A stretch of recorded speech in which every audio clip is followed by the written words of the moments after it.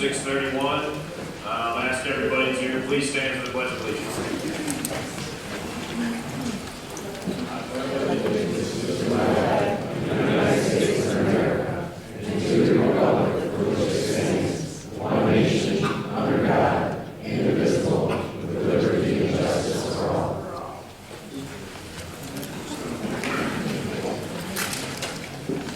Thank you. I will point out that Commissioner Millard is running late, so she will join and just join us up here. She gave us a heads up, so we're going to allow her to join us up here. All right, we'll move into number 4, approval of the minutes. To agenda, sorry. For the agenda, I'd like to move number 7, new business, up to number 5. So that would be, new business would be 5, public comments would be 6, and then unfinished business would be 7.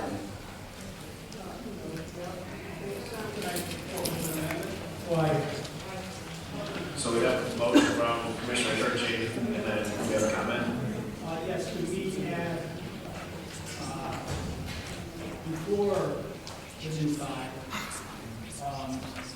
public comment only on, so if anybody has comments on Well, that. we were gonna, the intent was to let the commissioner make his case, then we could take public comment on that, then we would decide.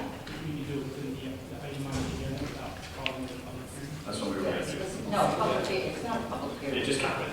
It's just comment, yeah. Can I make a request, please? Could all the commissioners please use your microphones tonight and speak clearly into them? I'm sorry. Thank you. Okay, so are you very good with that then? Yeah. Okay, so we have a motion from Commissioner Turchi. Have a support from Commissioner Kabari. All in favor? Aye. All right, nice to have it. Okay, then we'll now move into 4, approval of minutes dated May 12, 2026, May 18, 2026, and June 2nd, 2026. Unless anyone has anything we gotta fix. I did get a call about, there were problems within, from a resident, that there was problems with comments on the, minutes, that theirs wasn't included. Should we, I mean, these are pretty in-depth minutes, which I'm very thankful for. But should we open that up to if anybody's got, since they're just seeing it now, if they're missing something that they would like to add to the meeting minutes before we approve? I mean, we can't really open up a public comment and predate existing minutes. But I mean, if they weren't, I mean, like, if I wasn't represented properly in the minutes, I'd change it. If they aren't properly represented in the minutes, it's stating how they change. I mean, I don't know. I mean, I don't know how you really say for sure. I mean, that just gives a whole other chance for people to just say anything. I mean, are you going to come up here and verify what you said a month ago wasn't represented in this document? I mean, that's going to be kind of hard for us to decipher up here. Well, I mean, if we can. Yeah, I don't see how that's going to be beneficial here. Well, maybe we should table these minutes till next month, since everybody's got a copy of it now, they can read it. I wasn't even sure how this person saw the minutes in the first place. I thought we weren't supposed to release them to anybody until after we approved them. Well, I don't know, obviously. The minutes are released after the meeting. Our agenda doesn't get released. But I guess I don't know what you're asking. I mean, you're saying that somebody called you and said that something isn't right, but we have no specific example. So you want to open it up to the floor to question If what they had something missing, did we hear or not? Are they here? Are they not here? But I don't know, this person called me in the middle of myself being at a dinner in a restaurant. I think I took what she said, but I've not. I think if somebody feels that they're misrepresented, that they should get up at the public comment today and clarify that. I mean, that makes reasonable sense. We can't backdate hearsay on previous minutes. Well, it's not hearsay, we get verified minutes. But I'm not going to prove it, but that's just my feeling. Are we discussing all 3 sets of minutes this time? Or are we gonna go one by one? I mean, the approval line is written, that's all 3, but if there's something that we need to address, we can address it. I would like to separate them. The June 2nd minutes, I do have some concerns on the list. And I honestly didn't have time to go through all of them.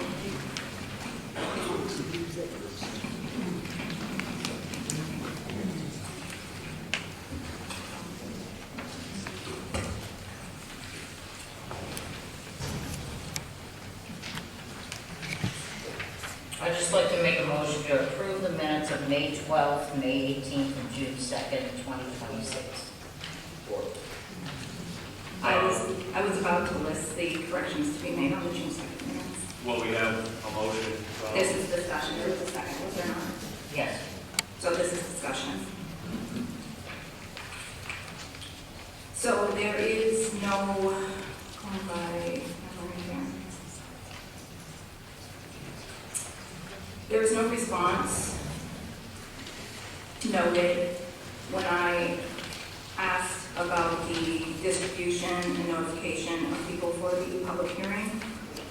There is also no response noted for whether the residents had access to this for 15 days. There was a response by the clerk on both of those items. Those are not noted in the minutes. And corrections. There's no mention of the recess or the lack of a motion for it in the minutes. Motion not mentioned. There's also no mention of my attempt to make a motion for a moratorium extension.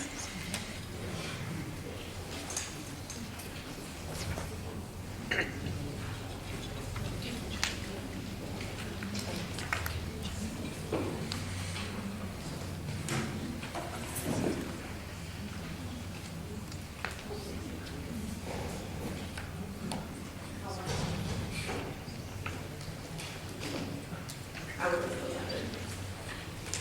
that. Okay, so we would need a motion.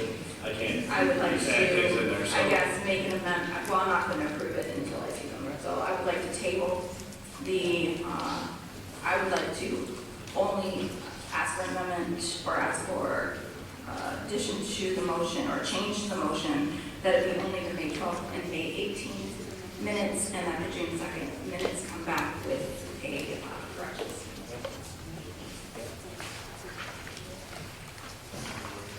Do you accept that? So, Some of the things, though, that you mentioned, it's not a question and answer hearing, like the things you mentioned. That's fair. The I thing will is, share though that you were not here for that. Yeah, but there's no, it's, when you ask a question like that, it's not a question and answer. But it was pivotal to the direction that the meeting took.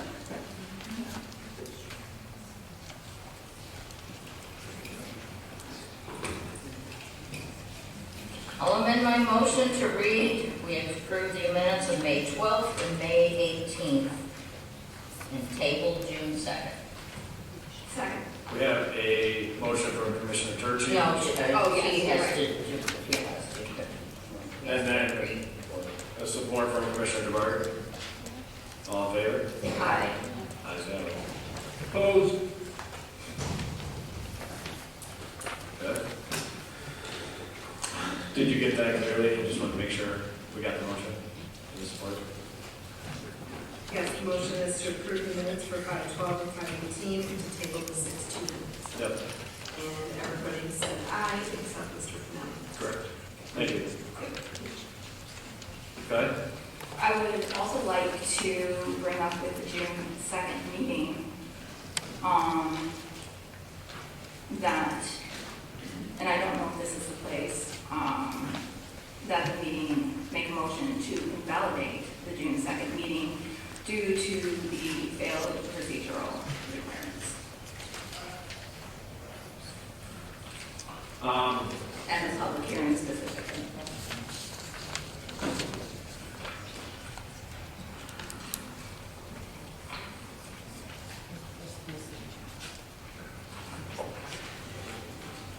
I don't know, I have an issue with that because you brought this up after a public hearing, and if you were dead set sure that, can you let me speak? Yeah. Okay, so you came into the meeting with the knowledge and understanding that you were gonna shut this down and that you did not think proper process was there, but yet you let it go to public hearing and go through the entire thing and get all the public comment before you did that to try to invalidate the vote, which, for Commissioner Fennell's point that you're the most educated senior person on the planning board, for the fact that you strategically did that and did not just try to stop and postpone the public hearing, to me does not look good. And, you know, I am losing a lot of faith in not only this board, but also on this table. So I don't think you personally doing that after the public hearing and then now trying to invalidate an entire meeting in a motion is proper.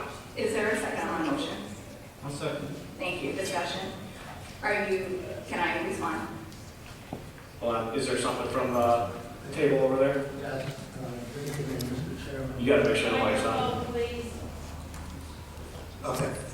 Good evening, Mr. Chairman and members of the Planning Commission. My name is Tom Callis, and I've been appointed as special counsel with respect to the issue of the public hearing that took place on June 2nd, 2026 with the Planning Commission. I was provided with all the materials relevant. I did review the statutes. I did issue an opinion. The meeting that was scheduled for June 2nd was properly noticed as a public hearing. It was published in Macomb Daily on May 15, 2026. The 15-day notice requirement under Michigan law, which is specifically Michigan compiled laws 125.3103, subsection 1 was adhered to, as was subsection 2. So as far as any motion to validate that meeting was properly noticed, and it's valid. Could I ask questions? Thank you. Could I ask questions? Sure. In the noticing, do the people within the I-94 district, were they supposed to be individually noticed? No, they were not, because this is not a map amendment where specific property is actually being rezoned. These are proceedings on whether to adopt a ordinance for a I-94 development district. So there's no specific properties, although the master plan references a district boundary. No specific properties under the statute were actually proposed for rezoning. So the requirement of delivery or notice to occupants and owners within 300 feet of the subject land that's being rezoned, there is no land being rezoned. So no requirement for notice to within 300 feet. Okay, could I ask a second question? Sure, With absolutely. the sharing or the availability of the ordinances, were they available for the 15 days to these residents? Whether the ordinances were, I believe they were, I haven't looked at that, but I wasn't retained for that. But the ordinance, the draft of the ordinances themselves, I know just by looking at the materials that have been circulated, I'm sure they were on the Township website, and I'm sure they were made available. As I asked for this, respectfully, if they were not available to the residents for 15 days, then have the requirements been met for this public hearing? The requirement has been met because what they're required to do is state the date, the time, and what's going to be discussed. Are they required to make the ordinance available? The statute does not indicate making the ordinance available, but typically they're available at the township level, either on the website or at the counter. And then to respond to the chair of this opportunity, I did bring it up about 15 minutes in, and anybody on this board could have made a supportive statement towards it. And you didn't, and neither did anybody else.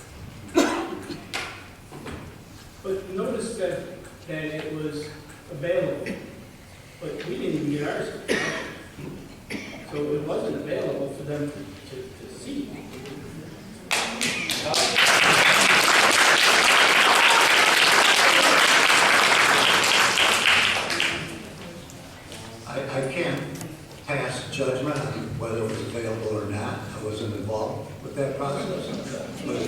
received it on Friday in advance of the meeting. The ordinance would have been available to the public, or should have been available to the public. And again, it's not the ordinance itself, that's what the public hearing is for, to discuss the ordinance. So you have to indicate the date, the time of the meeting, the place, and what's going to be discussed. The statute doesn't require that you actually provide the ordinance to the public. But we put it on the notice, we said on the notice that it's available. It wasn't available. Well, that I don't know, that I wasn't involved with. Who are you anyways? I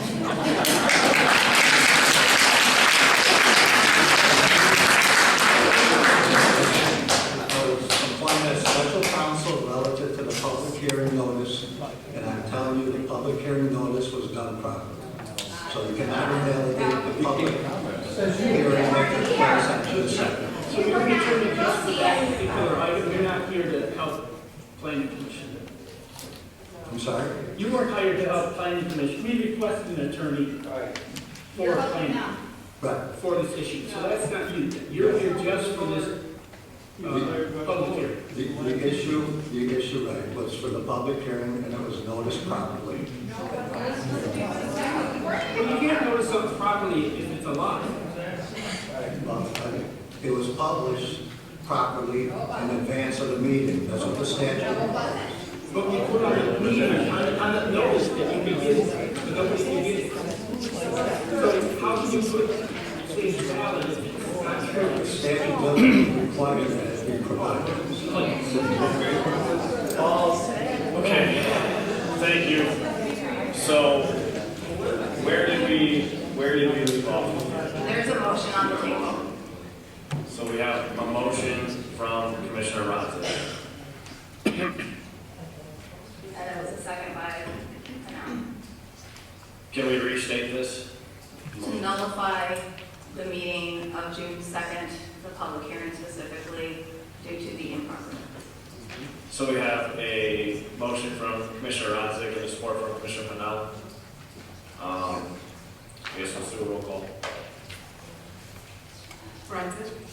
Yes. No. Yes. Gurley? No. Millard? I'm going to abstain.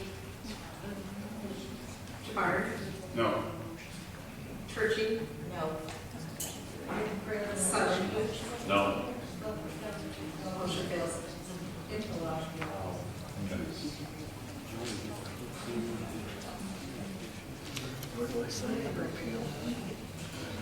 We need another motion then.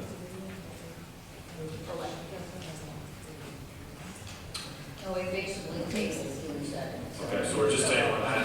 All right, then we're gonna move into the new business for the sake of the North Point Storage Additional Rezoning Agreement Extension Request.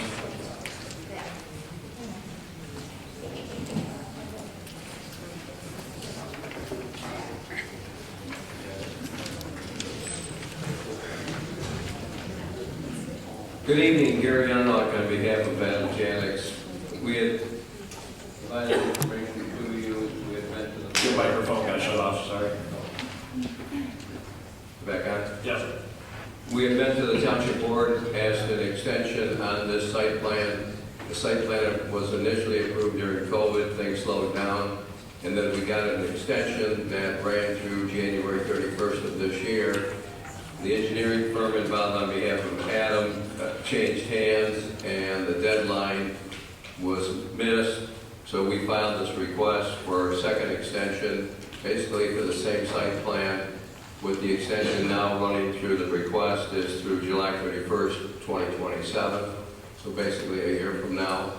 And if you approve it, then it has to go back to the Township Board, because the Township Board has to authorize the supervisor, as they have in the past, to sign the extension, and then that's recorded with the Register of Deeds for the County of Macomb. So we would ask that you adopt the motion recommending the second extension on this conditional rezoning for the mini storage facility on 26 Mile Road through July 31st, 2027. And if you have any questions, myself have. Yeah, I know Commissioner Fennell has a couple questions.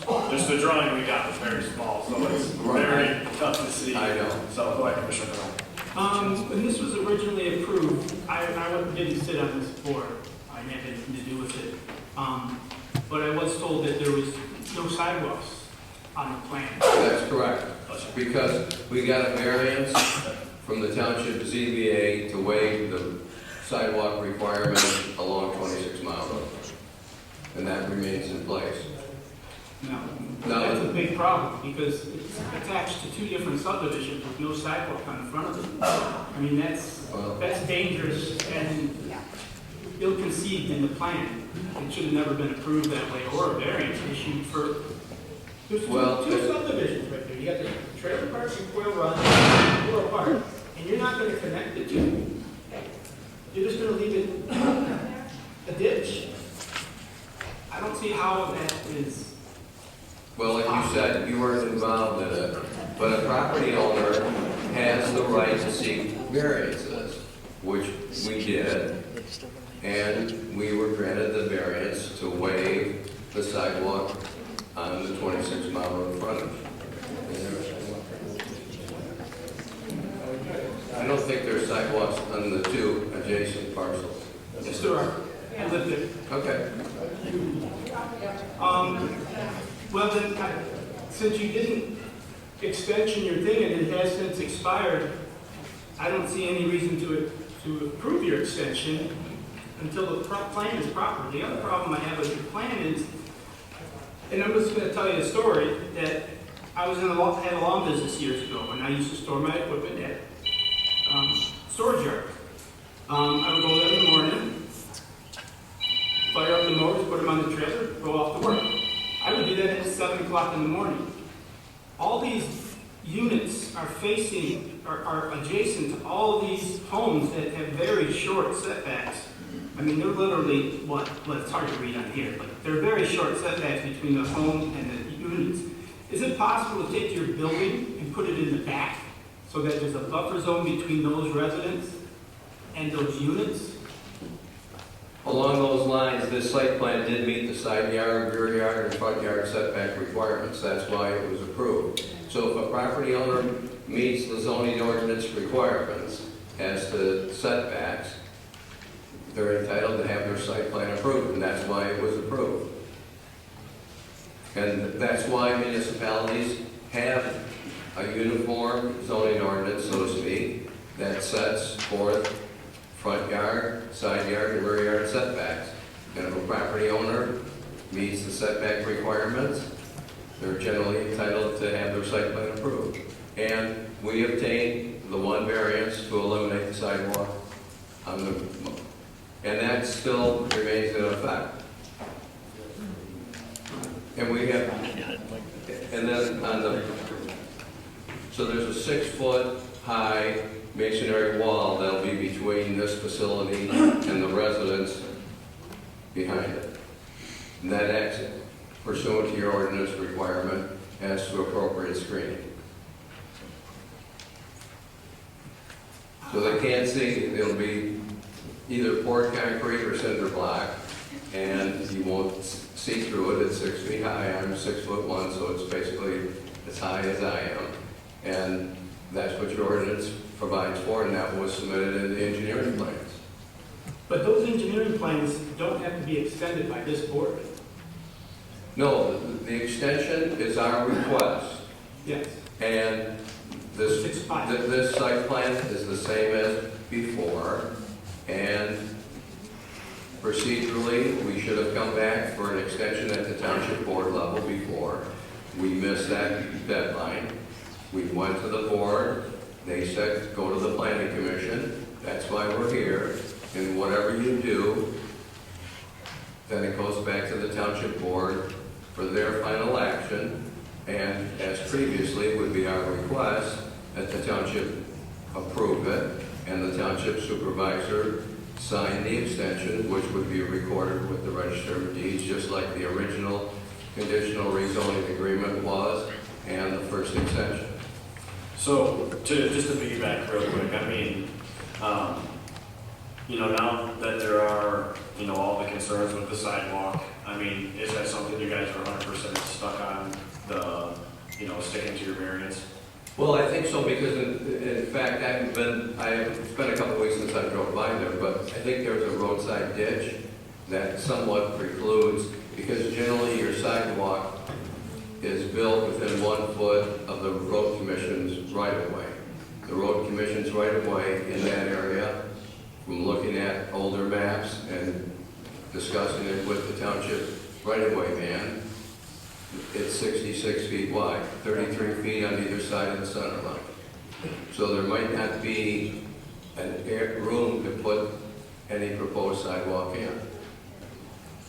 And that's why we sought for the variance, because the road drains for storm water to the roadside ditch.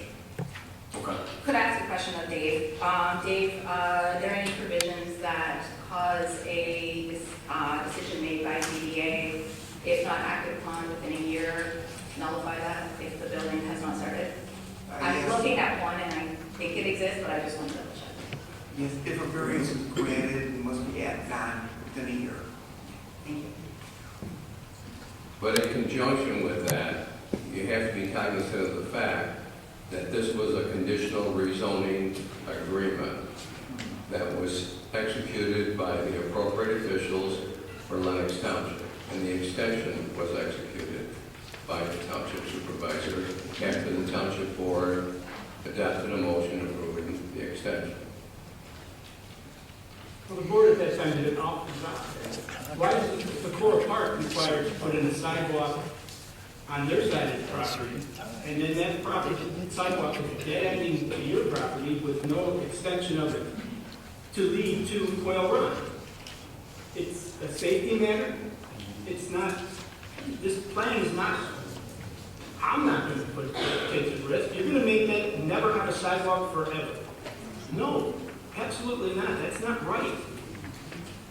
But see, sir, what you have to keep in mind, as a planning commission member, you're not a ZBA member. It was the ZBA that granted the variance, Which is not the simply planning expired. commission, and that's a debatable issue because it was a conditional rezoning agreement that was recorded with the Register of Deeds after it was signed by the township supervisor. Dave, I have another question. Sorry, Rob, go ahead. No, ask your question. I was just going to ask him if you could open up the public. In regard to the ZBA decision, will that be then required again? I have to look at the proper a little bit more. This is actually not a site plan approval. This was a conditional rezoning approval. So there was a legal agreement worked out between the board and the applicant. And it is a little bit more nuanced when it comes to ZBA granting a variance, because this is recorded in the county register of deeds right now. See, along those lines, after the township granted the initial conditional rezoning through the planning commission and the township board, and then the township board granted the second extension, you still have to go through the engineering review process with your township engineer. So some of those engineering issues would be addressed at that time. That's how I found out. What's that? That's when I found out there were no sidewalks. What we're saying is that they will, engineer will get it back at it still. I think that's, the extension we're asking for is still site plan and conditional zoning, not the plan. I'm personally not in favor of approving anything else until there's some changes to your site plan that make it safe and not dangerous.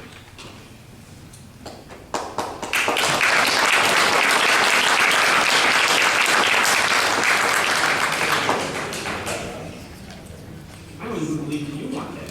So a question for the engineer. Just to clarify his statement, this is for the extension request but being that it's expired, so if we approve the extension request, the site plan would get submitted and re-reviewed, and that ZBA then would have to be looked at and re-ironed out. Is that a true statement? I'm not sure about the ZBA, Mr. Chairman, but I believe if you reapprove the agreement, I think the current site plan attached to it, the current site plan does show sidewalk, but the attorney of the applicant saying that was waived. So that ZBA trumps everything. If that's still in effect, then no sidewalk will be built unless this body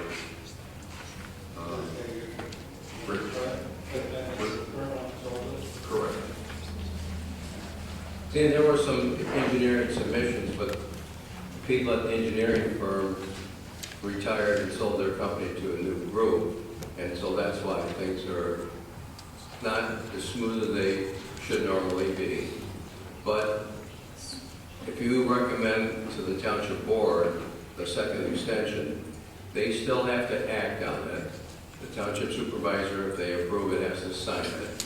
And then we have to go through the engineering process with Survet so that it meets the engineering issues. So again, to clarify, Mr. Chairman, that the site plan attached to the agreement does show a sidewalk. However, Mr. Vignolak said that the ZBA waived that. And I don't have a copy of that. I'm not sure when that waiver was granted. In our letter, we asked for the sidewalk, and I'm not sure if it happened after that. That the ZBA granted that. I don't have a record of that. Okay. Yeah, it was after your... Okay. So since, I mean, we're not contesting that it's not true or not, but there's an agreement that has been executed that the request is for an extension right now, today. And with that extension, there is a stipulation of the ZBA granting a variance to remove that sidewalk. Okay, thank you. Is there anything else on the table as far as the site plan that we have? I would reserve the comment to the public at this time. Okay. All right, well, just since we pulled it up, we're going to let the public, just if they have anything they want to say, and then we'll finish our discussion. So thank you guys. Unless there's anything else you want to state. No, that's it. Okay. So we'll open up a public comment just for this specific item, and then we'll finish our discussion on this here.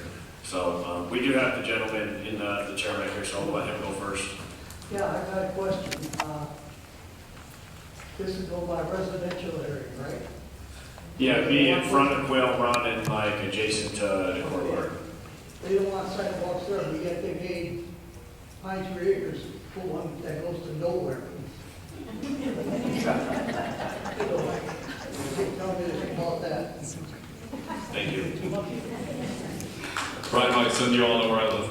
I just would ask that the planning commission seriously consider the fact of the sidewalk. From my understanding, the setback is actually, or the right of way, I believe, correct me if I'm wrong, I think it's 120 feet, and the rest of the property is 120 the ultimate right away, I'm sorry. Yeah. The current right away is only 30 feet. Because Dakota Park and Quail Run, the sidewalk aligns with a wider right of way than what is shown for this parcel. Correct. And I believe the applicant has been working with the Department of Roads regarding that issue, and we don't have a resolution yet. Yeah, because just as I stated at the previous meeting, we had a New Haven High School student who actually approached me and then reached out to me at the Village of New Haven asking for something to be done for a sidewalk to be added, stating it's really dangerous that they're constantly having to walk along the roadway from Quail Run into Dakota Park or beyond. Unfortunately, I had to let them know that parcel is actually part of Lenox Township and not within the Village of New Haven's jurisdiction. I did encourage them to come to one of these meetings. They probably don't want to come with all the data center stuff going on, but I definitely just would really implore that sidewalk is really important, and it would be really nice to have a sidewalk that connects Quail Run to Decorah Park. That sidewalk setback is much further away from the road than it looks. If you look at where the sidewalk is at Decorah Park and at Quail Run, I'm pretty sure that sidewalk would have to go straight across. It would be actually right behind the pump station for the DPW, and it wouldn't be along the roadway. It would actually be set back quite a bit. Thank you. Thank you.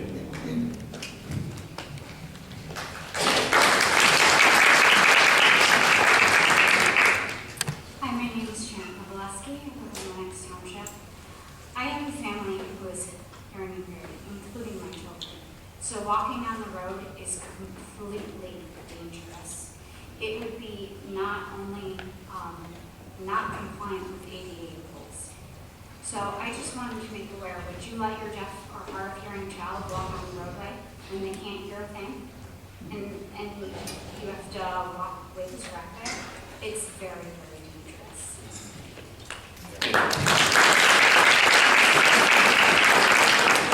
I wouldn't let my adult child walk along the roadway like that. Hi, my name is Frank Estes, and I cut Decorah Park, and I've been cutting that park or that stuff for 20 years, and I can tell you, there's plenty of room away from the street to be able to put a sidewalk. And now, if you want, it's part of business, right? So sometimes you got to give a little bit. So if that's what you want, but you can't put a sidewalk in, I mean, I don't know what it's costing you, but let's say it costs you $1 million to do this thing, but you couldn't spend 10 grand on a sidewalk in. I'm just using that as an example. Then there would be no reason to even put a site there. But sometimes people, if you're in business, you got to give a little bit to get whatever you need. I would say you might want to listen to the people that are trying to tell you something.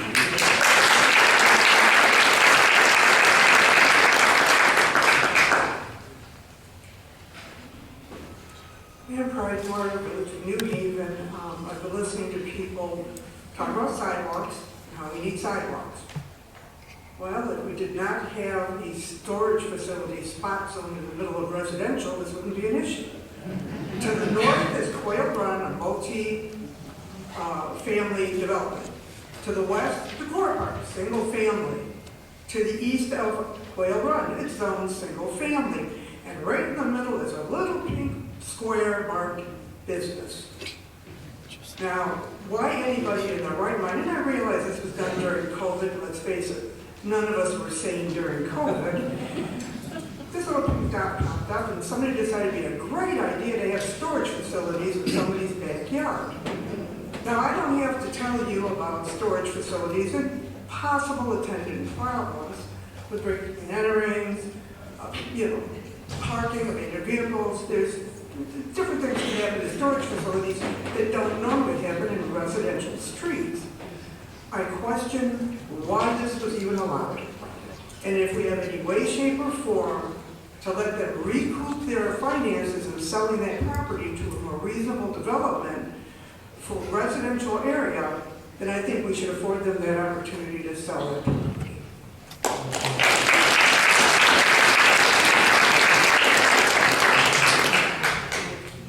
Hello, I'm Sarah, Quail Run resident.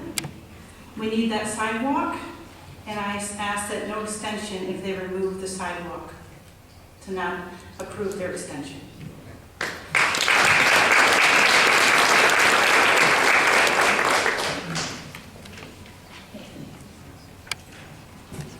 Okay, back up to the table.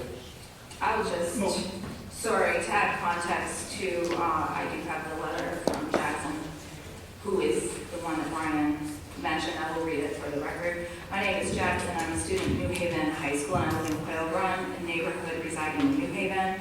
I wanted to ask the Village of New Haven, as was deferred to Lenox for the record, to consider constructing a proper sidewalk connection between Quail Run and Decorah Park.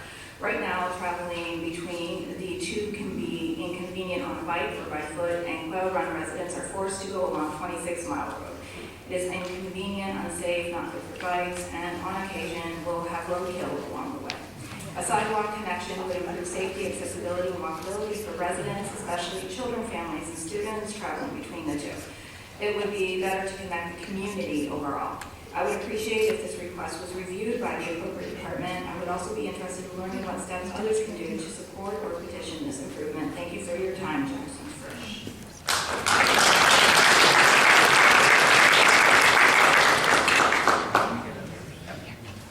I'd like to make a motion to deny the request. Hold on, I gotta say one thing, I guess.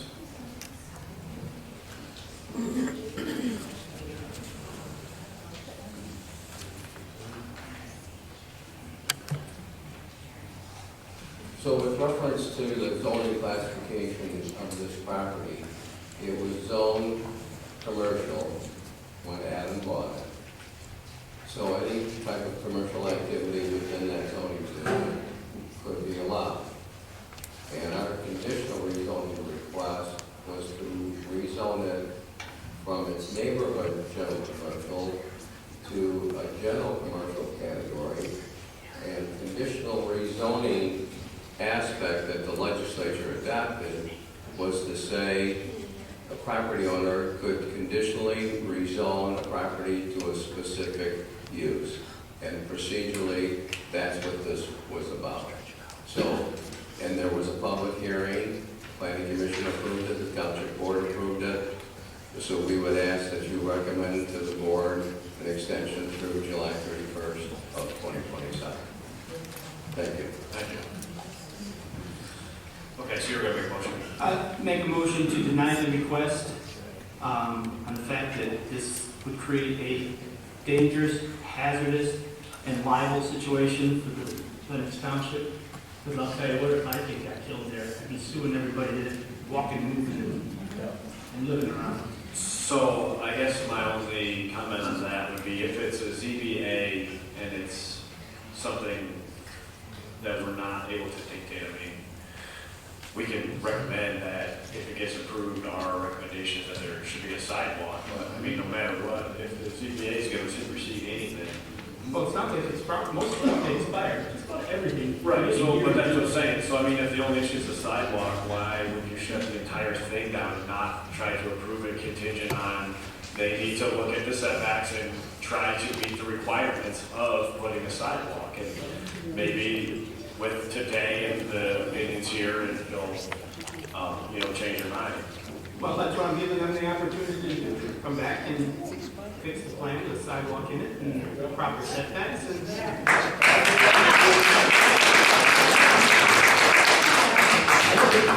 Actually, I'm gonna second the motion, so we can have discussion. It's expired. Okay, so we have a motion from Commissioner Fennell, and we have a support by Commissioner Ronstadt. The discussion. And we're gonna have a discussion. Hold on. The planner had something too. The planner. It's expired, correct? The site plan is expired as well, because it's beyond its date. The site plan is part of a conditional rezoning. It's a different action altogether, but it was, whatever the site plan was approved at the time of the conditional rezoning, that's what goes forward. Yeah. So it's been over the time frame of a year, so that. It's not the time frame over a year, that's a ZBA variance. You're talking about they have a set expiration date written in the conditional rezoning agreement, which is like a developer agreement. And that expired, as the applicant mentioned, end of January this year. So both aspects are expired. Correct? Pardon me? Both aspects are expired. That expired, and then if there's a separate variance application, they have 1 year to respond. So no action, it just expires. Yes, it just expired going forward. So I'll amend my motion to add that since the project has expired, that they need to resubmit and hopefully want to submit a very safe plan for children and adults to get around the community. But the plan they have on record shows the sidewalk. So if we extend this, then it's up to them to try to get another variance for the sidewalk or decide to put it in. So the plans show the sidewalk, so they're not, don't have to redo everything. Right, that's what we're trying to do, for separation here. We're asking for your extension of the process, not just what's on the plan. Even though Cement did say the latest plan that he has on file does have that sidewalk on there, we're willing to work with engineering to make it safe. We're part of the community, we're a local business, we run a responsible operation. So I think we want some separation as part of the discussion. We got plus or minus probably $75,000 in engineering and legal in the project, plus the original investment of the land. We're committed to the project. We like doing business here. We have an existing operation down the road, small operation that we remodeled and put upwards of $400,000 in and cleaned it up from what its prior condition was. So we're here asking for an extension of the process, not the way it is, today or a way it was. There's still part of the process, there's engineering working with us. And road commission and drain commission, we go through all the building department. So there's a lot of stuff that we still have to do. We're just want the process that we've got, with the agreement that we have, to be extended. Giving you that extension though, on that portion of it, then allows you to go back to ZBA. I don't know who's on ZBA, maybe it's the same people and they just reapprove it with no sidewalk again. I don't know who sits there. Your site plan. Well, that would be my right, yes, to go back, ask for that, yeah. Heard all the people you want. But that would be separate, like I said, separate than what we're asking for now. We're asking for a continuation or extension of the agreement. But you don't need that agreement until you have a proper site plan put back in front of you, which this one is expired. Could I ask a planner a question, please? Can we make a motion to accept the site plan on the condition that no variance is sought and that the sidewalk is mandatory? Yes, since you're sending a recommendation, you could recommend approval if you have any conditions you want to place on that recommendation. I'm sorry. If you have any conditions you want to place on a recommendation, you have the ability to do that. So we could You stipulate could there forward must this be to a the township sidewalk. board, yes, Okay, thank you. condition. No offense, but I want to see where the sidewalk goes. They would have to bring it back. Well, we have the sidewalk right now, it is on our plan. You can read this thing.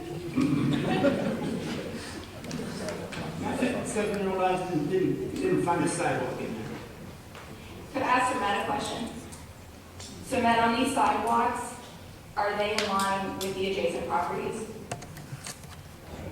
So we had a concern, the current plan, as presented, it shows a sidewalk that hugs the existing right-of-way, 0.6 miles, so it is about 40 feet from the opening of the development. So it's and the existing sidewalk at the core sits at maybe 70 feet, so it's 30 feet near closer to the road. Okay, so we would want to put it, set it back 30 feet, which would require the But amendment. it would be site inside plan. this property. Is that accurate, Cement? I'm sorry. So again, I'm trying to look at you. yeah, we made a clarification earlier that the applicant is still working with the road commission about for the ultimate right-of-way. So as it sits right now, it sits at the 33-foot right-of-way, not the 120 feet right-of-way. Okay. The 120 feet is where Decorah sits right now. So if you can imagine the separation, the Decorah sidewalk that runs this way and then North Point sidewalk is right here. They are not connected now. So the current site plan does not show a connector. Okay. Now, we could work these details later. If the planning commission wants to move forward with the current site plan, subject to final alignment of the sidewalk during the engineering review, I think that would be acceptable to the applicant. But you need to be very clear if you're going to honor the ZBA variance or not, as as The our plan variance doesn't exist, indicated. so the variance doesn't exist if it expired. So we would make a stipulation that this is mandatory, that no variance is permitted, yes? Correct.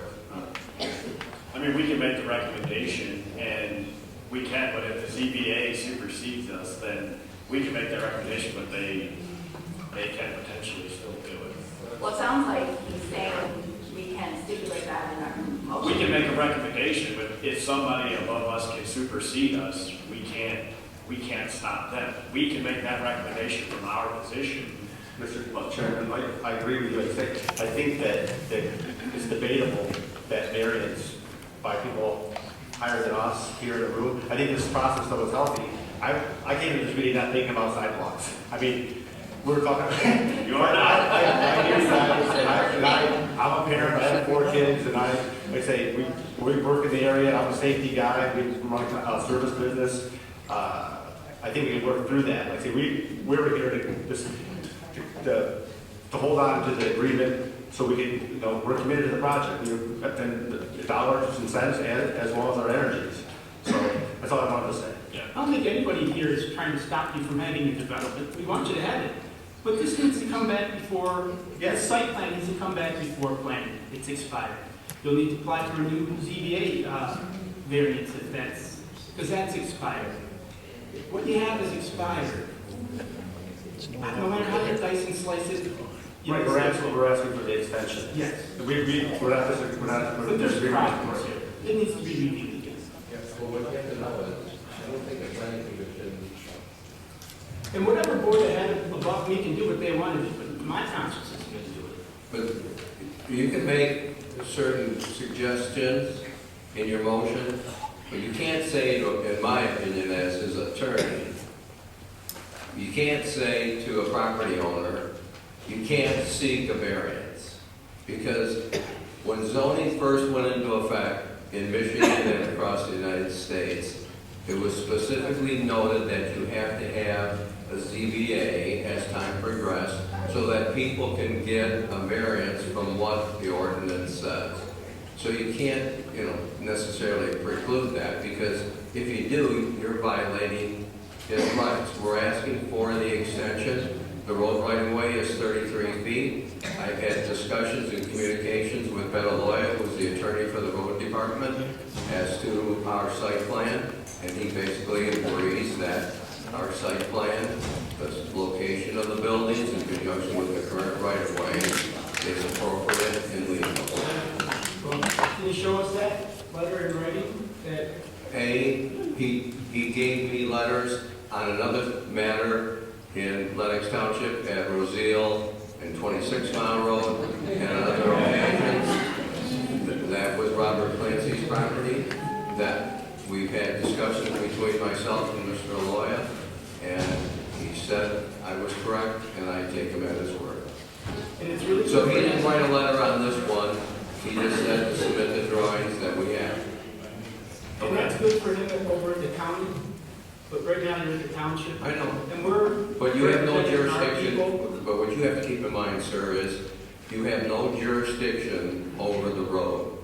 I mean, and he can go get a new ZBA, but our engineer just said here that there was not, it's not been even stated to him clearly that is the road. You need to go back and say, hey, why don't you go send a letter over to that engineer so he knows it. Because he doesn't know that. Okay. Okay, so we have a motion on the table. So, are we gonna vote on it? Can you restate the motion? Did you make the I motion? think it was dropped. There was a motion on the table and it was supported. Yeah, there was a motion from Pinnell, and I'm not I sure. did support it. There was For support the from us. discussion. So Red, is there an opinion for you on this? Our letter of review, site plan review recommended the sidewalk be installed as part of the development. Okay, thank you. That was, just for the record, that was not. Did we make that copy motion? They have to amend it. But he made a motion to just deny it, so we need to vote on that first, that's, so I guess, can we get a roll call? I'm gonna hold on my second on that. Well, we already did now, so we gotta vote. Are you willing to rescind your motion? Why would I want to rescind the motion? Okay, So can we at least vote on this? We keep just trying to reinvent the wheel here, so follow the processes. I agree. It needs to come So back. can we get a roll call, please? Canal, Yes. Rodzik, No. Gurley. No. Millard, No. Sutton, No. Jabari, No. Churchy, No. no second. Okay. Okay, so I would like to make a motion that, this is extended with the conditions, the engineering recommendations of the sidewalk, is that right? Surratt, what do I have to include in this for that? What are you trying to? I don't have your letter to refer to, so I'm trying to stipulate your conditions. Okay, let me find that in a second. You didn't even know what roadway it is. Site plan review letter dated March 6, 2022. Item 5 under paving, a 5-foot sidewalk shall be provided along the road frontage with connectors to the on-site adjacent sidewalk, the core part, for the township standards. That was our condition back in March 6, 2022. In the middle of COVID. So quick thing, we had public hearings on these things, these people could have risked their lives to come complain that the sidewalk is going to kill them before the disease did. Does that recommendation meet the current requirements again? Good. If you want to clarify this requirement for the sidewalk, subject to the applicant agreement, and we just reapproved the extension with the current site plan showing the sidewalk as a condition that the sidewalk remains. What one, if I'm understanding, the current site plan, I'm not good with. I want the sidewalk back to 30 feet in alignment with the adjacent properties. So that's currently not feasible because, again, the site plan shows a storage building which is 40 feet from the current right-of-way. Your adjacent right-of-way, sidewalk is about 100 feet behind the road right-of-way, so you are short 60 feet between the two sidewalks right now. So if you would like to change that, you could add that to the motion, but that would change the current site plan. There is no way that they keep it in the same alignment unless they delete the front row of these buildings. But the storage buildings that are proposed. Okay, then I'll make a motion to table the extension until they come back at such a time with the aligned sidewalk, as with in parallel to the adjacent properties, and with all engineering and planning input. Good? I would just amend that to say acceptable to the planning commission, acceptable alignment to the planning commission. Acceptable alignment to the planning commission and to engineering and our plan. Yes. Can I add to that, please? Yes. So, Red, can you please contact the proper officials? And no offense, but I don't want hearsay from the attorney telling us that what the road width is. You know what I mean? If you're not positive, I'd like you to be positive. We are positive, Commissioner, the road right-of-way is 33 feet. The ultimate right-of-way is 102, but that's future right-of-way. Now, that's up to the Department of Roads to enforce it or not the township. Well, what do you mean, tear down the building? I'm sorry? It's the road commission. This is a township saying that the road right of way is owned by the road commission, not the township. I understand that, but you're saying that based on that roadway, if they want to make the roadway what they want to make it, they're gonna make them tear down that building in order to adhere to the, I mean, there has to be a definitive what the roadway is, right? Why did Decorah Park stick theirs way back there and Quail Run stick theirs way back there? For nothing? I mean, there had to be a reason. Again, that's a road commission requirement. The road commission usually requests the request here, the underlying, request the ultimate right of way to be dedicated by the property owner at the time of development.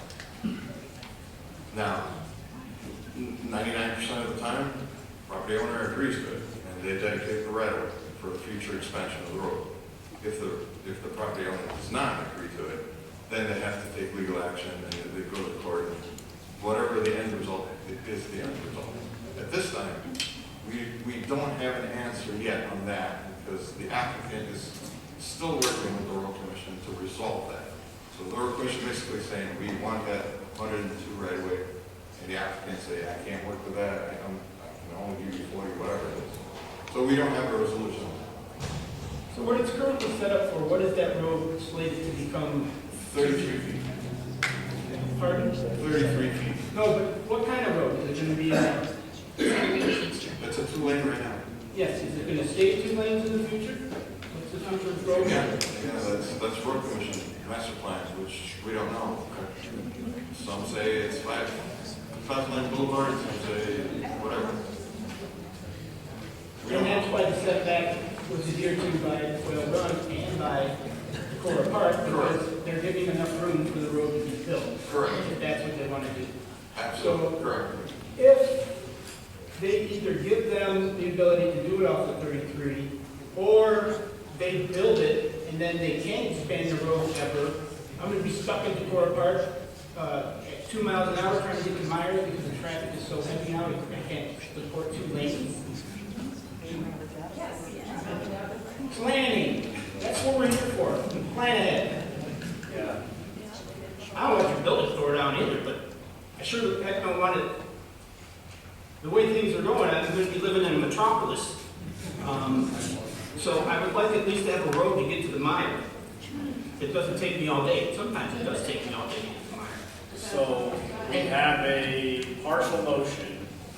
Yeah, instead of denying it, I'd rather see we grant the extension, but add the March 6, 2022 comment by the engineer recommending the sidewalk. Yeah, I think that's all we can do. Because the original plans show the sidewalk, and that's what was approved. We're just extending it. It shows the sidewalk. Right. Well, I'm just concerned about. And the way he made motion it, he read it, it will meet, it's required to meet the other sidewalk. I'm just Whether concerned it about goes the like depth. this or that, it still has to Right, connect. I'm just concerned about the depth. Because eventually, you know, if they do expand that road, he is right, they will have to dig it up, put another one on, and they won't be able to because of the position of the building. I mean, this is 6 years later than when we got these approvals. Things change. but I mean, we can't speculate if and when 26 miles is going to be wide and deep. I mean, we're getting very deep into things that are not in our jurisdiction and control because we're continuing to feed off of emotion. I mean, No, it's we not need, emotion, it's it planning. is. So we just said we would make a recommendation to put a sidewalk, but now we're trying to dictate where the sidewalk is or what could be there in the future, or there be a road. Or there could be a road. So I mean, if we, based off of the codes and ordinances right now for a sidewalk, that is what we have the jurisdiction to do. But again, we definitely don't know. He's telling us what the planning commissioner says about a property way down the road, not his property. I'm just looking at this instance, if we can approve their facility with our recommendation that they put a sidewalk to connect it at whatever means is acceptable by the Macomb County Road Commission, that's our recommendation, and that's what we would want. So I will say, I will repeat, my motion was to table pending the return of a site plan that includes the placement of a sidewalk that is in alignment, parallel to the two adjacent properties, meeting engineering and planning requirements. Support. All right, so we have a motion from Commissioner Rodzik and support from Commissioner Pennell. Can we get a roll call? Radzik? Yes. No. Yes. Millard? No. Sutton? No. Jabari? No. Churchy? No. Gurley? Yes. Nose head?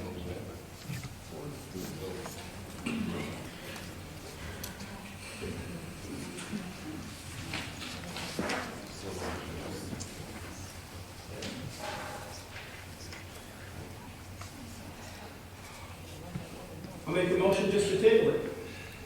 But what is tabling it going to do for It's us? going to kick it down the road, I guess. But because- why? Why was that? Why? Because If we can't control the road commission, we don't and know what the road commission's true opinion is. We don't have it. so what, are you going to go to the road commission and then come back and act on their behalf? No, the engineer's going to go to the road commission to get an engineer. But again, our job here is It's to the make plan. sure it has sidewalk and it meets our ordinances and requirements. And if we are saying we can approve the site plan as long as they meet our ordinances and codes and setbacks to include a sidewalk that connects, that is us putting every bit of our power in. Tabling it is just going to make us do this again. And I'm sorry, but this is getting very unproductive, just sitting up here kicking things down the road. That's not what we're here to do. No, we're here to plan. Okay, you keep 6 pushing years it. later, this plan is inadequate, and we don't know for sure what the county has planned for that road, because we don't have a definite piece of paper in front of us that says, this is what we want the road to be. And then we are So, when? okay, so, all right, we're not gonna go back and forth, everybody, please. Yes, 6 Please, years. please. Sorry. So, we've had two failed motions that we don't want to kick this down the road, and we don't want to shut this down. So can we get a motion that is fair, that we can all agree upon, that's within our jurisdiction? So we have to go around the table. There's a motion on the table to table, so he can withdraw. I didn't get a Vote. second anyways. I did, Oh. so we could, it was, so we could talk.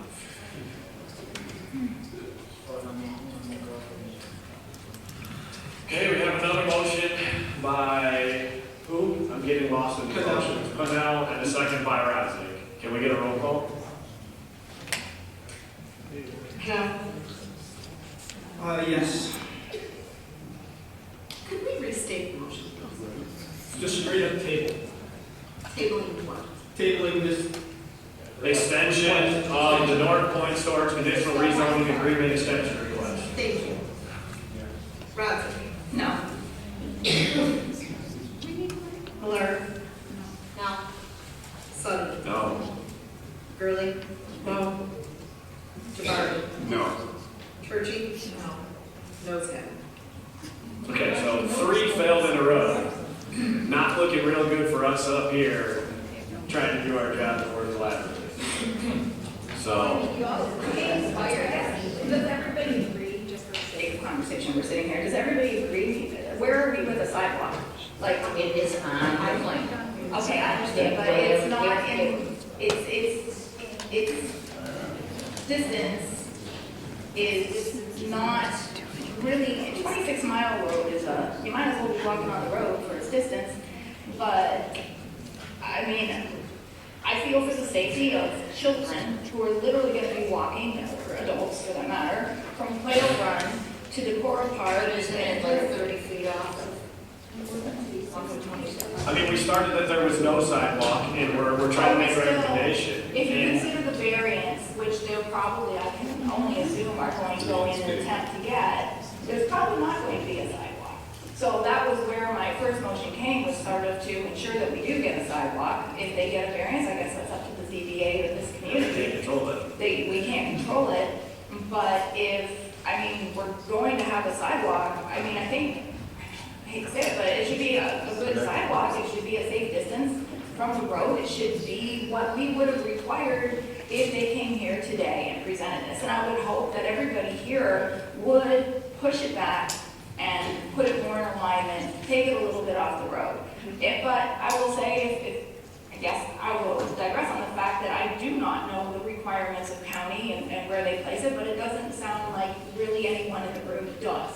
So that's problematic.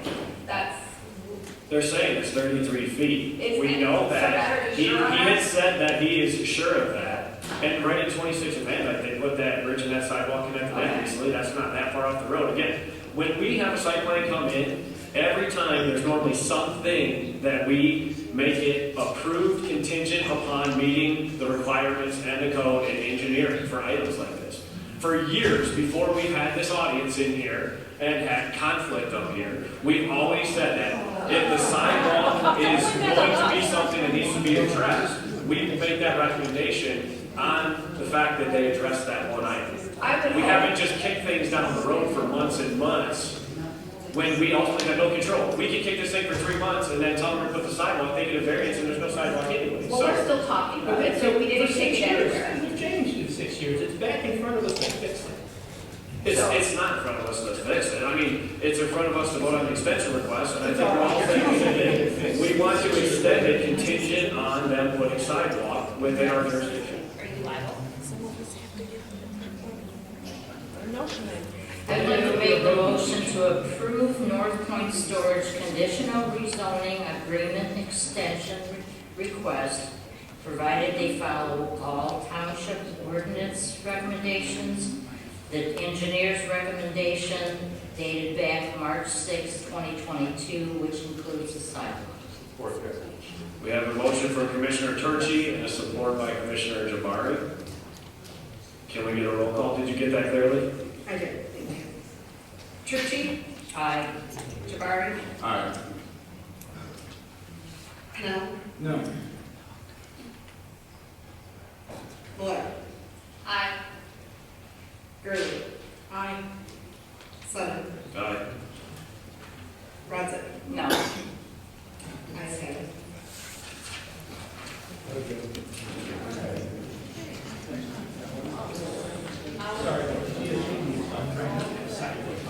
All right, so now we're going to move into the new number 6, public comment on agenda items. Due to timing and this being multiple months of the same discussion, we are limiting this to 3 minutes. Please, let's not be redundant. We all know why you're here. We're not going to abuse it tonight because last meeting I let everybody speak, and at the end you guys tried to take over and were very disrespectful. So I'm trying to hold this to the law tonight. So please, 3 minutes. Ariana Welsh, 11299 37 Mile Road, Bruce Township. With all due respect, Mr. Callis, I don't feel has given you an appropriate opinion. Taking the Michigan compiled law out of the discussion, published May 15th, which coincidentally, super interesting that the clerk's office was a fortune teller to know that after the motion was made to have it on May 29th, and I brought it to the attention of the clerk and the supervisor that it was not posted in the newspaper at the appropriate time, we got a date of June 2nd that was then confirmed by the Planning Commission. The published notice states, a copy of the proposed ordinance is available for inspection at the Lenox Township Clerk's office. Cool. If that's the case, then the notice itself was an absolute misrepresentation. Publishing the May 15th notice, the township legally defined the terms of its own notice. You can't satisfy the statutory requirements by publishing false or misleading information regarding how citizens can review the materials. I got an email from Clerk Early on May 26th that the ordinances were still not available. For a June 2nd date on a very serious issue coming to this town, two very serious ordinances coming into this township. This also brings up an interesting point of Anbury Law Group, which I'm sure people are familiar with at this point, And I bring it to the attention because it looks like things were changed or removed from their May 27th letter, but we just didn't get the ordinance in time. We got it after. So if you're gonna post false information, then at least try and do it right. Because I don't care what it takes. If this passes, I will be doing everything in my power to file a referendum, and you guys can go through it all over again.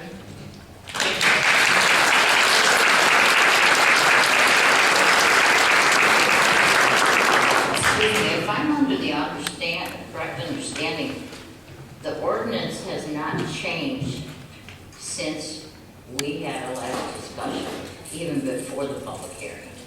So the I-94, I do not believe had any edits, but the high data resolution, whatever ordinance, there were things that we recommended in the previous meeting that were added in blue that were added to the final revision. They were comments and things that we put into their previous meeting, but they weren't in that copy that we reviewed because we added. And I think that's what everyone's saying. As we talked about it up here, we discussed it, we took input. Between meetings, the planner got them in there. So they were things that we discussed, but it was additional to the previous. So the public hearing was held on that? Included with the blue additions, Right. yes. Okay. And I think that's what. Okay, thanks. But at that point, when we had the public hearing, when they got to see the ordinance, and they got to start reading it, and then they started making comments on their ordinance. I'm sorry. I'm sorry. Their comments, so I was expecting to get another copy of the ordinance with their input in on it. So we're not getting any more copies of the ordinance? Well, as of the last, we had a public hearing and it failed. So nothing's changed since that public hearing. That's why we need to discuss that tonight. So the public hearing failed? We voted, the no voted. Yes, but I mean, Mr. Planner, you got all their comments. Have their comments been incorporated into the ordinance since our last meeting? Yes. I know we haven't had time to organize. Okay, so we're still waiting on a version that includes all the concerns. And we're still waiting on a lawyer, and we're still waiting on environmentalists. We would offer a memo explaining, kind of summarize what was said, and we wait for direction from the planning commission at that point to make the changes. Okay. We don't make changes on our own, we wait for planning commission direction. Okay, that's fine, just put the comments on the side margin so we know where they get stuck in, that where they apply. Would be great, thank you. Okay, I just wanted to be clear that, you know, yes, we got a draft, but it's still a draft. They just got to see that draft that day and start commenting. They probably have a bunch more comments tonight since they got. Right, well, that's what we're gonna get here, we're gonna get back to it. Go ahead. My name is Justin Nolan. I live in the village of New Haven. I'm a former law enforcement officer for the village of Oxford. I then went on to work within a data center, and now I work within IT governance for a large corporation. The only people with my expertise involved in all of this data center stuff are the people that are pushing for it. So to you guys, I want you guys to know that I'm available. Some of you guys, I give you my phone number, please reach out. Because for what I understand, there is nobody like me on your guys' side. And frankly, that scares the piss out of me. That said, to you people, it's really important that you understand what I'm about to say so that you can spread the word because it's really important. That said, this is a DL380 server. It weighs 60 pounds and it runs about 1,500 watts continuously. And at 24/7, that is more than your entire house for a Michigan residence. This is just one server. There are 12 of these in refrigerator-sized racks that go up 10 feet tall. With all of that power, you have to dissipate that heat. Runs off of these. So inside of a refrigerator, you have each of these servers. These spin at a turbine level sound, about 3,000 RPM. There's 7 of them in there. Here's what it sounds like. That's coming from a 3,000 square foot data center, that sound that you hear. I can't speak to somebody that I'm a foot away from while I'm in there. So let's do a Fermi estimate about the size and scope of this data center. We have about 1,300 acres. So that's about 5 million square feet. Let's be generous here and say that maybe 20% is relegated to these server racks in those fridge size containers. That's 1 million square feet. These sit in 6 square feet. So you have 12 million of these producing 83 decibels. Each individual server times 12. 83 times 12. If we continue down that math and take decibels because it's logarithmic into account, you're looking at an output of 152.8 decibels of sound. That is more than enough to rupture an eardrum. Now you're probably saying to yourself initially, well, that doesn't happen in other massive data centers. True. There are things that we can do that I actually am acutely aware of that reduce those sounds. But when you're talking that big of a location, that big of a data center, you're going to have resonance, you're going to have vibration into the ground, who knows what that's going to do, but that's also going to shake your guys' house. So when you're sleeping at night and these 12 million servers are running, your house is now the speaker that's vibrant. You should all be very scared. And you guys... You're 3 witnesses, though. I will say... It's not how it works, everybody. We did this for multiple months. We've gone back and forth. I've given everybody their time. Please, you guys... No, because everyone's arguing and I'm going to cut off. If you guys would listen, I would give you the time. But if you're not going to show me respect, you're not going to get it back.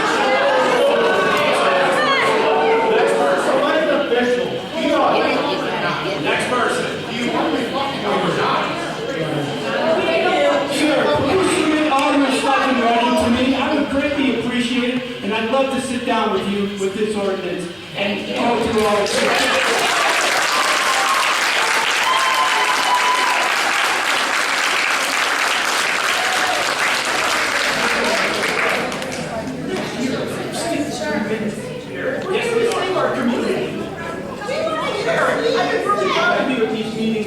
Well, this is getting out of hand and people can't control themselves. I've given people the time for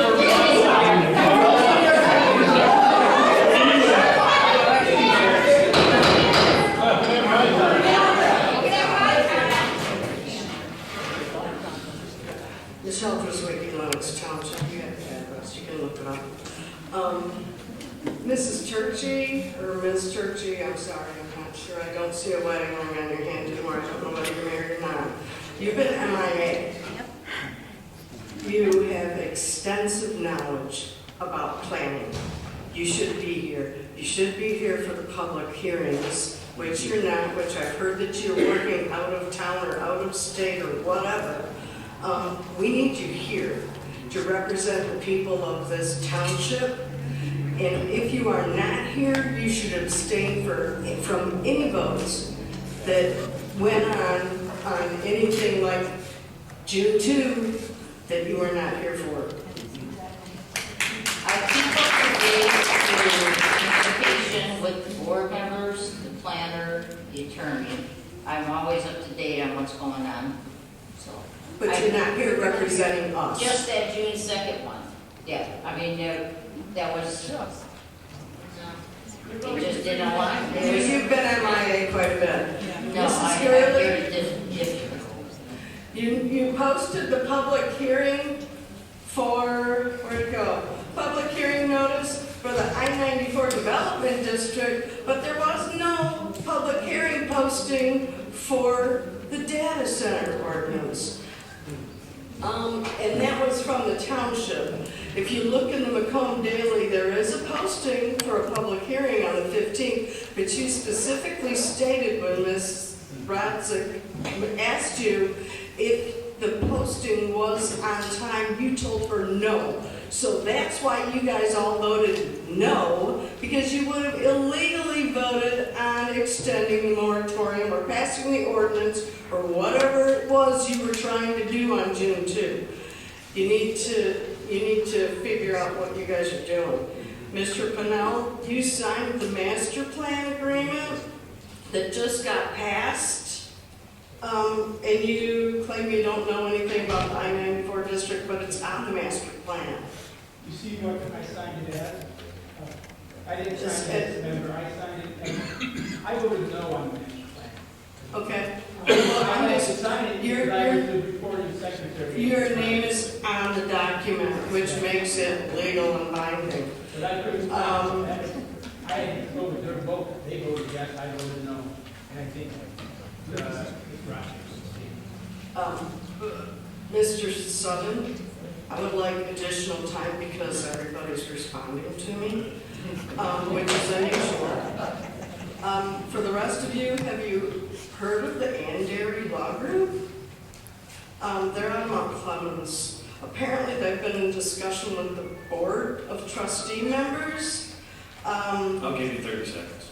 Thank you. Have you ever heard of the Lenox Chesterfield Economic Development Alliance, LLC? No.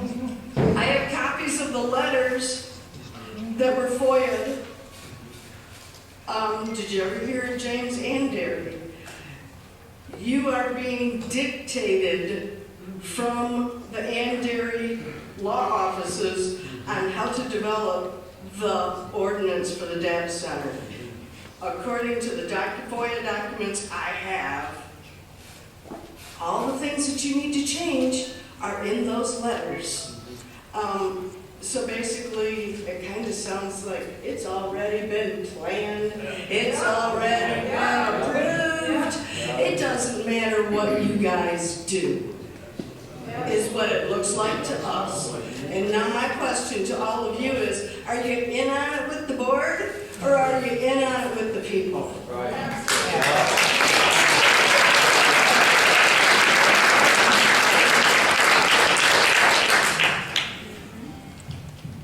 Andrea McCabe of Frost Road.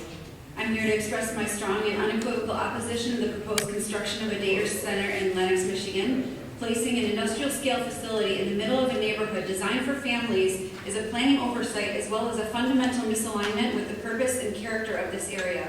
A data center of this magnitude would bring continuous noise, heavy equipment traffic, increased air and heat emissions, and significant strain on local utilities. These impacts are not hypothetical, they are well-documented consequences of similar facilities nationwide. Residents did not choose this neighborhood to live in among the 24/7 industrial operation. We chose it for safety, stability, and a peaceful environment. Approving this project would directly undermine those qualities and set a troubling precedent that residential zoning can be overridden for corporate convenience. My family lives on Frost Road, and the proposed area includes a lake across the street from our home, which should be protected wetlands. We purchased here years ago only because we would be in a more rural area to raise our family with just 2 neighbors on either side and across from a lake. Most of our residential area is also on well systems, which would be severely impacted. If forced out due to the building of a data center, property values would plummet, and there is absolutely no way we would be able to recoup. Our street is already split due to I-94 behind our home, and Lenox already features a dump site and a prison. How much farther is the degradation of this residential community going to proceed? There are numerous commercially zoned or industrial appropriate areas that could accommodate this project without jeopardizing the well-being of families and long-standing community members. Moving forward with the current location would disregard the legitimate concerns of the people who live here and would have to bear the long-term consequences. Furthermore, there has been an unequivocal lack of transparency among leadership with residents of the area on this matter, which has been highly documented. Therefore, I strongly urge you to reject this proposal and pursue alternative sites that align with responsible planning and community preservation. Thank you for your attention.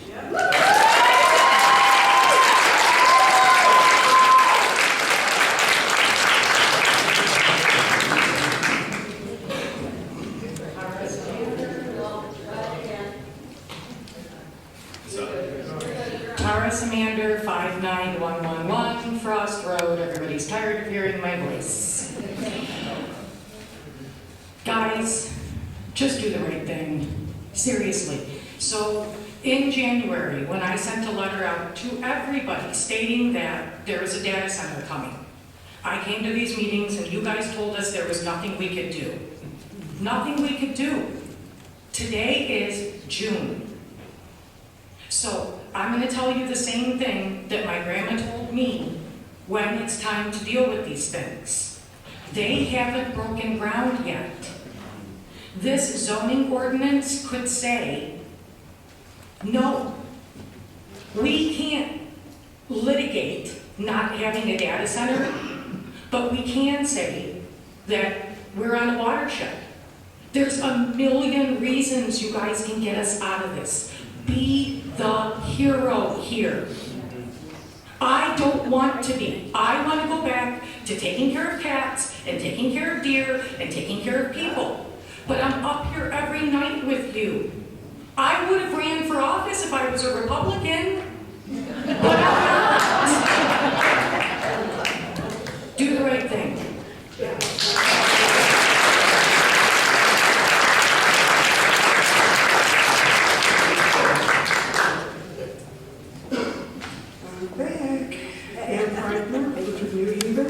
First, I wanted to thank Robert Nell and Genevieve Bronzik for looking out for the welfare of the residents in our community.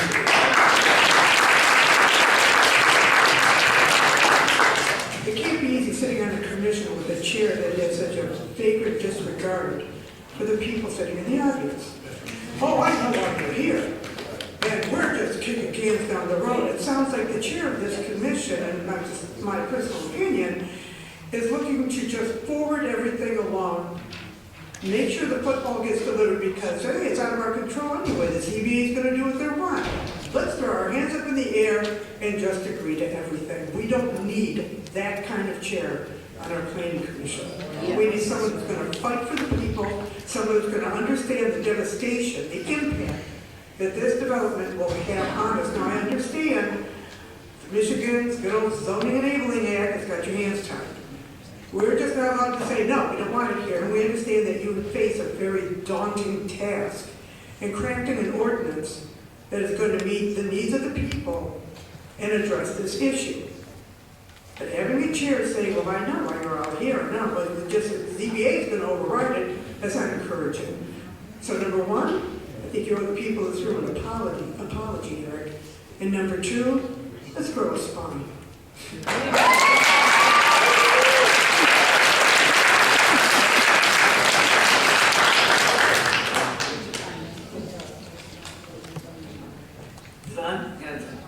My name is Christy, and I live on 65797 Custer Road, Lenox. I'm going to talk about something a little bit different because everybody knows what AI data centers are.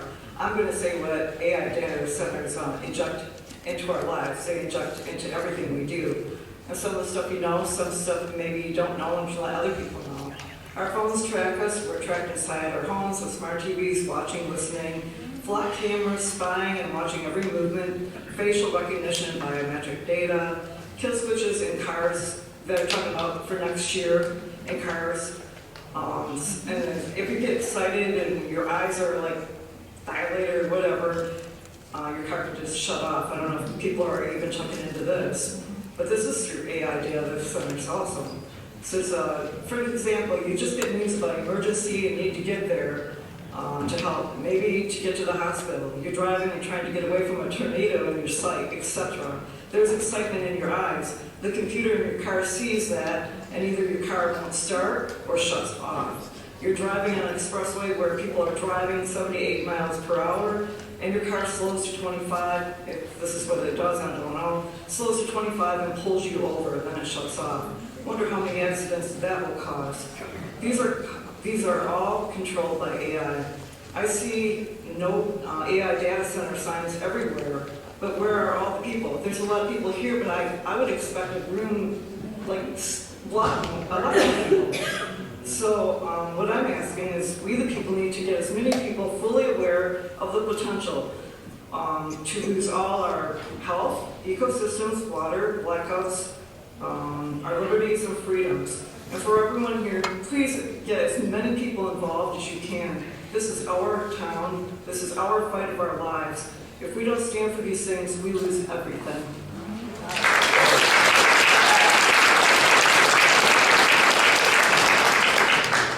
Hi, Board. My name is Dan Bartolotta. I live in Washington Township, 68529 Middlewood. On my way in here, I noticed a lot of no data signs, similar to what I'm wearing right here from Washington Township. The people have spoken, as far as I'm concerned. They have spoken. I'm running for county commissioner in District 1, And I'm one of the only people, I haven't seen anybody in this room, or I haven't seen anybody from any other district that I've been to, who's been to Denise Metzler, and I think it was the 18th of April, she had a town hall about data centers.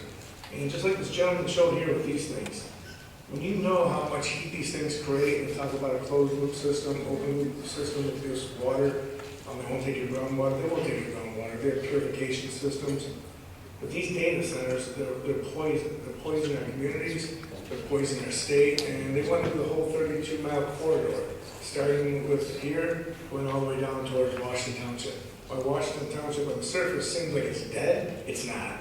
It's going to come back. They just have a 6-month moratorium. Just enough time for me to get in office and fight this at a county level, where we need to have a county moratorium on it, not just a local moratorium. So for all you board members out there, I would urge you, go out there and see these data centers. Do what the gentleman showed here. These things are very dangerous, and I don't know what your futures are, but you sure won't be in politics after this, because if the data center doesn't break ground here, it's a disaster. And they scare the hell out of me. And again, when I get to Macomb County as a commissioner, I'm going to fight like hell to keep it out of Macomb County.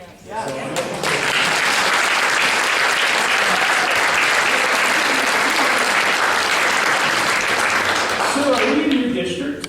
No. Who is our county commissioner?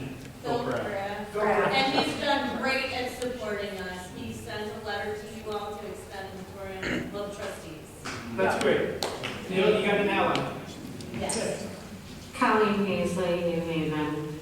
I want to know, is it more beneficial for all of us to be destroyed by these AI data centers, or just get sued over them?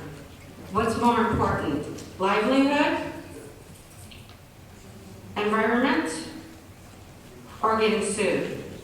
Because as far as I'm concerned, mankind, environment, wildlife is more important. Take being sued over this. We'll support that.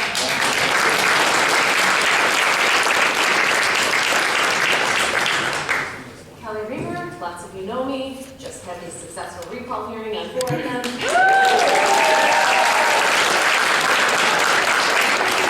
June 30th, 9 a.m., Judge Harrison's courtroom. Thank you to see you.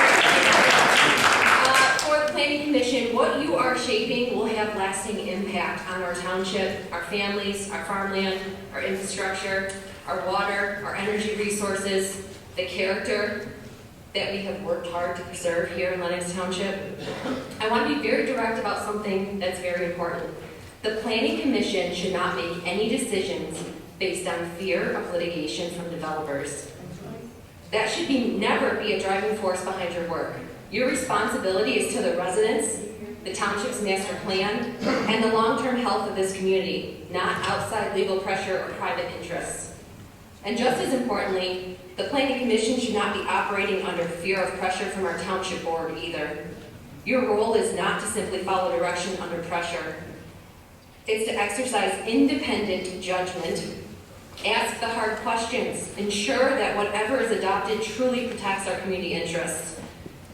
At the same time, if there is concern about litigation at all, the greater risk is not from the developers, it's from us, the residents. If this process is rushed, incomplete, or not fully transparent, that's where your real legal challenges are going to come from. Table this. There is no rush. Get it right. I do want to offer some respectful observation, not a personal criticism.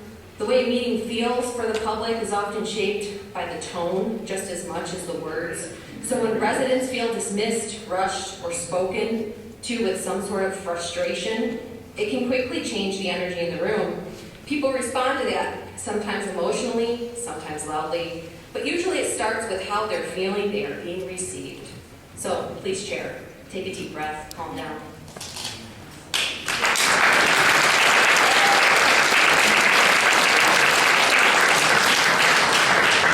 That works both ways, because in previous meetings, Myson can attest that you guys have praised for letting talk and speak and get all the extra time, and I was trying to get through this in a timely manner, and I'm getting a mob mentality. So my energy feeds off of you guys as well, so it's reciprocated. need to be an adult. You're in charge out there, be an adult. That's right. Jay Hampton, Lenox. You know, one of the things that about these data centers are they're going to be short-lived. And I said that at the last meeting. Here's something from May of '24 from the Institute of Electrical Electronic Engineers. How do I put a data center in a shoebox? With quantum computing, in effect, at the White House, they had a meeting on it today. Trump got up, showed the people off. It's going to negate the need for these huge buildings. They're going to be short-lived. You know, one of the other things was MIT last year, March of '24, did the MIT exploration of generative AI. And it just says, it's propelled by its perceived benefits, significant advancements in computing efficiency, corporate consolidation of artificial intelligence innovation capability, and limited regulatory oversight. And that's what these companies know. There's nobody in government that really understands this, and so they're vulnerable to be taken. The other thing is, it says like as many large-scale technological induced shifts, current trajectory of generator, what they call generative AI, characteristics of relentless demand, negates consideration of negative effects alongside expected benefits. This incomplete cost calculation promotes unchecked growth and the risk of unjustified technical optimism of potential environmental consequences, including expanding demand for computer power, larger carbon footprints, shifts in pattern of electricity demand, and accelerating depletion of natural resources. That is a small segment of a multi-page report that MIT did, and they're one of the people at the forefront of AI. So even then, there's dozens of things I can cite right here of think tanks and everything saying this is short-lived. So you're going to have an empty building here short-lived. And after they get done doing what they did, it's going to just be a toxic dump. Everybody knows it. And the other thing is, I get 645 articles related to data centers around this country. Not one of them says AI centers are good neighbors. Right. Every one of them cites where they get the building in and then they start doing what they want. And there's one place in Lowell, Massachusetts, where they constantly keep building and adding to the data center, going against what their original agreement was. Every one of these 645 articles cites where they have foregone the original agreement. Because they're so big, they think they can do what they want. So this is why I said we don't need them in this neighborhood. We don't need them. Not only are they short-lived, but because there's lack of regulation. And these companies are operating just like the tech boom. There's dozens of think tanks that are saying this is just going to be like the tech boom. Because everybody says they got to have it. And they get funding because they can sell somebody on some stuff that they don't know. And some people think they're going to make big money on this. And when it starts to collapse, it's going to be one hell of a mess, not only for any community with it, but for this country. And we all remember the tech boom, but it had overinflated pricing for what companies were valued at. And that's what these data centers are doing right now. They're selling a bill of goods. They're coming in saying you have to have it. One thing I don't have time for, but anybody go online and look at what the 100 top uses for AI are. Having fun, company, nothing about new advanced development of anything, making life better, no. It's all useless garbage. Editing movies, writing my high school paper, cheating on my college exam. But it's not anything, the top 100. I know they're from places like Bloomberg, MIT. They've all written papers on what the artificial intelligence is being used for. You can't justify it. You can't justify destroying our neighborhood. For what? Companionship, I think, is the number one. Go find a buddy. Go to a bar. But it's not worth destroying the land. It's not worth destroying our peace. It's not worth what's going to be left. Because when these companies abandon it, I saw some of what you had there, they're going to just walk away. And you're going to be stuck with it. We've already done it with automotive. We've already done it, look at Dow Chemical up in Midland. All those companies will walk away from you in a heartbeat. Thank you.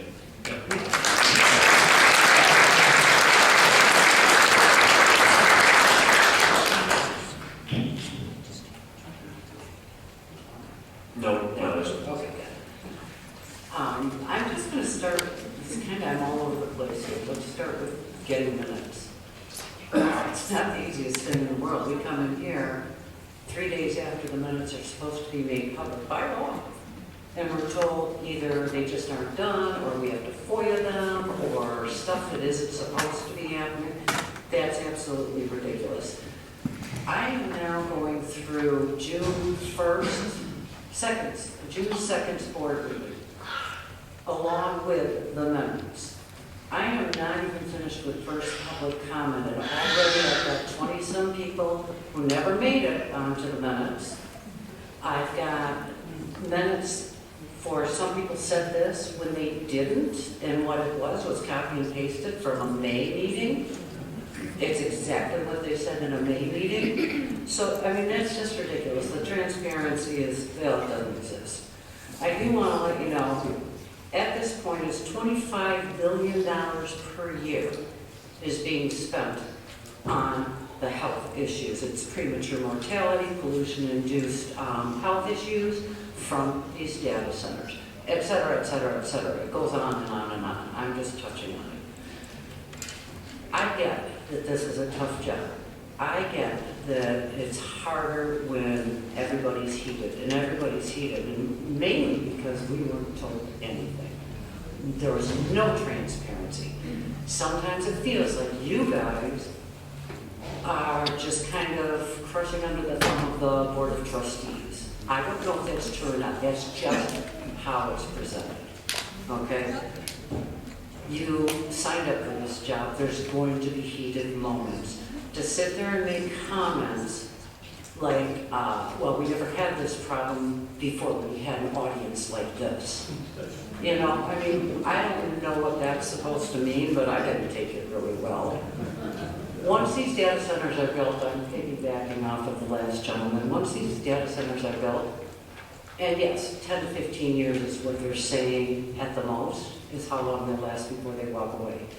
Once that happens, it's a done deal. You cannot, no matter how much time and money you put into that land, it'll never, ever again be able to be used agriculturally or anything like that. That's true. So, just a few of my points. Thank you.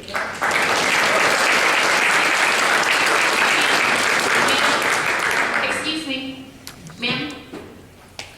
Can you just state your name for the record, please? Sure. Missing? Thank you.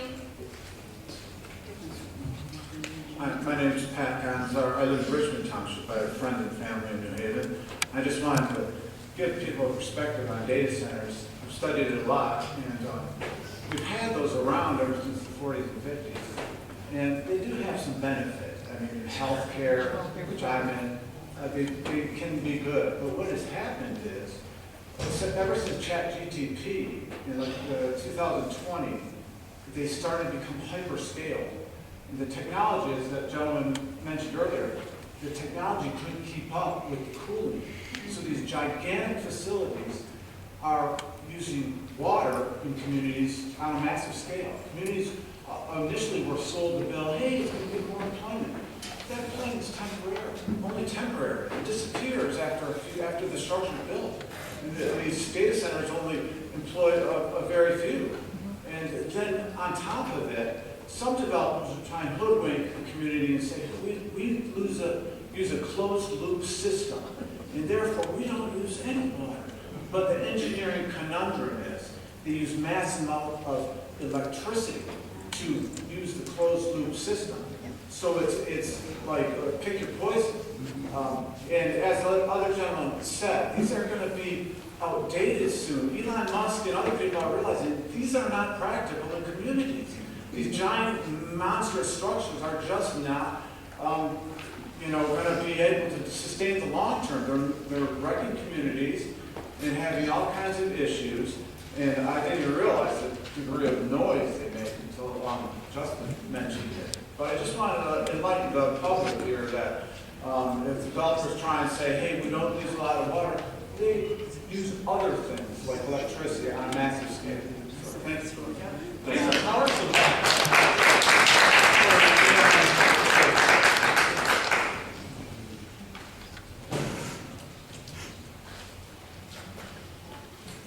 Laura Gibson, 59599 New Haven Road, Lenox.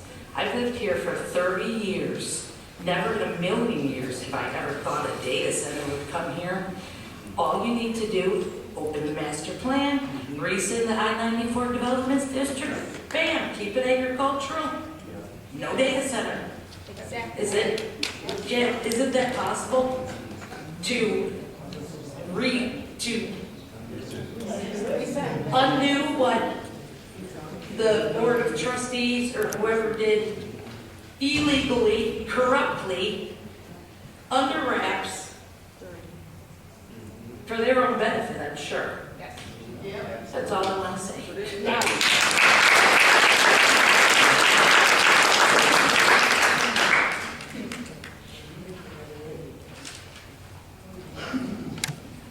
Sierra Garcia, I live here in Lenox. Just some questions, really questioning where is the leadership here in Lenox Township? Because I've been told by multiple employees that there's a lot of control trying to be done to manage these meetings so it doesn't become a circus. But yet I really feel at every meeting, I feel like the meetings are being ran like a circus, like the Board of Trustees is being ran like a circus, all the FOIA documents coming out, email communication, it's wild. So, I mean, where's the circus really occurring at? And to gaslight the residents, I mean, the reason we're here, you guys have on the agenda, this is public comment on agenda items, is ordinance discussion. The residents are a very critical part in this discussion, as it's been made known in the previous meetings where there was over 2 hours of public comment with new items that need to be added to the ordinances and adjustments. The commissioners themselves were impressed, and it sounds like we still need to make these changes with the planner. So just that leadership question, something's got to change here. Communication. Also, I've noticed just facial expressions here at planning meetings. Eric, it's actually like some things you have said. It seems like there's surprise on commissioners' faces that everybody's not in the loop here. So I'm just personally questioning, how is this communication being done? Mr. Planner here stated that he has to receive a memo. So is it just, Eric, are you sending these memos when adjustments need to get made to the plan? Are you filling in the commissioners on these memos? The public would love to know too if we need to FOIA these documents. It's a huge question mark in my mind. Transparency, that's all we've been spewing, at least since I've been at meetings since February. Again, in order to prevent these meetings from becoming circus-like and people expressing frustrations and even coming from a place of anger, which I can understand. Some people's entire livelihoods is on the line with their homes here.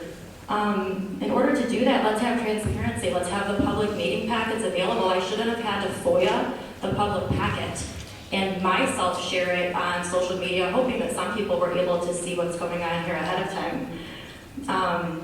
Village of New Haven, Brian can attest that they make their information available, that there's less question, no one's being left in the dark. Like, let's get on that. I know Clerk Gurley said that she would be able to post them at previous meetings, and we still haven't been able to do that, so that would be wonderful. I strongly agree with the previous woman here speaking that we need to open the master plan. We need to rescind the I-94 district. There is questions of where this has even came up. And I would really personally love a question, because it's just been passed around of, well, we don't know how that got in there. That was a previous planner. That was someone previous to me. We need a new moratorium, and this noise is dangerous to pregnant women. We need to look into this. We need experts. We need a moratorium for additional time. Noise expert, environmental expert, health and fire suppression expert. And we can talk to Washington Township and look at their 50% ordinance for noise. It has not been completed. They don't have decibels set yet because there needs to be a study. The acoustical engineer, or expert, he needs to do a study. So the fact that we have these limits on there is crazy, because we haven't had any study or professional here for noise. I hope we can hire these professionals and discuss this in this discussion today. Thanks.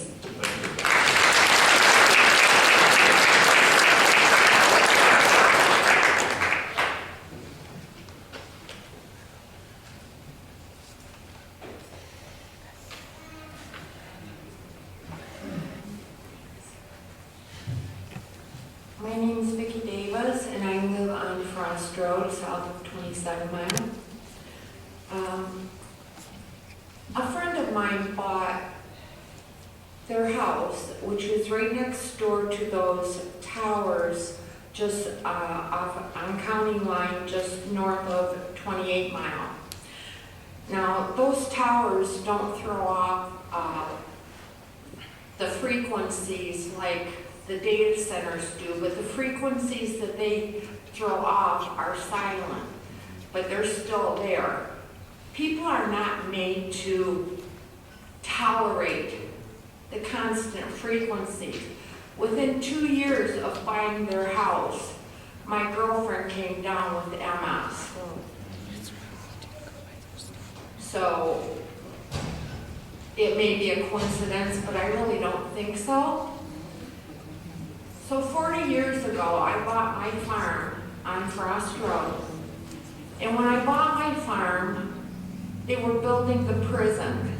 They got it approved because they said it was going to be a minimum security prison.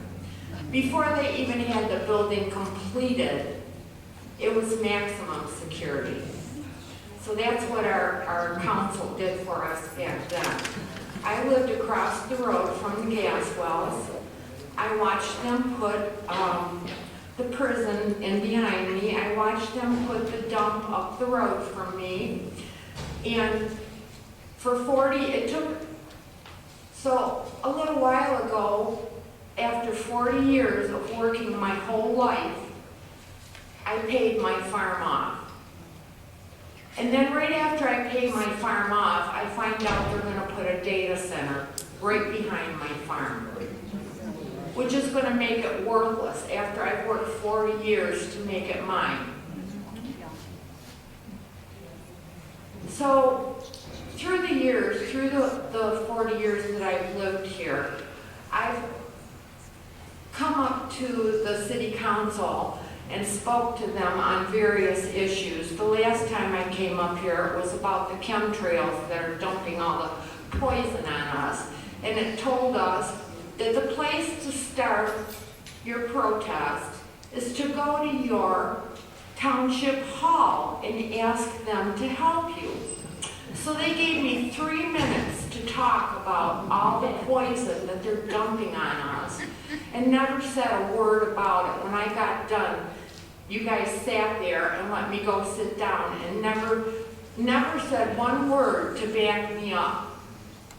So I just want to say that of the 40 years that I've lived here, not one time have I seen you guys ever fight for the people that live here, ever. And I just want to know what your job is. What are you doing? That's all I have to say. We just support the people.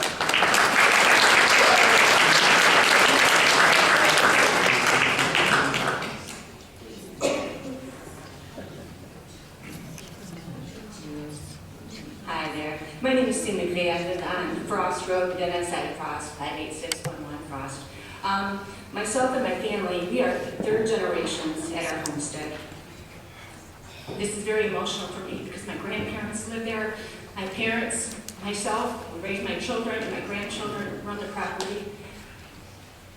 We do not want this monstrosity in our backyard. We love to walk our grandchildren in the forest, enjoy the wildlife, the peace and the tranquility of our neighborhood. And I'm concerned with our wells, the wildlife, and the noise level that will destroy our life as we know it. Please do not destroy our beautiful Lenox Township community. We live here because we love it here. Listen to the board members. Do you teach your children/grandchildren to destroy the earth, the wildlife, and the water? Because that's exactly what you're doing. Is that the legacy you want to leave your family's name? Please honor the residents, their families, and their wishes. We do not want the data center. I am one of many that feel this way. Please honor our wishes and listen to us. You still have a chance to change this. please. Thank you.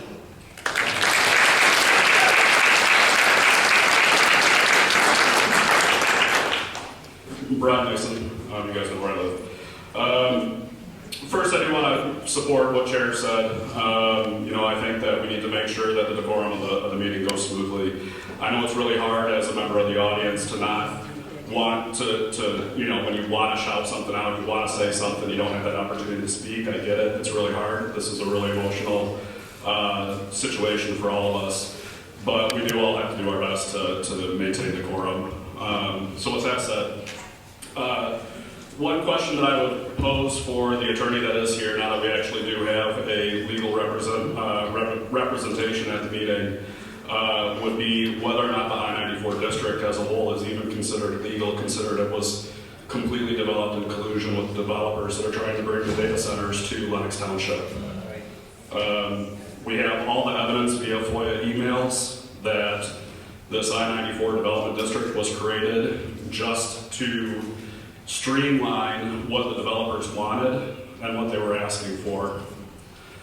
So I really question the legality of that district as a whole. I can't remember what my third point was. Oh, the third point, meeting minutes. I actually want to give credit where credit is due, because I know there was some concerns about the public comment. I think a lot of the public comment issues that we were seeing were with the board minutes. What I saw with the meeting minutes for the planning commission meetings, those public comments, whoever's recording that is doing a really good job. They were very detailed, and I appreciate that.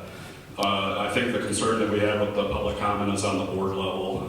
Apparently I say the same thing every single meeting, or at least the past few meetings, because they're busy copying and pasting the same thing over and over again from a public comment. Thank you.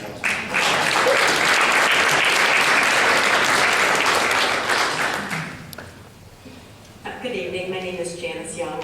I live in Chesterfield. I know there's at least one other resident from Chesterfield here. I just sent an email to the Planning Commission. I asked you to extend that to the board as well in opposition to the data center. So just want to have it on the record to let you know that we're standing with the residents of Lenox, that most of us in Chesterfield are against this development here or anywhere. I'm not going to rehash all the reasons why. We all know it's going to be a negative impact for all of us, but we're standing together. We don't want it here. Thank you.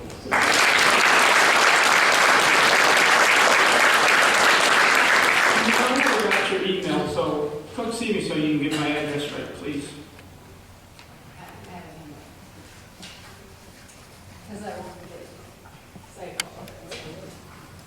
Thank you.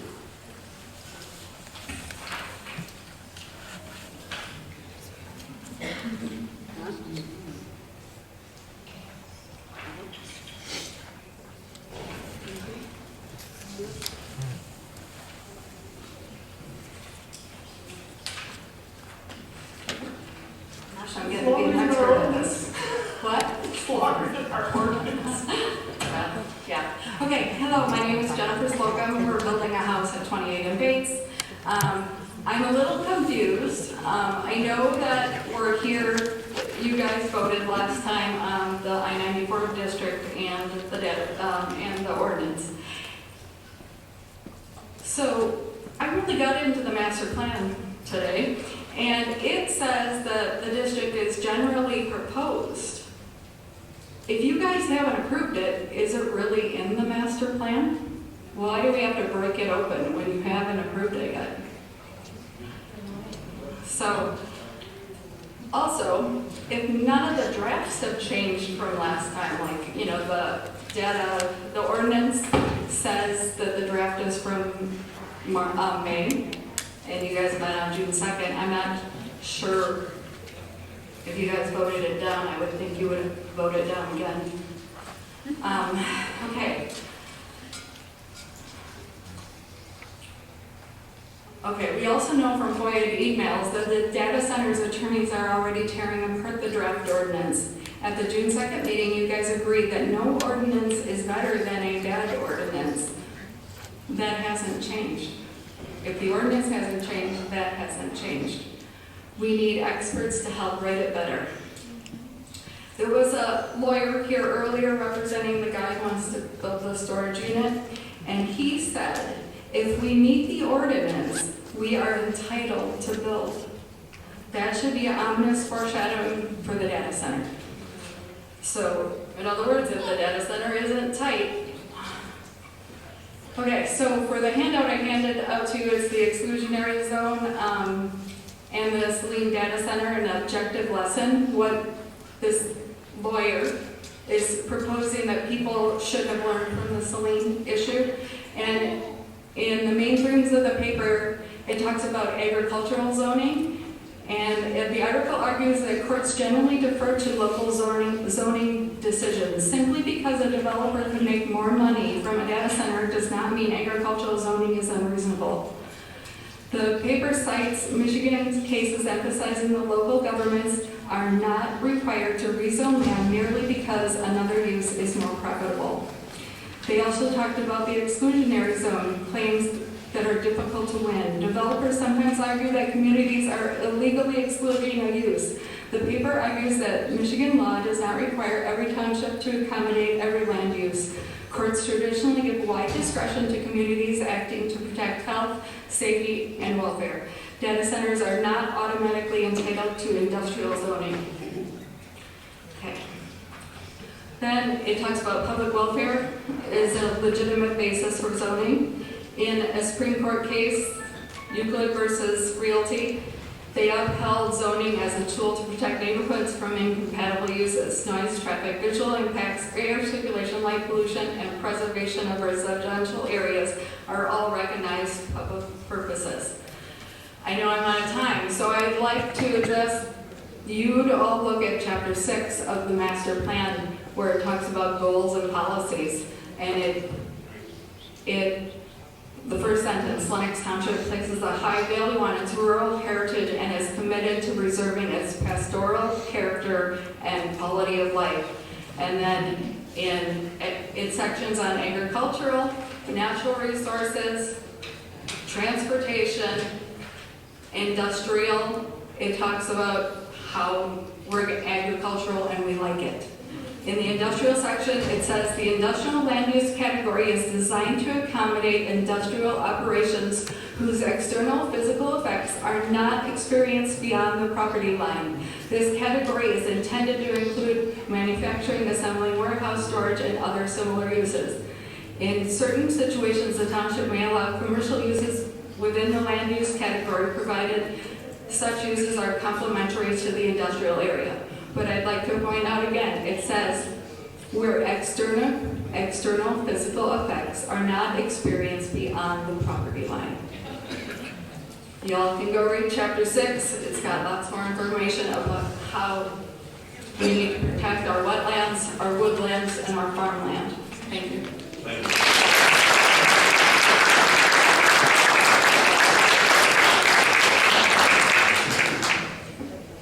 Scott Dodich, Lenox. You guys have my address. I just want to read part of the email here from the Dairy Law Group. This is one of them. You guys should hear this. Dear Mr. Reader, we have emphasized in discussion and letters that the LCEDA has invested substantial capital, time, engineering resources, contractual commitments, and professional expenditures towards the development of a large-scale phased data center campus in the I-94 development district of Lenox Township. Our client has proceeded at all times in good faith reliance of the township's existing zoning framework and the reasonable expectation that Lenox Township would address data center land uses in a lawful, timely, and transparent manner. As you know, this office, in a previous correspondence dated May 4th, 2026, note the dates, detailing our client LCEDA's legal challenges to Lenox Township, extending the moratorium on the data center land use. They actually demanded that the planning board vote no on the moratorium. That explains why there was nothing. I'm sure Joe can agree with that. Joe got the email. He's over there. Similarly, in our correspondence dated May 11, 2026, we demanded that the Planning Commission proceed without further delay in developing a lawful and reasonable ordinance framework. We also issued a formal litigation preservation notice, which remains in full force and effect. Now, this is the part of this email that goes towards you guys. We have recently been made aware that the Planning Commission has advanced a draft ordinance, specifically draft section 714.157. That draft ordinance is onerously restrictive in that it would render our client's project and virtually any comparable data center development economically and practically infeasible within Lenox Township. This is not lawful regulation. It is exclusion by ordinance which violates state and federal law. So I just want to say, we have pissed off the lawyers. So poor Mark and Anthony, they're going to be in some deep crap here soon, but that's on them. You guys do your job, do what's right. Listen to the residents. Do what's in your heart, listen to your conscience.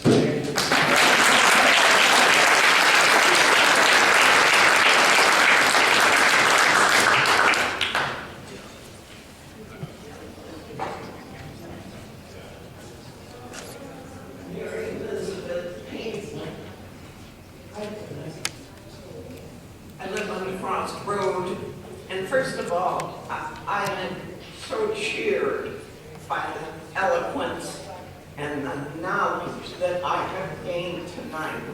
I am so proud of the residents of Lenox and Richmond Township and Chesterfield who have spoken for us. I would like to remind the board of other disagreements.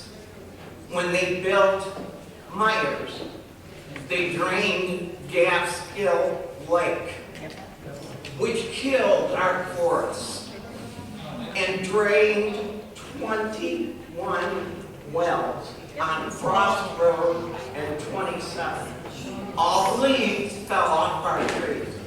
And we personally are still putting up with the trees that are dying from the draining of the lake, created a drought, which weakened the trees, and they're all dead.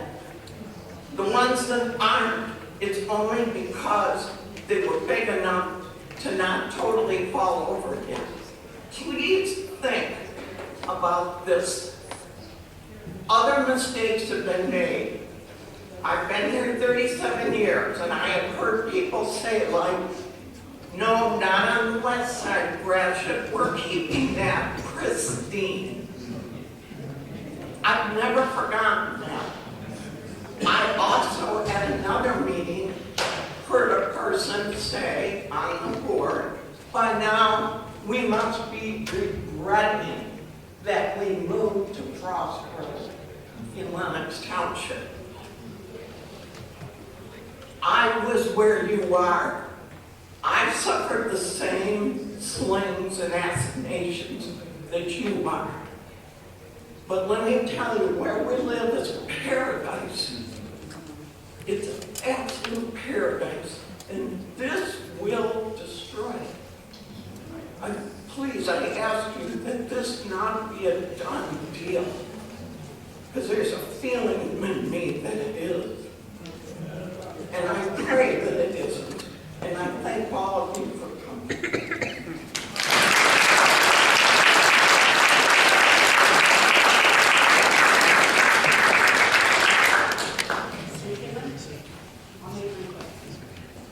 You need to listen. Most of the people in here. Can you state your name and address? My name is Tanya. I live on Frost Road. Point taken, right? A lot of people today speaking up live on Frost Road. We don't want the data center, okay? She just said it. It's paradise where we're at. You got to put it somewhere else. Put it where the board lives. We don't want it. Support us, the people. We don't want it in our neighborhood. We don't want it around our community. So you need to do what you can do to keep it out of here.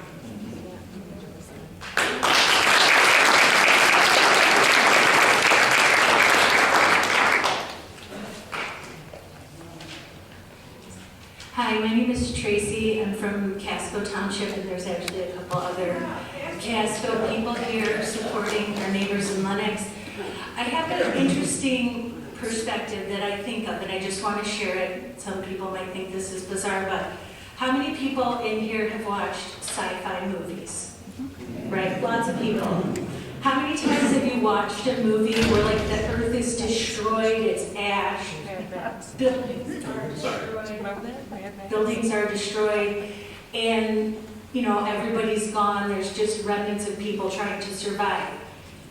Whenever I see those movies, sometimes I think, who were the last people that had the ability to stop whatever it was that led to that catastrophic event or that change that created how everything was destroyed? Where were the people that were fearless or had the courage to say no? Because on the other side of this, the alternative is far worse than fighting back and pushing back against the forces that are trying to push this through. You have to protect the people and not lawyers or corporations.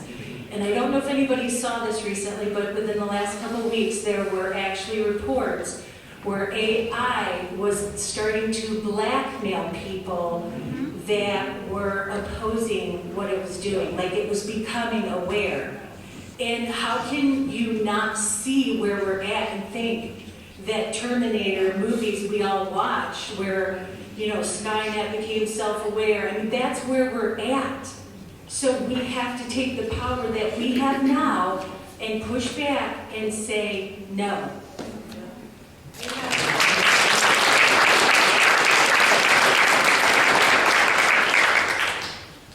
Hello, my name is Shannon. I live in New Baltimore. I'm here with a few other residents of New Baltimore as well, and I know that I personally have written a letter to Michelle regarding my opposition of this. I was speaking with them, and they also did the same. I live in New Baltimore right by 94. I work in Lenox right off of 94, and honestly, this scares me to death. As a healthcare provider, I'm mortified at what the future is going to look like for these residents, and I stand with the people, and I really, truly hope that you will too.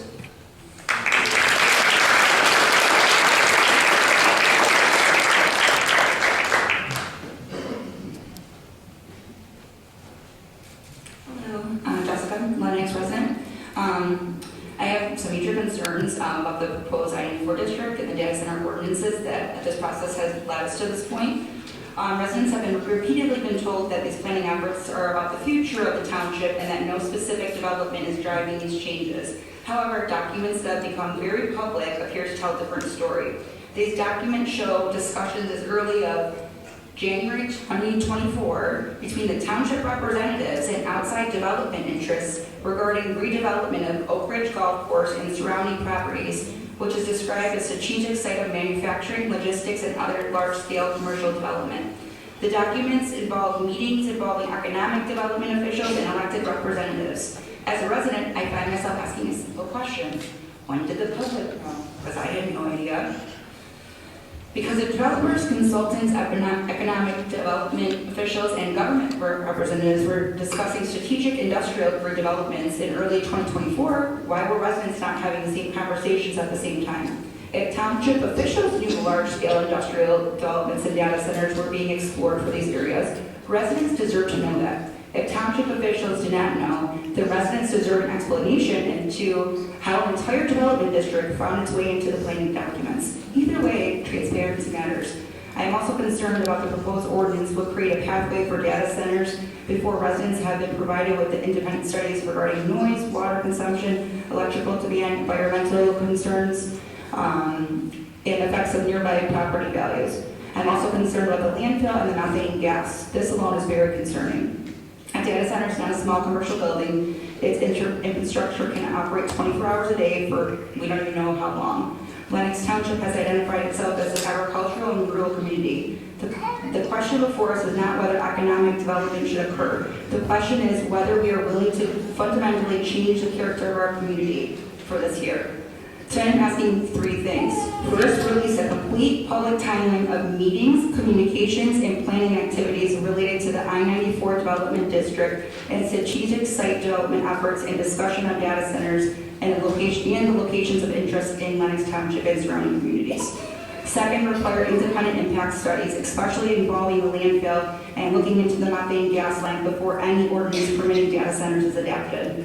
First, postpone approve until residents have sufficient opportunity to review All the input provide meaningful input. Public trust is built through transparency, not secrecy. If this proposal is truly in the best interest of Lenox, then it should be able to withstand full public scrutiny. One question still remains unanswered. If discussions about strategic industrial development were occurring in 2024 that we know of so far, what exactly were the residents of Lenox Township supposed to find out about this? Thank you.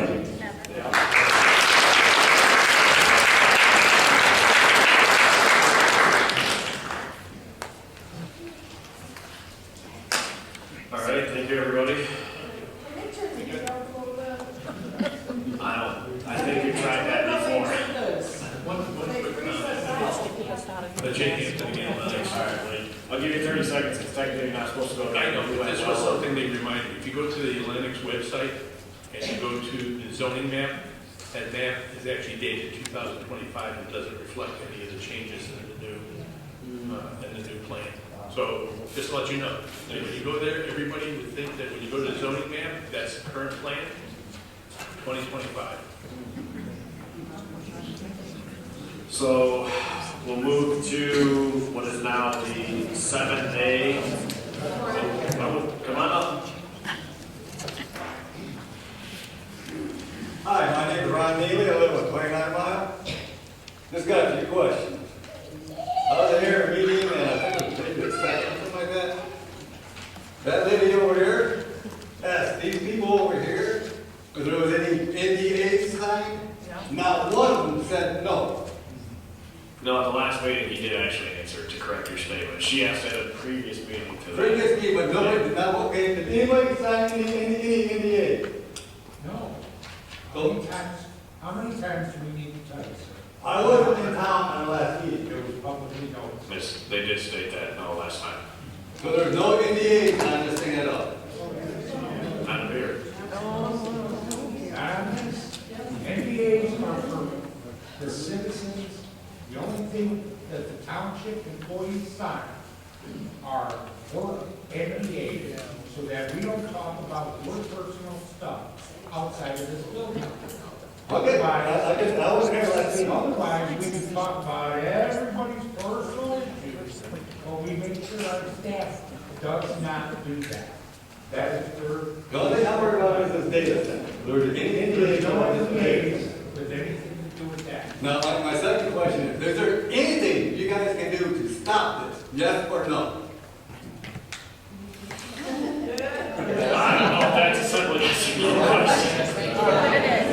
I mean, is it a done deal or is it not?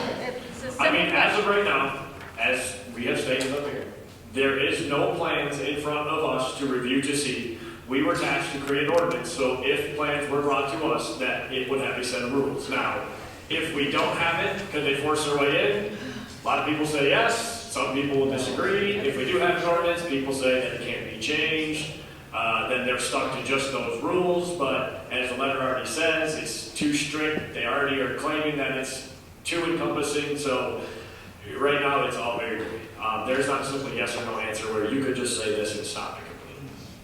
All right. As far as I know, it's a done deal. People have no say in this. Every data center that's being put out, people have no say in it. Well, that's why we've been trying to make a reasonable ordinance. And all these billionaires come out and say, no, oh, this is just a small town, we will sue them, they can't afford a lawyer. Let them sue us. We have insurance for lawsuits. Excuse me, can I make a comment?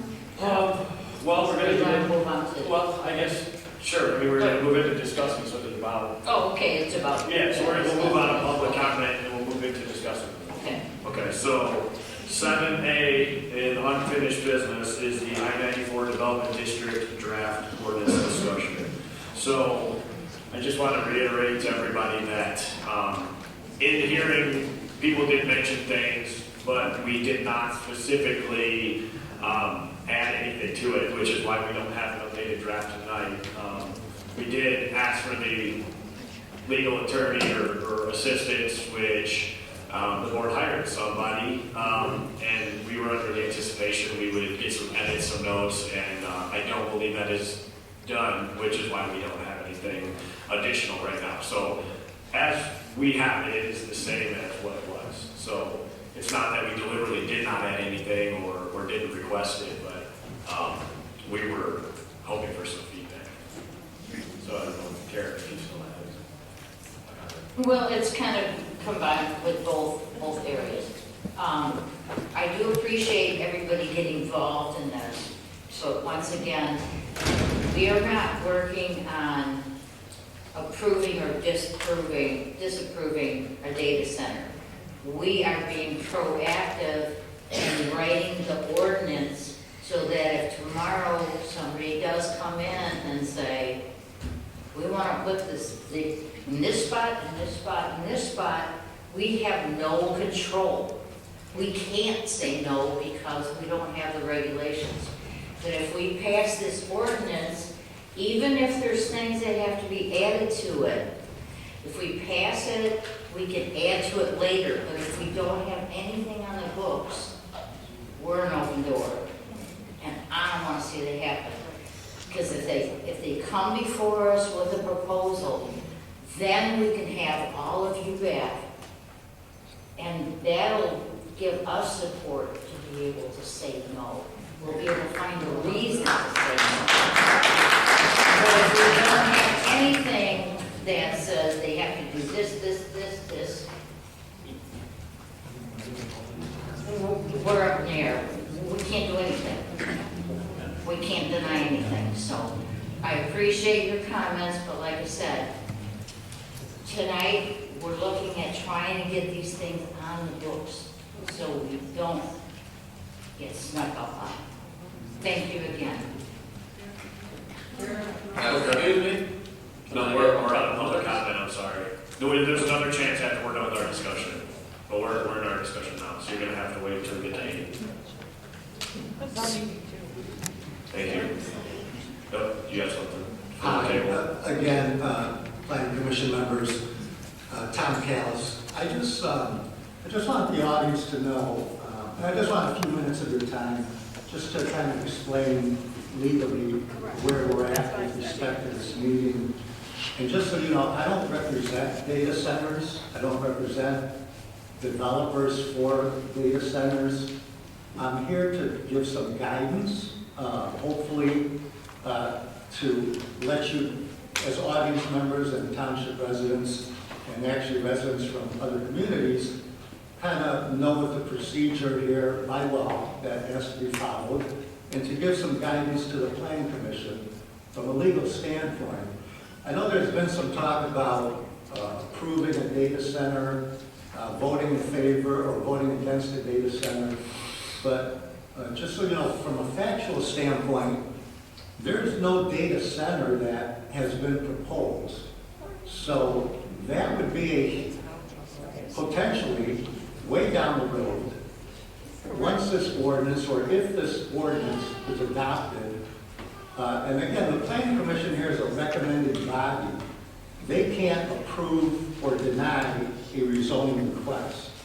All they can do is make a recommendation to the Township Board, which is your legislative body. They are the people that you elect to run the township.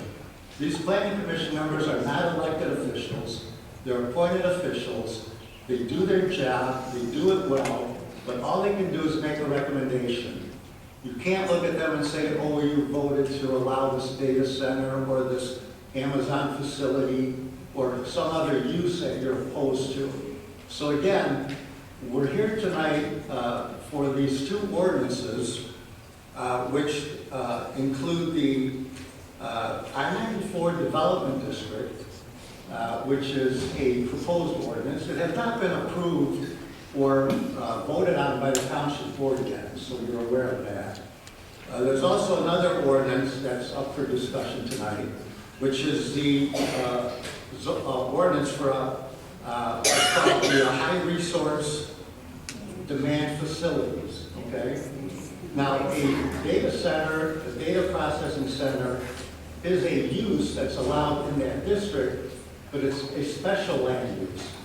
So if and when, and who knows, maybe never, a developer comes along and tries to rezone or petitions to rezone specific property in the township for a data center, they not only must meet the requirements of this HRDF ordinance, which the planning commission is going to make a recommendation, and your township board will approve, deny, and they can make recommendations to the township board that, you know, we're in favor of this zoning district on these conditions, okay? So they can actually attach conditions to that zoning recommendation that they made to the township board. But within that HRDF zoning district, there are many uses that are allowed. So it's not just a data center. And if you look at the proposed ordinance, which is section 719.60, I don't know if you have copies of it, or some of you are looking at it. What that ordinance allows is not only data centers, and again, they're referred to as high resource demand facilities, including data centers. As you'll see in the text of that proposed zoning ordinance, that is a special land use. Now, I don't know if you're aware, but under special land use requirements, there is a whole list of criteria that the developer or that use must meet in order to satisfy the conditions by law, okay? So they do provide, your township plan commission with this proposed ordinance does provide that. If it's going to be a data center, it has to go even above and beyond your regular rezoning and meet the special land use criteria.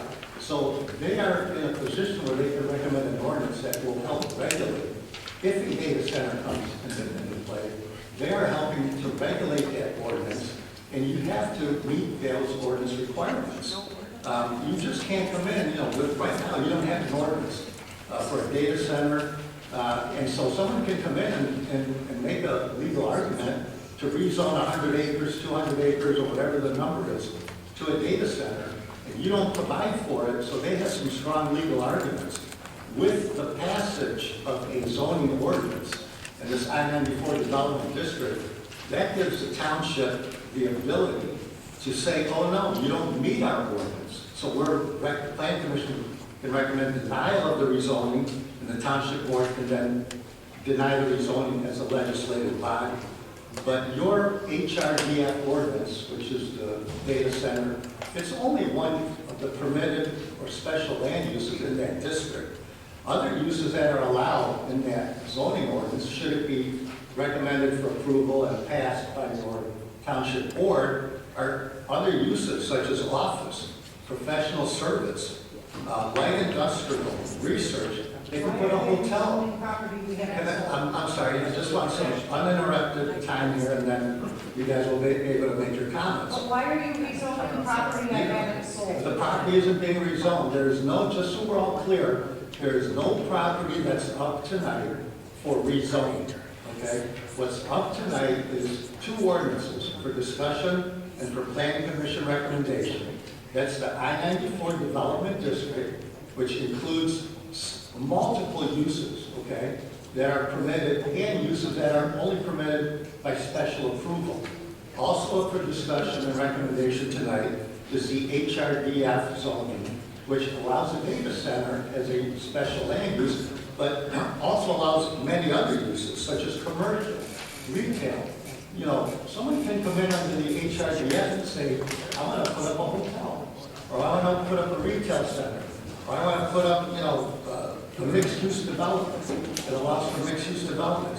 So everyone's focused on this data center, and obviously your concerns are very legitimate, and I'm sure the Planning Commission has taken notice, as well as the Township Board, but this is not a specific rezoning for a data center, and it does not involve any specific piece of property that may be owned by a developer, or a township resident, or anyone else that is up tonight, seeking rezoning to allow a data center. This is just to protect, what we're here for tonight is to make recommendations for the two ordinances, which I must say are very well drafted, and fall within Michigan Zoning Enabling Act. So the board or the planning commission, and again, they're not elected officials, the township board will vote on it, and those are the people that you elect. But the planning commission will make a recommendation.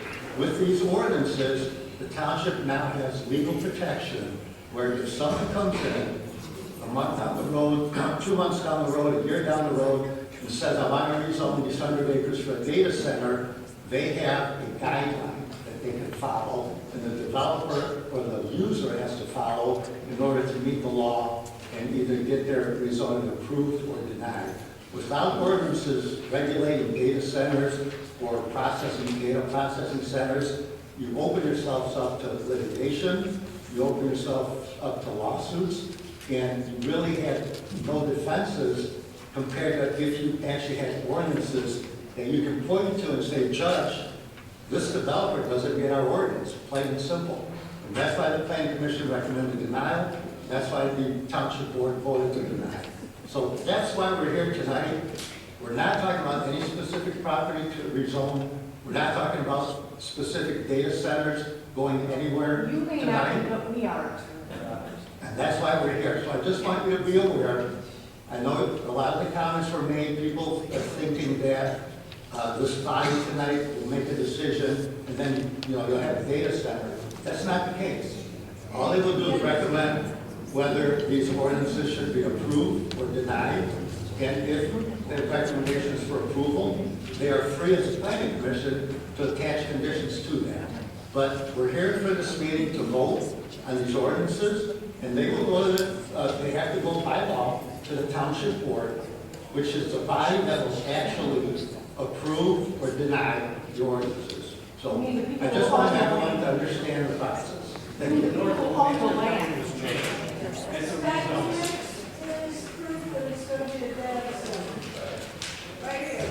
You are talking outside your mouth because you're talking about stuff that's illegal. So the basis for your argument is in illegality. There's Thank you, sir. documentation that it's going to be a data center. Okay, You're welcome.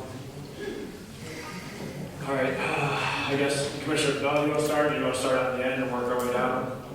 Commissioner Isaac? Start on the end. Okay. Well, we've been going this way, so Commissioner Isaac, you want to start? Okay, all right, well, Commissioner Gurley, do you have any comments? Are we starting with 94? Yeah, 78994 only. I mean, I have issues with the whole thing, contrary to what people are posting on social media. I did not get any offer. I love my house, and neither did my neighbors. We're actually bordering it. So Tom got an offer, and he's your neighbor. no, no. I'm actually closer to it. Nobody said that I wanted it. I'm trying to make an ordinance because, like the lawyer had stated, I don't want it in my backyard. Just like I tried to say, and somebody actually posted on social media that I must have taken an offer because I said, now I'm kind of screwed where I live. I didn't take any offer. I will be kind of screwed, and that was my opinion, personally, because I live there. So, you know, I mean, I'm not happy with either one, but I know we have to have an ordinance in place so that it doesn't just go 400 feet from somebody's home. And that I don't want. And our ordinance at least says a quarter of a mile. And that's not far enough, but. Well, there's more work to be done.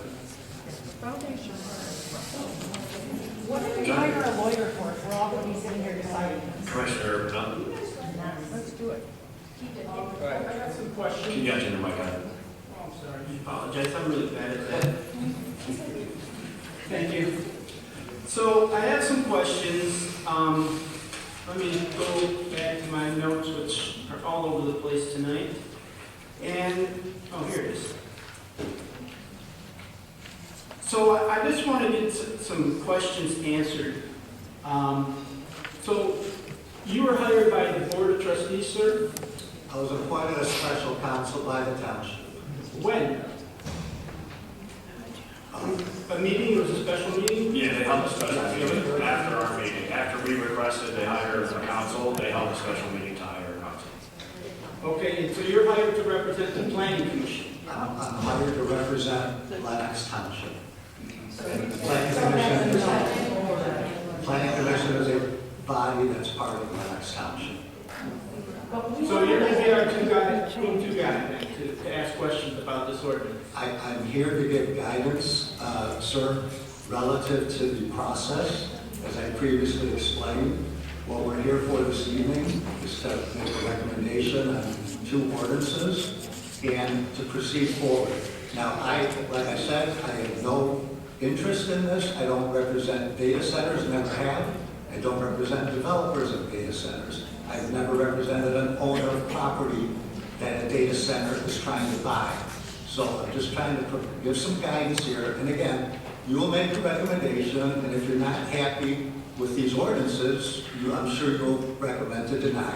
If you're happy with the ordinances, but you need to see them modified a little bit, I'm sure you'll make a recommendation, along those lines with, suggestions as to additional, modifications. But again, you will make a recommendation, as you know, and the township board will make the eventual legislative decision on whether the ordinances are approved or denied. So will we be able to meet with you as a board for your legal opinion on various parts of that ordinance? If the township board authorizes it. You're not our attorney at all. Well, no, that's certain. The planning commission cannot appoint an attorney. It has to be by. Can we pay you privately? It has to give them advice? It has to be by a legislative body, which is your township board. But I was hired to provide guidance to the township, which is the planning commission and the township board. So you have to get permission from the board before you can advise us on questions we have and meet with us. I can answer your questions this evening with respect to the process. Well, I have a lot of questions in regards to legalities, which I don't think, I would want to talk to my attorney in private about it, not out in public forum. Well, again, as I indicated before, the legality of the meeting is legal. A public notice was published. I'm not going there. I have questions about the ordinance. You're sucking up too much of my time. Just If you have a answer my question question. on the ordinance. I'm sorry, you're repeating the same things to me. I understand all that. You don't have to go over the whole hearing with me again. What is your background? Who do you represent as an attorney? I'm a land use lawyer for 35 years. Land use. So what municipalities have you represented?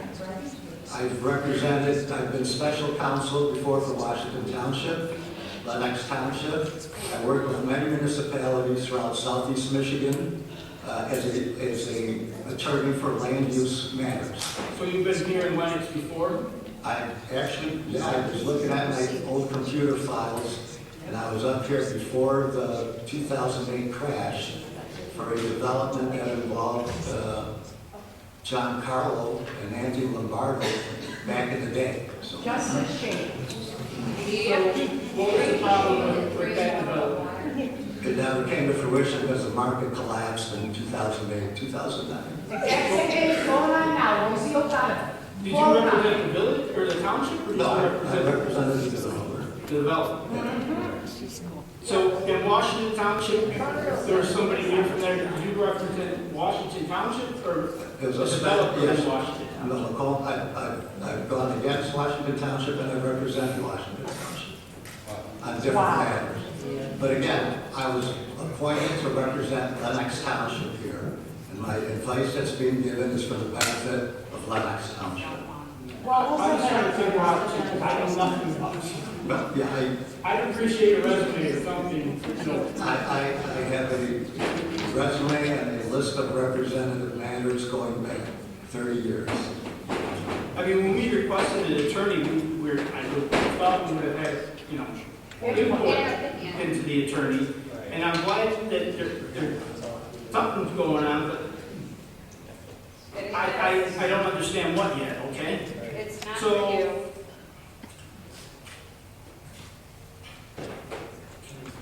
Oh, what's what now? Here we go.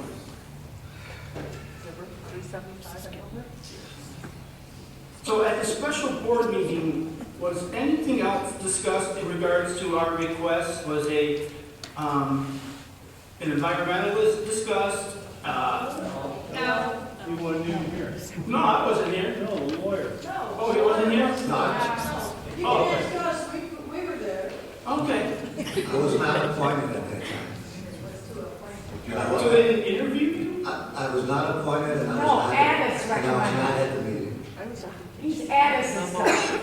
Okay, so I guess I got directed to you, Mark. At that special meeting, was there any talk about an environmentalist, about an extension of the moratorium, opening the master plan, any experts to the various issues that are in this thing? Noise especially is getting more and more concerning to me.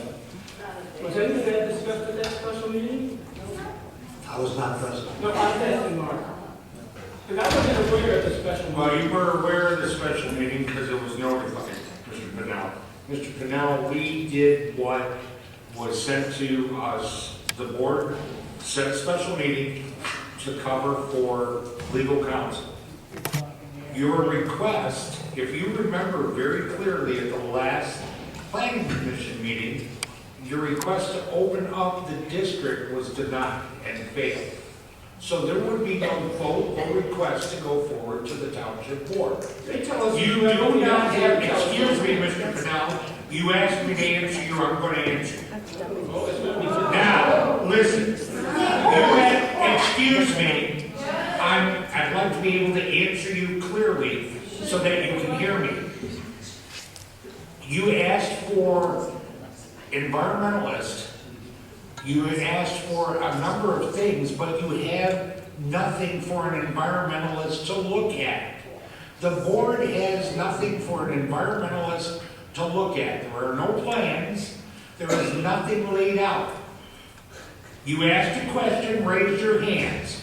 Act like a child, you're going to get a response like a child. Excuse me. It's right here! Mr. Pennell, you asked me. You're lying, You Mark! are lying. Where's your documentation, Mr. Pennell? It's right here! You're accusing me of lying. These people are talking I'm about. not going to argue with you, Rob. Have you read these? I've read those, Mr. Pennell. they? I got 80 pages I'm already. going to answer if you ask me, Mr. Pennell. Wait till you see the next 80 pages, Grandma.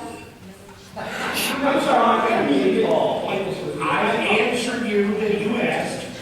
You got The environmentalist was not requested. There is no person or plan that has laid out clear plans to the planning commission, to the planners. The planners don't have anything. If they had something, they would be bringing it forward, and then the planning commission would have clear requests for environmentalists, noise people, air quality, all those different things. But why would you hire people to sit on the side and pay around the clock or their fees if you have nothing for them to do, Mr. Pennell? Same reason because I'm I'm sorry, I can't hear you, Mr. Pennell. $3.75 an hour. We're paying for him. He's sitting around. You guys have got to make sure they record everything. I know. Sorry. Rob, I'm trying to answer, but I can't hear what the... I want those experts to help us craft the ordinance before anybody comes here to put something here.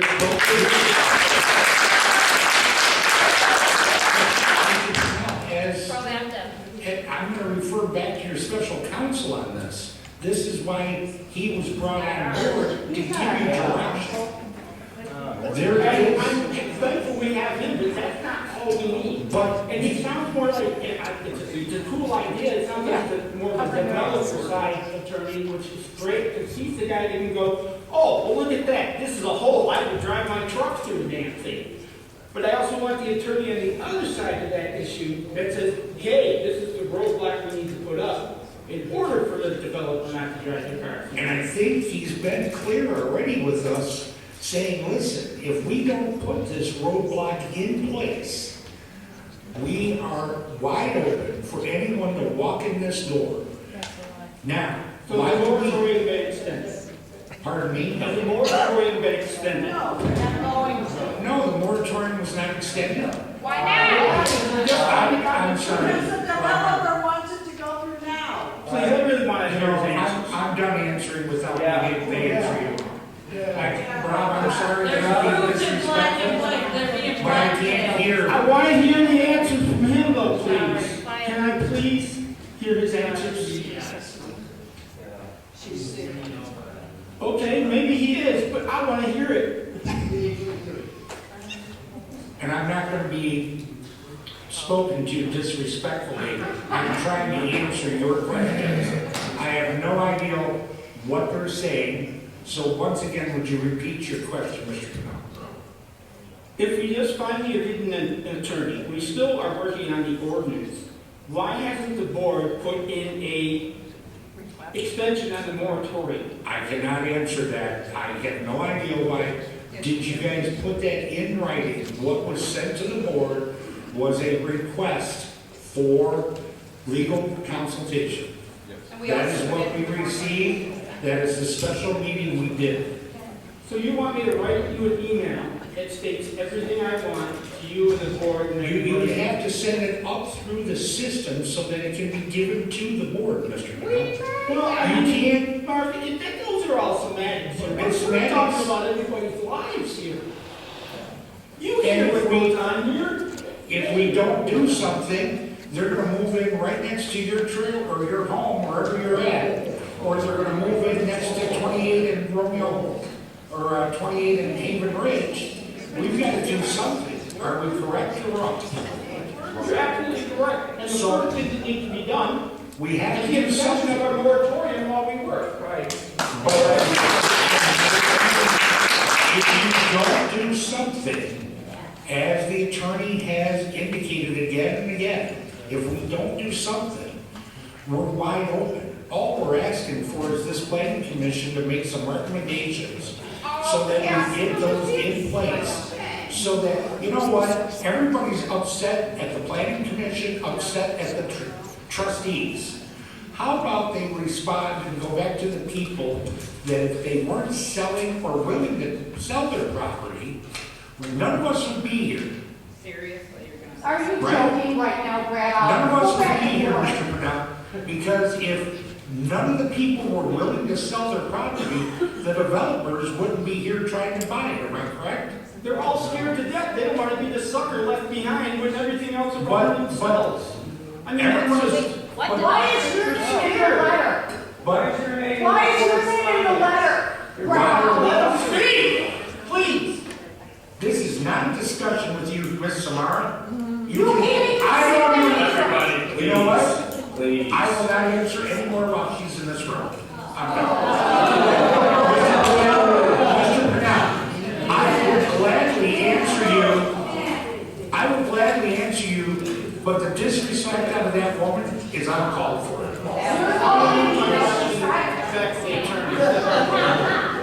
Just wait till the lawsuit comes, Grandma.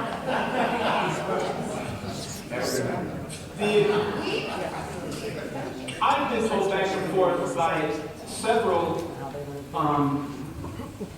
state's attorneys that whatever ordinance we put in place, and say we put this, and we have a whole list of stuff we want to fix, right? And we'll fix it in a couple of months. So we put this ordinance in place, and the guy applies the next day, that's the ordinance that falls. Whatever deficiencies, holes, whatever's there, that's what he lives with. And we can go back and fix it, but it's for the next guy, correct? Whatever the board approves and then adopts by law is what your ordinance will be. That's right. So we have to put the first draft, the final draft, covering everything that we needed to cover in order to protect us. Because if we put a half-baked ordinance in place, they're going to drive their trucks through it, and we're going to be in trouble.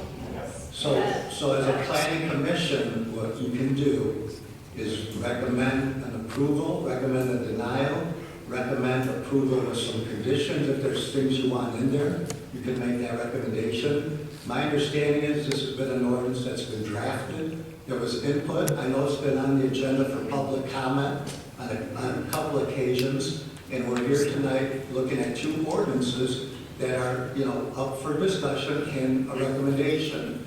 Now, if the planning commission as a whole says we're not ready yet, we need more time, that's a decision you have to make. But as far as these two ordinances, they are in a draft form. I believe they address all the concerns that were previously raised, or, should be addressed by law.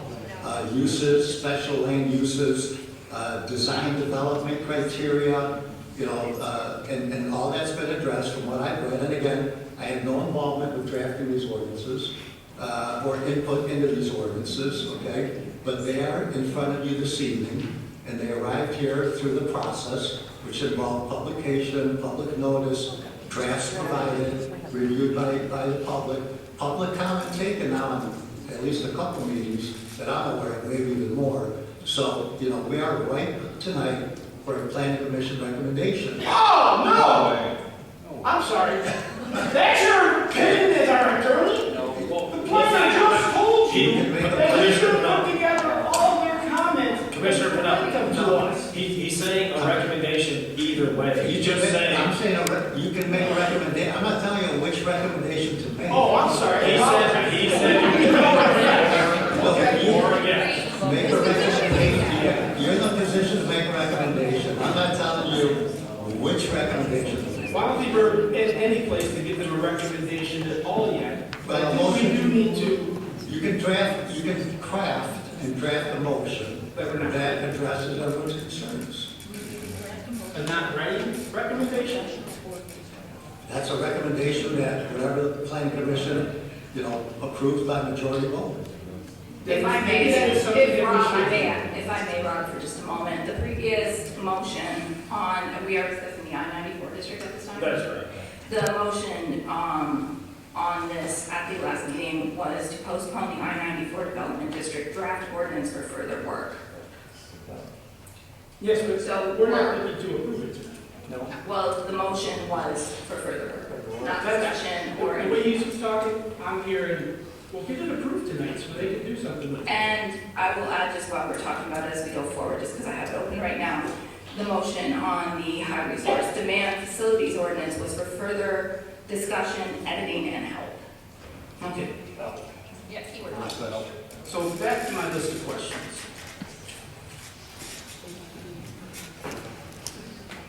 What is your opinion on the moratorium, sir? Shouldn't it be extended till we're done with our work? So this is strictly for the I-94 development. Well, yes, The moratorium technically was for the data center, right? okay, if we go, I'll put this back, I'll talk later on that. So in regards to the I-94 district, it would be helpful to see a timeline of how this was created. Because as you mentioned, this could house a Walmart or a whatever, a hotel. Well, it's not whatever. The specific uses are listed in the ordinance. Well, I'll just make an example of some of the things you said. But those things could come. And just like the people over there by the mire who lost 21 wells, was it? Yeah. While they built a mire next door to their house. This district is in the middle of farmland, in the middle of people's homes, and all of them are on wells. They could all suffer the same thing that happened with that mire. And somebody said, did we learn anything from that? Did we learn anything? I'm saying the whole district is ill-conceived. This is a farming community. But Put that thing over there on the other side of the mire. well, in your master plan that was recently approved designates an area for the I-94 development district, as you know. Yes. So it doesn't designate any specific parcel. It designates an area. Now, just so you know, that doesn't mean that a developer or a property owner can't come in that lives outside of that district or that proposed area. And again, the master plan doesn't rezone property.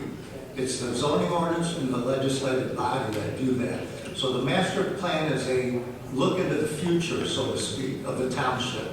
But that doesn't prevent someone from coming in other areas of the township if they can show a demonstrated need and satisfy zoning criteria and ask for a data center in other parts of the township, or a hotel in other parts, or a retail center, or a Amazon distribution center. You know, but by having these ordinances and the language in your master plan, you've at least, you know, Invited them. you haven't invited them, they're gonna come. If it's a desirable area for data center, whether it's Lenox Township, Ray Township, Macomb Township, they will come. These ordinances protect the township and provides the guideline and criteria that have to be met for any use, not just a data center, but it can be an office, research, light industrial, warehousing. If any of those uses come into the I-94 development district and seek a rezoning, they have to meet the criteria of the ordinances. But right now, you don't have that for the ordinances, so. Have you read these letters from this Andre Law Group? I have not. Would someone please, I had like 4 of them dropped off on my porch, so if anybody's got extra copies, could you please give them to him, please? If I can just, with respect to any letter from a developer, any developer or their attorney can send a letter to a municipality, but it doesn't mean anything because there's no zoning. Have they petitioned to rezone land? They have not, that I'm aware of. There's no petition pending that I'm saying that I'm aware, but I'm sure it's fact, where anyone has come in, whether it's the Angier law firm, their client, Oracle, Google, whoever, that has come in and requested rezoning of a piece of property. Now, just so you know, Because they're signing deals all over town just so you know, to acquire the land. when these ordinances, and I'm not saying in their current condition, but when and if these ordinances are approved by the the township board, okay, you're gonna make a recommendation regardless. And you can recommend to deny, because you don't think the ordinances are satisfactory. Or you can make a recommendation to approve, whatever. I'm not telling you which recommendation to make, okay? That's up to you as a planning commission.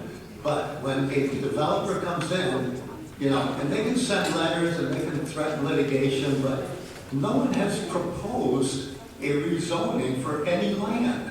Now, if someone comes in and actually goes through your formal process and petitions the township to rezone specific property for the HRDF use or for a I-94 use that's permitted in the I-94 development district, then at that point, okay, now you've got ordinances, you've got criteria.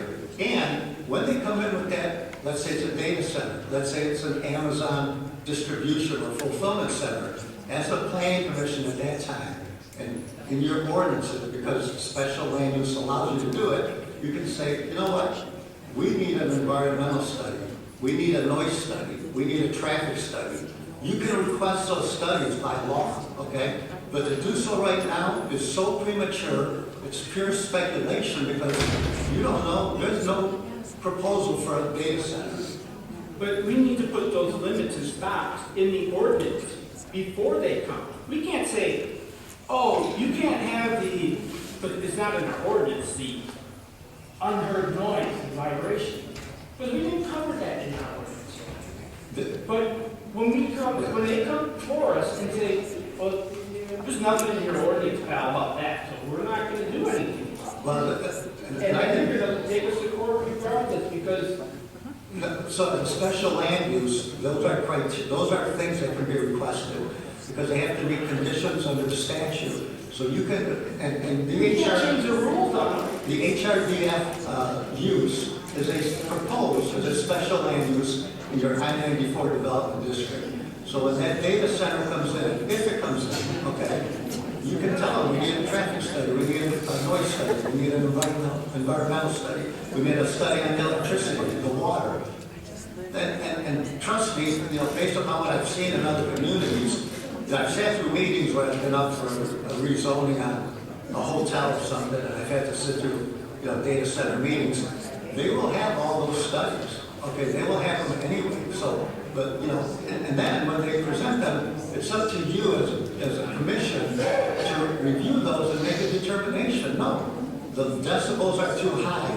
We have concerns with the environment. We have concerns with the noise. We have concerns with the water resources. That is your ability. You have the right to do that at that time.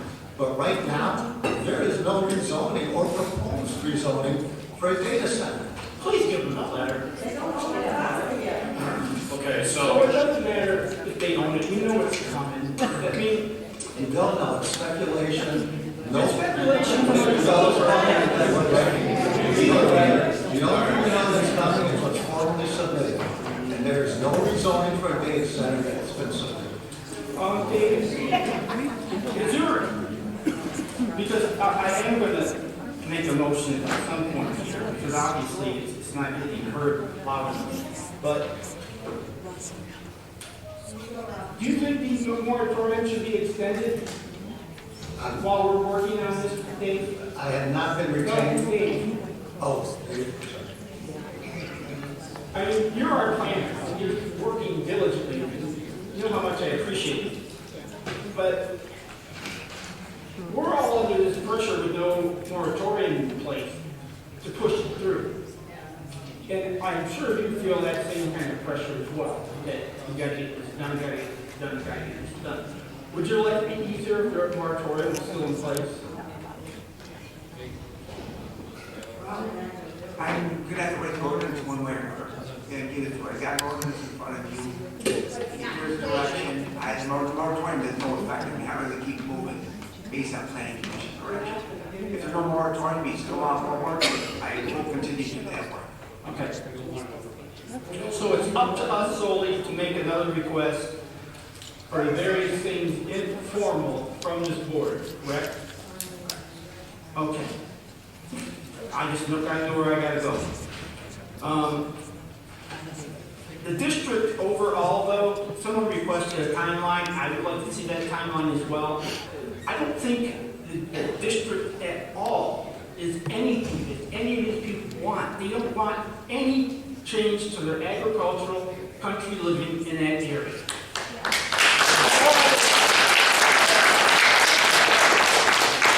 So again, whether it passes or fails, I will make a motion tonight to ask that the master plan formally to the board, right? I gotta make this formal to the board. Should we finish our discussion up here? Oh, I'm not making a motion. Okay. No. He was asking.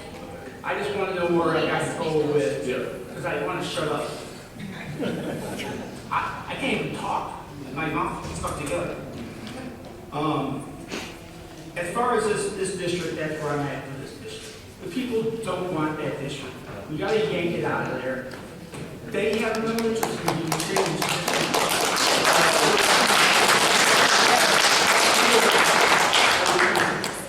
Commissioner Millard, I guess we'll work this way. Microphone. I don't have any questions at this time. Commissioner Millard. Commissioner Turchi. Nothing further this time. Commissioner Radzic, anything else for that 94 district discussion? Just the one correction, or the one, I know no revisions have been made to this. I had asked last time to remove the expansion or growth of the district. It's in the first section. Jay, are you familiar with that? Oh, yeah, A. Yeah. Last part of it. Oh, there it is.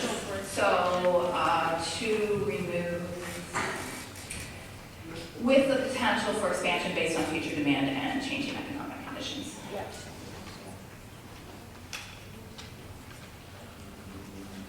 So we're asking for that statement to be struck from the ordinance, the draft.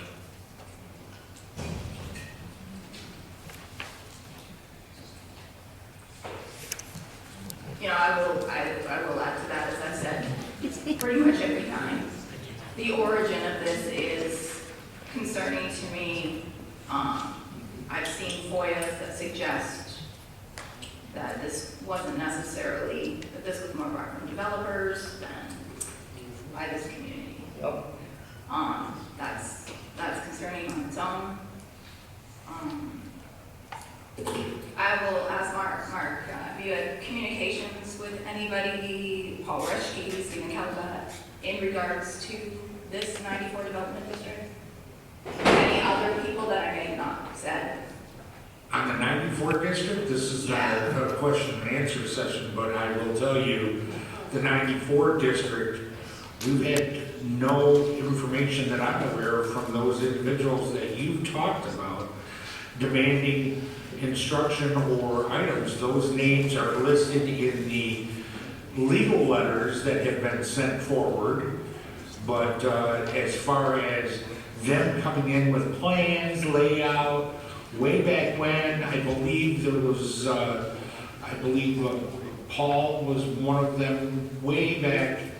They talked about when they were looking at buying the golf course and turning it into hotels and turning it into a travel center and developing an area for commerce in that section. And, you know, people are like, oh, no, the golf course isn't up for sale. It's not. You know what? We have yet to see any property transfer within the township at all. I respect that, okay, So- because that's a true statement, right? We haven't, nothing's come across the desk. But right? there's a lot of people, Ms. Rodzik, that call, pick up the phone every Yeah. day. Just like last week. Let me tell all the residents right now that somebody on Gratiot wants to put a restaurant. But let me stop and tell everybody that we need to talk about that. But there's planning and zoning processes put in place so that we don't need to go through that. So when we bring it to you guys go through the body, the recommendation. And I respect that nothing has come across the table and there's a proposal, right? Because I've seen this proposal, it's out there, right, with the beautiful welcome center, potential for hotels, restaurants, all the things. I guess what my problem is there's this presentation and then there's this. So this, which is the I-94 district, coincides with that presentation. Prior to them being aware that this was going to be in the master plan at the end of last year. So that presentation, again, nice, preceded this. So were we accommodating them or working with them for this?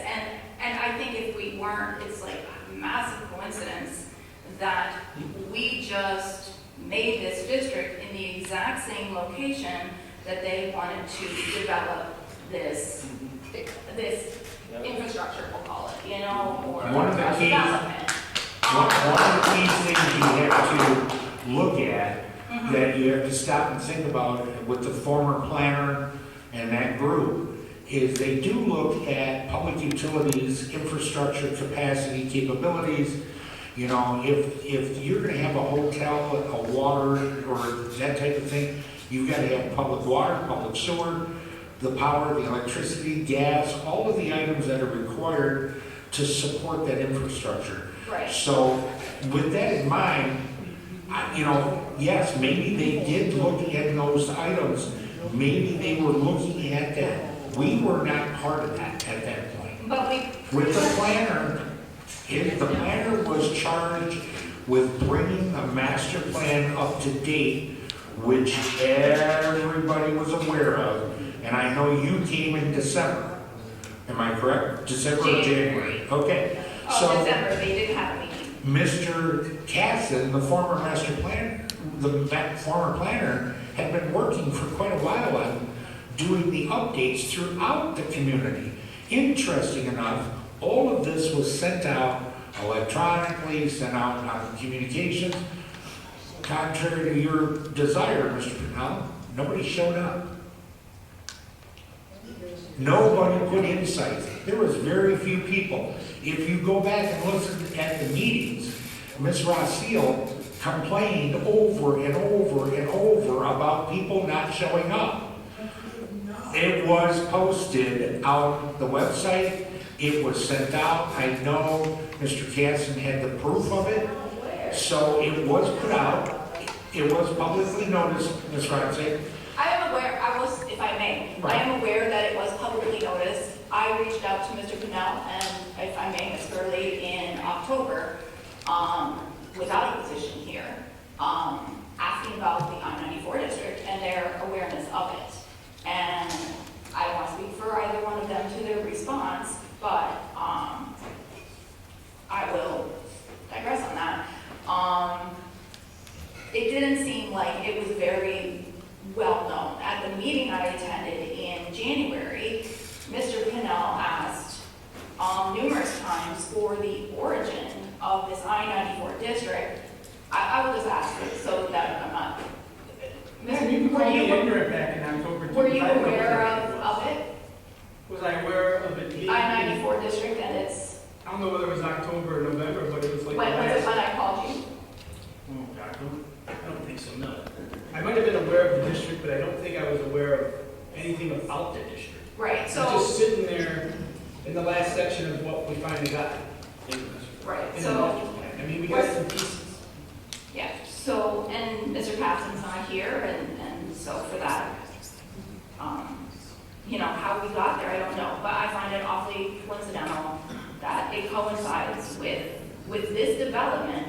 And then I will ask them, we're aware, because of FOIAs, that this development was this nice little area, and the welcoming center and all that. When did these communications, I guess, change to a data center? Because I have a little bit of knowledge from people with contracts that there were extensions and everything that were worked into the original contracts.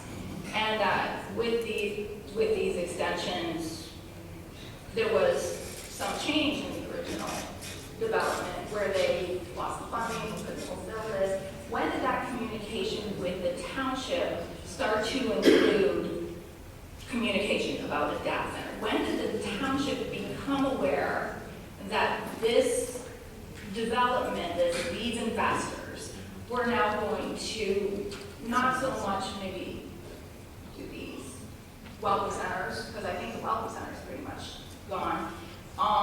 When did we become aware that this was potentially, because nothing was coming across the desk, a consideration for a data center? We still haven't gotten anything. Well, when was it a consideration? When did that communication start? Because we've all seen We've all communication. heard rumors and. It's not rumors. Well- There's emails and communication about a data center with the township. And they're dated. And Well, they're dated quite. If we have the emails and the FOIAs and the dates, I mean, why are we That might be continuing to spend? questions. Well, I will share why. Because it's the first time that I've asked these questions that we've not had silence. And I would like to know from the people that, listen, there was a way that we could have done this as a community that would have been a lot more wholesome than this. Yeah. I've spent some time with the sheepies and tomorrow. I cried. Okay, I'm on duty tonight. I have someone covering me. There's been a fire in Chesterfield. Someone's stuck in an elevator. We have like a handful of people because I have people covering me. And you think I want this? Do you think I want this for them? This is the first time I've gotten an answer from anybody sitting over there. This could have been like, hey, listen, we have this. We and you may not know this. You were blamed for us not having an attorney because you didn't send an email. Do you know that? Do you know that you are the one that picked that man? Mm-hmm. I didn't pick him. Okay, well, you might want to talk to your people. Anyway, I'm just saying that Like I said. I'm just saying that this could have been done.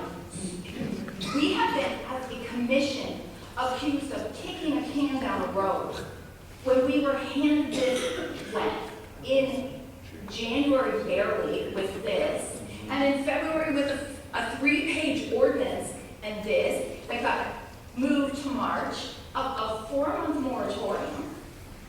Okay, we were handed this, but it's all our fault? When they knew about it when?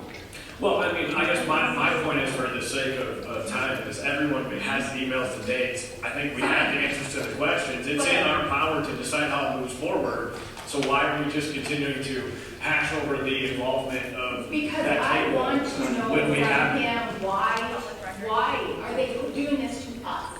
This could have been handed to us as a committee. But we have the I'm power sorry, to control this. I'm sorry. As a commission, the best way that this could have been done is, hey, listen, community, hey, listen, commission, we've received some notifications here. Okay, we've got a heads up back in whenever, okay, that this could be in our future.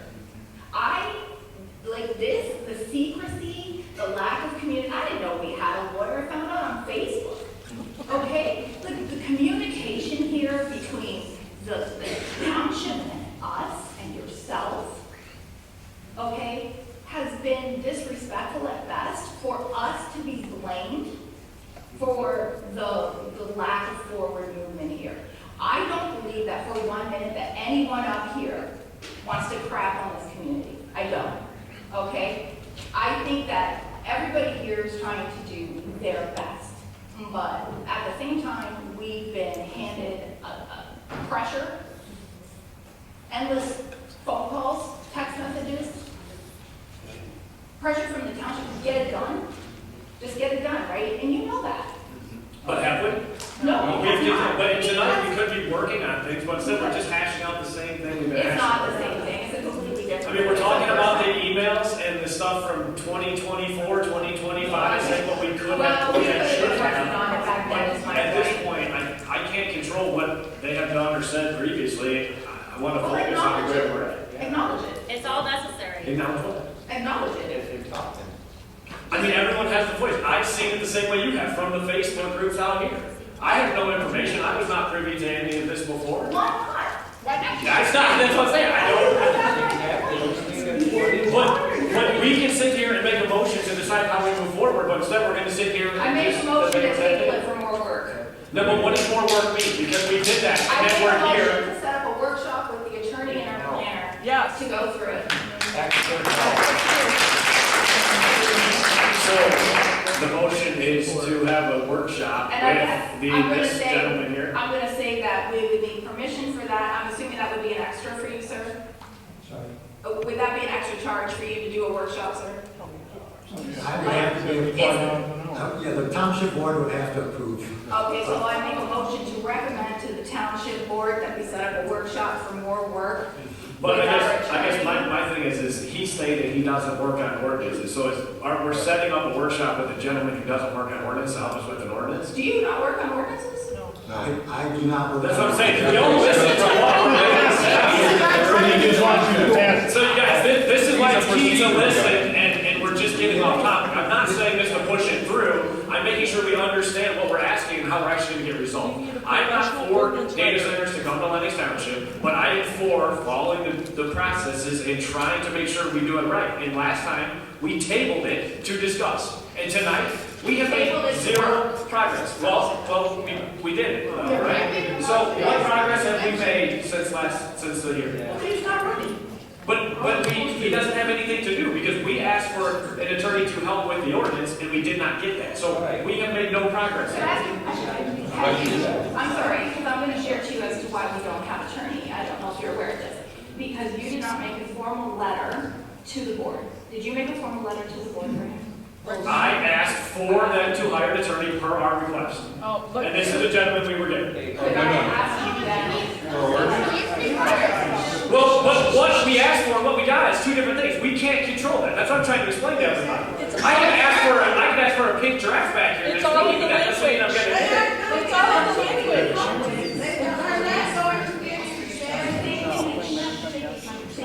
The thing we need help with is the ordinance. I do believe with our, listen, I know it's been said a lot, and I will say this. I do think it's a good ordinance, okay? I do think it's a good ordinance. I do think that Carlisle Werman put a lot of effort into this, and Dave has put a lot of effort into this. I know, Dave, you have some things, and I do know for the record, so everybody knows, that when Carlisle Werman works on these ordinances, they put it through their own attorneys. So I think that's important for people to know. So,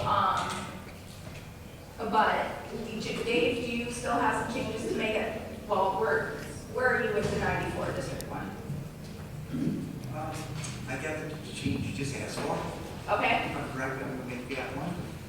Again, I'm just at the 94 district right now. We got the uses, we already made a change last time, we started adding,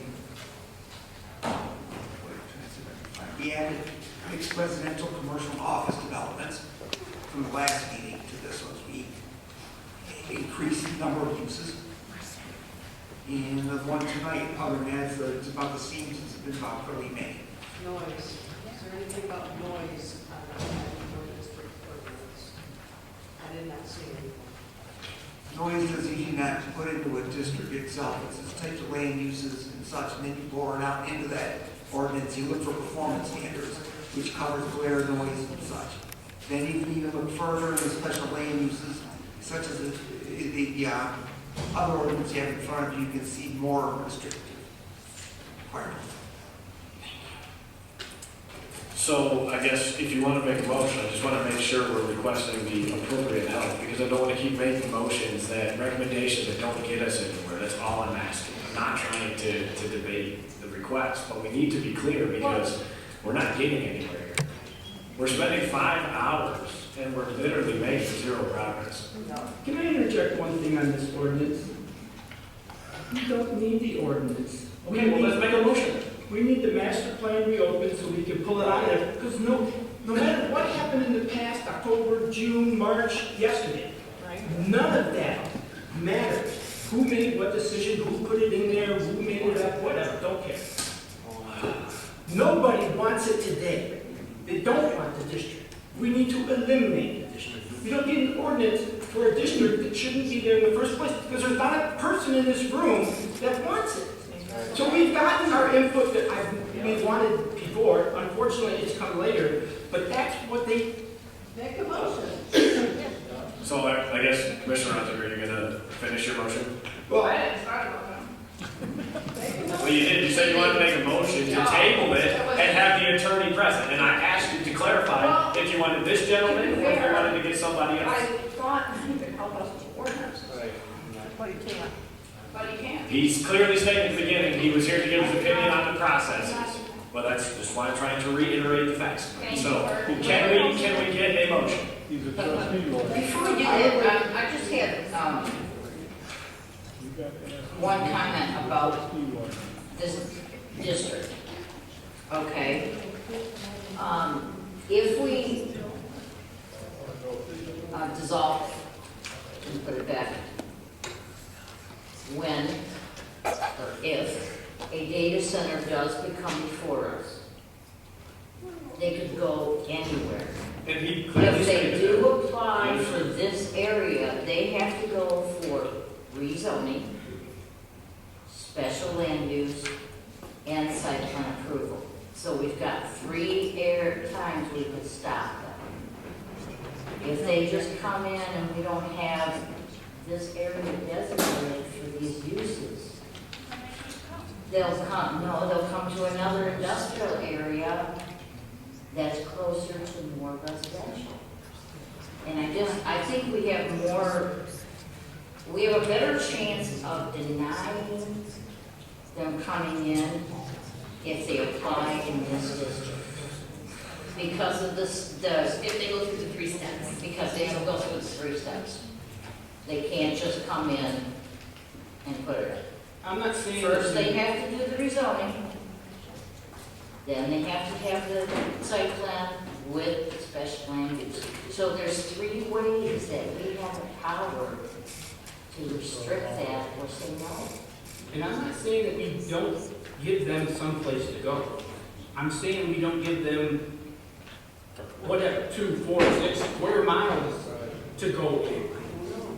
That we tear up that big old zone and put it into a smaller pie to where it will fit and not affect everybody, wherever we place it in the township. Where do you suggest? I mean, the problem is you read these letters, they're already saying that it's too restrictive with what we put in.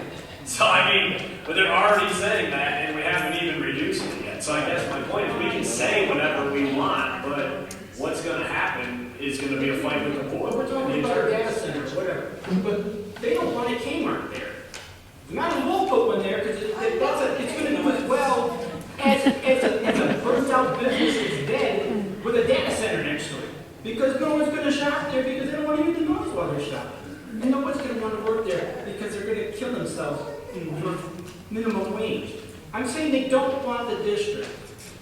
We need to come up with a place to allow these things to happen.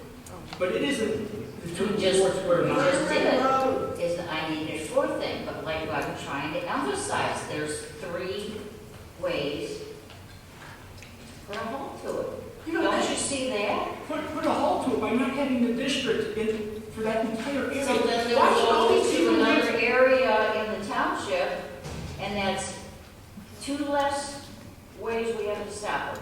Because they'll just come in and pick another site, And we'll have the and same then they'll options. have to be kept. We're gonna sacrifice these people instead of sacrificing anybody else that doesn't live over there? That's what you're saying. I'd rather say, hey, you can do it anywhere in this town. We have a comment. Just a brief comment, Commissioner Pennell. So your master plan, which I presume went through work study, public hearing, public comment. Nobody cared. No one cared. I can't pass judgment on that. You know, people are given the ability to show up, whether they show up or not, it's their decision. But your master plan went through the whole process legally. It was approved and adopted, I believe, in December or January recently. And it designates this area of 26 to 28 mile west of 94 as the I-94 Development District. That's already in play, okay? So I understand you want to put the district elsewhere, but the master plan is already designated and has been approved by your board, an area for the I-94 Development District. Now, if I come in as a developer or a data center user and there is no ordinance in place, I'm going to come in and I'm going to tie up property in the I-94 district, and I'm going to say I'm petitioning for a data center under conditional rezoning, so you know exactly what I'm petitioning for. And I'm going to say, look at your master plan. It plans, this area is planned for my use, okay? So you can deny it, but I'm going to file a lawsuit.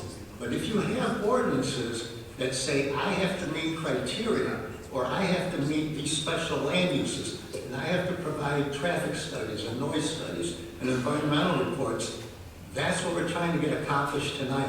So going back to creating a new district in a different area, it's not going to happen because the master plan is, I presume, went through the whole process legally, was prepared by a consultant, planning consultant, input from legal counsel, whoever it may have been, and it was approved. So that's what's in play. That's what you have to be aware of. That's why I'm trying to reopen the master plan. And either make it smaller or eliminate it altogether. What if we made the I-94 corridor district basically the size of Oak Ridge Golf Course, so that all of it was on I-94 instead of stretching all the way up to 28 Mile Road?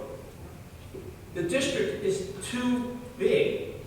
It's all these people are living in stress. I feel just like Jen. I don't sleep anymore. I worry about this crap night and day. My house looks like somebody blew it up because I've started 18 projects. I can't finish a damn one of them because I can't concentrate on anything but this stuff. Thank you. It's terrible that everyone's living on all these pins and needles. We shouldn't be doing this to ourselves or to these people. The district is too big the way it was done. We need to shrink it down and make sure that we do cover ourselves. In fact, what you just said is exactly what they want. I mean, Lenox Township has been a dump. Literally, the dumping ground of every piece of crap nobody wants in their community. We got the dump, we got prison, we got boundaries, we've got other dumps all over the town. Government. Is there a certain percentage of our life that we've already sacrificed for the good of the world and developers and everybody else to say, we gave it the office, we've given. You know, my cousin is, please look at this. This is the UP, right? This is Copper Harbor. My cousin lives up here in Canada. Like, there's nothing anywhere. And he's a DPW director. Guess where he sends his garbage? Here. 14 hours a year. Right. We've been a dumping ground, and don't we have some kind of place to stand legally to say, we've taken it, we've paid our dues, we've got all sorts of junk in our neighborhoods. We can't take any more. It's not fair. An agricultural community turned into Because once that district is done and they pack it full of crap, it's gonna move. It's gonna keep sucking up the township till it's gone. Just like it did in all the other areas south of us. Why can't we stop? Why can we have some kind of strong, how much do we need to take? Maybe that's for you too, Mr. Attorney. How much are we supposed to take? You can't look at it from that perspective. The law provides that if there's a use, you can't exclude specific uses, okay? You can designate areas of the township for those uses. But if a developer comes in and shows a demonstrated need for a data center, which you can read the newspapers all day long, there is a demonstrated need for data centers all over the country. Okay, you have no ordinance that regulates that use, you will lose in court, okay? Even if the township board denies it, you will lose in court. So we need to make a motion as a planning commission. I say we have to make a motion. I've been here, 4 hours now? And I'm hearing the same things over and over. That's all been done. So the master plan has been adopted. It provides this area for an industrial I-94 development district. As a planning commission, it's time to make a motion. Do we move on? Do we recommend approval? Do we recommend denial? And then let the township board make its decision as a legislative body on whether these ordinances are even approved. You know, that's the next step. So, but we need to get past this planning commission stage and go to the next stage.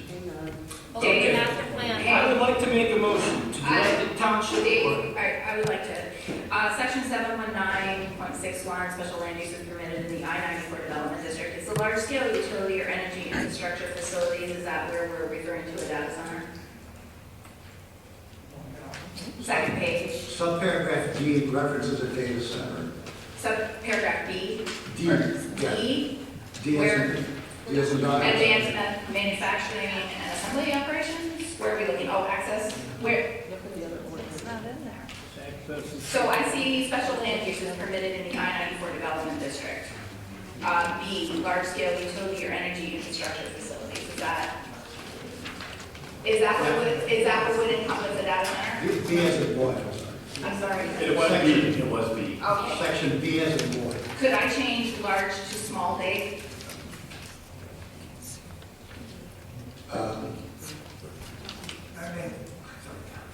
You guys direction, you can change that. But however, we have to look at the other ordinance because it does leave it open if someone comes with a large one. I would like to, I'm going to look at that. Well, so we have 4 types, correct? We have the high resource, high resource, large scale, small scale, and accessory data center. So this currently is written so that it could only be numbered to a large scale data center data processing, not a hyperscale, correct? 1 second. I think the large scale one needs to Well, it does not include high resource demand facility, it only says large scale. So large scale utility, would that coincide with large scale data center? I had section D, page 3 in the data center ordinance. I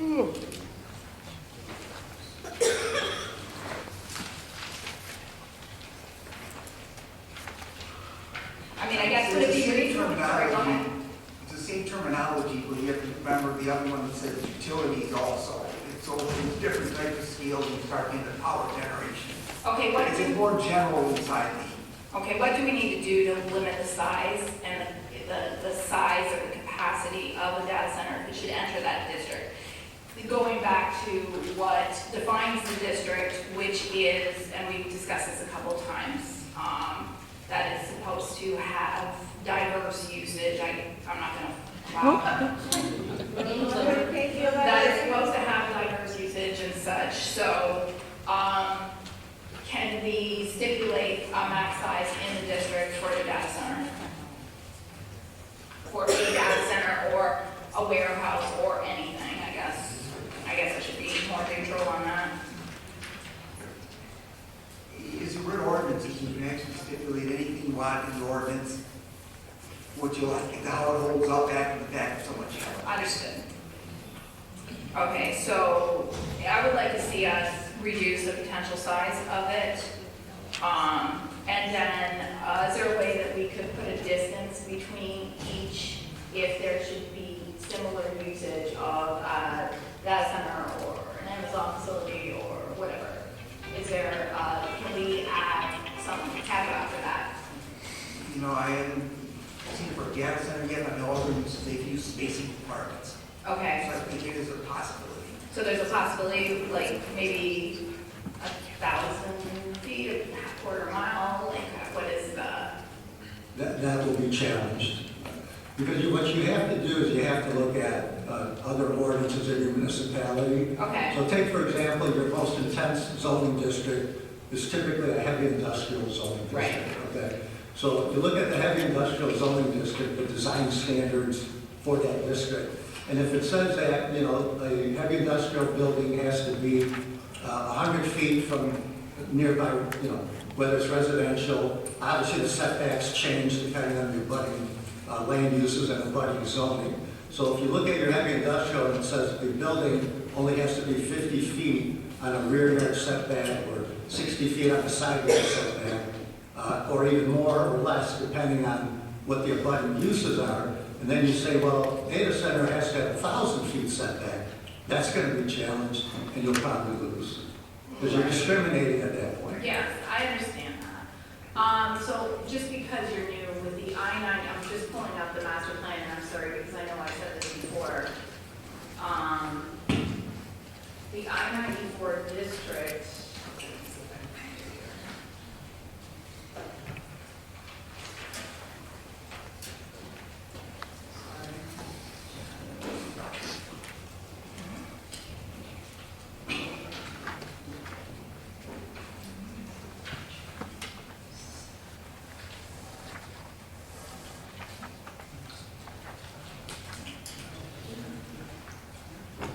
Okay, so Interstate 94 Development District is generally proposed west of 94 between 26 mile and 23 mile with the potential for expansion based on future demand. Due to its strategic location, position, I think I was looking more at the development district is designed to be flexible with respect to permitted land uses while more protective in the establishing expectations for design, quality, and development standards. Many of the uses currently permitted within the township zoning districts may be appropriate within this corridor, provided they are developed in a manner consistent with the intent of the district. It says regulations governing this area should promote mixed-use development, eliminate blighted and underutilized properties there, incorporate innovative planning practices, ensure safe and well-integrated vehicular and pedestrian circulation systems, improve environmental quality, right? Which I think we could debate, is that a data center? Remediate degraded sites and provide an attractive and compatible transition between residential and non-residential areas. So when we're discussing the intent of the district, it sounds to me like it's supposed to be more of a diverse usage, warm, fuzzy, walkability, and all that. So how do we do that if we have a hyperscale data center sitting over there and taking up most of the usage of the space? So, I mean, that's the point of these being separate, is we have to look at this as that could be the potential. And if we limit the data center to where it can't do that, then this area could in turn be all of that. Or if we have this ordinance and a data center comes in, you can make all those same arguments as to why it does not fit the master plan. But if you don't have this, everything you just read is null and void, and none of that persists, and they can try to force their way in. So as far as the I-94 development, right. I get that the data center thing is here, there's emails, all that, but I'm trying to look at it as hopefully that doesn't happen and this other stuff doesn't happen. I mean, the data center one, I get it. We have to be, pretty ironclad on. But the I-94 district, everything you just read, if a data center doesn't meet that, you could bring that same thing up if they try to apply. Is that a fair argument? Or someone, can I ask the question first and then so it can be a complete answer? If someone comes in and wants to, say, build a 500-acre data center, do we have any, or let's call it an Amazon facility, okay,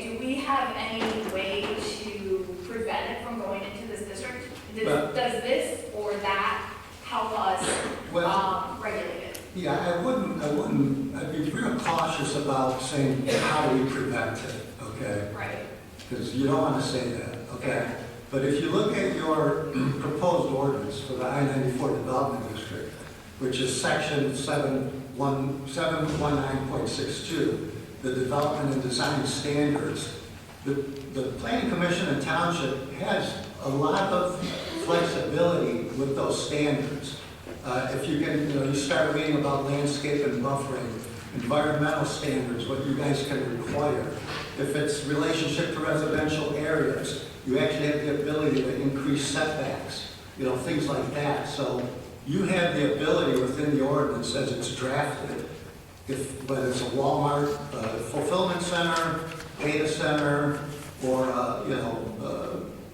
200-room hotel with a mixed-use retail, residential, whatever, depending how it fits under this ordinance, which I think is pretty well drafted, you have the flexibility and the ability to make certain requests in order for them to meet this criteria. So, does a community the size of Lenox Township have to make a space for a hyperscale-sized data center? I'm sorry? Does a community the size of Lenox Township have to make space for a, say, 500-acre development? But I don't think you have to look at it that way. It's the use. So it's a data center use. Now, whether it's a 2,000 square foot data center or a 500,000 square foot data center, you don't want to get into the situation where you're discriminating against certain types of uses. So data centers allowed, but what you have the ability, and again, it would be a special land use, which imposes more criteria on that use. And if you look at your ordinance, you actually have a lot of flexibility in what you can request of that use, whether it's a data center or Amazon or whoever, to meet your criteria. So you have the flexibility in there to allow you to make sure if they're coming in, it has to be a safe use, all the I's dotted, the T's crossed, and it has to be, something that's in demand, there's a need for it, and that meets your zoning criteria. Again, though, the size.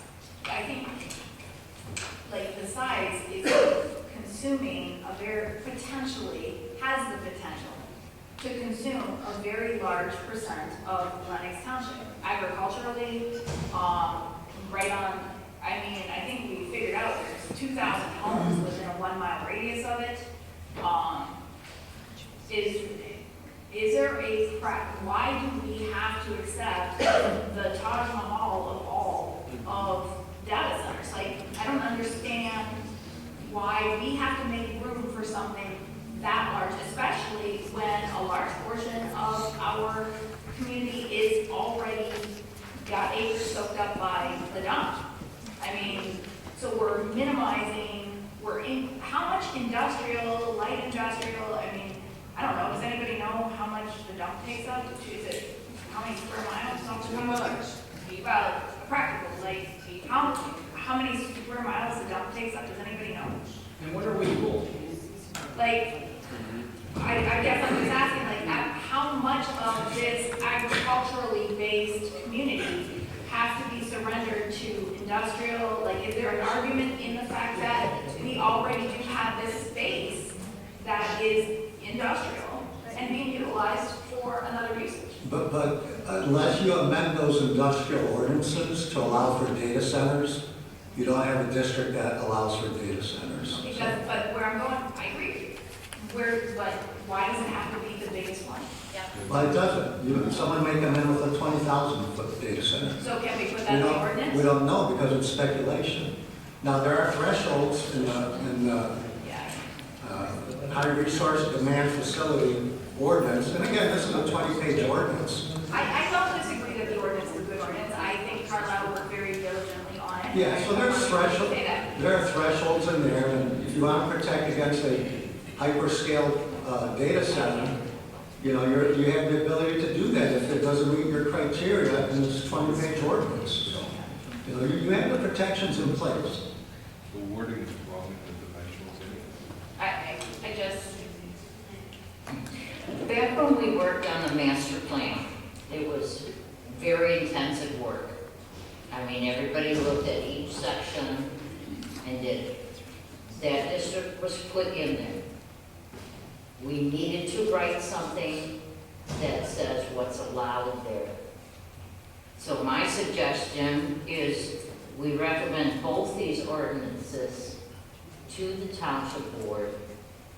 We get them on the books, later down the line, we can always go back and request to open the master plan and revisit taking that out. And we can also add things to either one of these ordinances, like I said before, and I'll say it again, if we don't have this on the books, we're opening up for disaster. He answered the question. He said, if whatever ordinance we put in place, the day they apply, that's the one they gotta follow. Whatever holes are in that ordinance, whatever. Right, but we don't have this on the books right now. But we don't have. They can do whatever they want. But at least at that point, we can say, we've been working on this damn thing under a great deal of pressure. Doesn't matter. And a moratorium could be put in place by someone. I make a motion to recommend the I-94 Development District Draft Ordinance discussion, or take out discussion, to draft ordinance to the Township Board for approval. With comments from me tonight. With no input from the community. Please put that in there, because we didn't take their notes from the public hearing and add to it. Yeah, nothing. No, we've taken everything in consideration, and my motion stands. I'll second it for conversation. Dave did state that, I don't want to speak for you, did you say that we were still working on that ordinance and that there was stuff to be put in Someone it? speak again, I can't hear you. I'm sorry, sorry, it's no longer. Did you say that those suggestions have not been placed yet and that there's been no changes at this time? Because I know the change, with all due respect, I know the changes that I asked for weren't in there. So are there other changes to be made on this? We haven't gone through all the public comments to see if there's anything concrete came through yet. That's Thank you. tomorrow's answer. This was discussed earlier. It's premature. So we have a motion by Commissioner Turkey I seconded it. and a support from Commissioner Rosnick. Is there anything else we want to discuss? We want to vote? I would personally like to wait for we're putting in this, like Dave just said, there's more to be added. But you just supported it to. Well, we can add I that supported it later. for conversation, I did not have We to. can add it later. I did not have to vote. I think at this point, we have two ordinances. A motion, separate motions, clearly stated, should be made on each ordinance separately, and the planning commission can vote on each motion. That's what I just Just did. so the record I is- voted on mine. Just so the record is I made it clear. in the I-94 Development District. So I guess just to be clear, I mean, we added the comments from Commissioner Rosnick, but if there was other things still being worked on, They're not in there. we're just going with as written. Can I just ask a question? If her comments, Rosnick, was put on there, could that be in time for the July 13th board, if we're sending this to the board? Sure, and you can make a recommendation tonight with those comments in there. Now, the board might say, no, we don't want those comments, or they may say, yeah, those are good, we'll include them in the ordinance. Mr. Skrudo. No, I was gonna say the same thing, we do plenty of our clients get to the point that there's just some small changes, they wanna move something along to the decision-making body. They will make an amendment, they'll make a motion to do so on condition the following elements are added into the ordinance or a plan or whatever. We do that, but it's quite common. The board would do that, right? The board, yeah. In the board, we'll record in the draft to the board, we'll include those in the draft to the board. I would like because I kind of see where this is going. Dave, can you so you have stated, I know there probably wasn't a lot there on the 94 district. I think that was a minimal feedback. Can you take those into consideration when adding mine?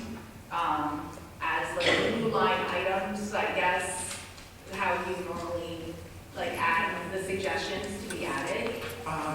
We could do, if it helps out, along with conditions, we provide a summary memo of items that were brought forward that actually address specific components. And we can send that with the ordinance to the township board to consider. If we're admitting that it's not complete, if we're admitting that it's not complete yet, why are we making a motion to recommend approving it when it's not finished? That's So we can go to the next stage, so we can keep moving forward. Well, you guys want to What go? would This is all these what would people's you like me lives. to I don't add know on what's to going the on. ordinance? What would you like me to add on to the motion, so that the board can look at those? Well, first, I think, so the record's clear, Okay. I think all previous motions should be rescinded and make a new motion. Now that we've had public comment, discussion, comments from, and advice from the planning consultant, from legal counsel, I would make a motion to rescind the prior motion and make a new motion, whether it's to recommend approval or denial or approval with conditions, that motion be made and be stated clearly, and then a vote be taken on that. And if the planning commission has specific conditions. Yeah, but that doesn't really clarify it. You know, like I said, I made the motion to recommend this to the board. Okay.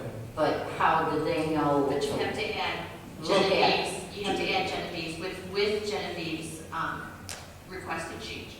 Okay. Yeah, just, you can And verbally I'll just say. add to that, Right. saying to consider adding suggestions made by Commissioner Ronson. Or with concerns or comments made by planning commission members,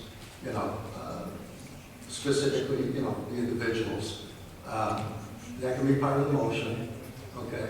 And then those comments will be provided by Mr. Skirdo, and the township board can look at it and say, oh, yeah, like I said, we can amend the ordinance to include these comments or these concerns or not.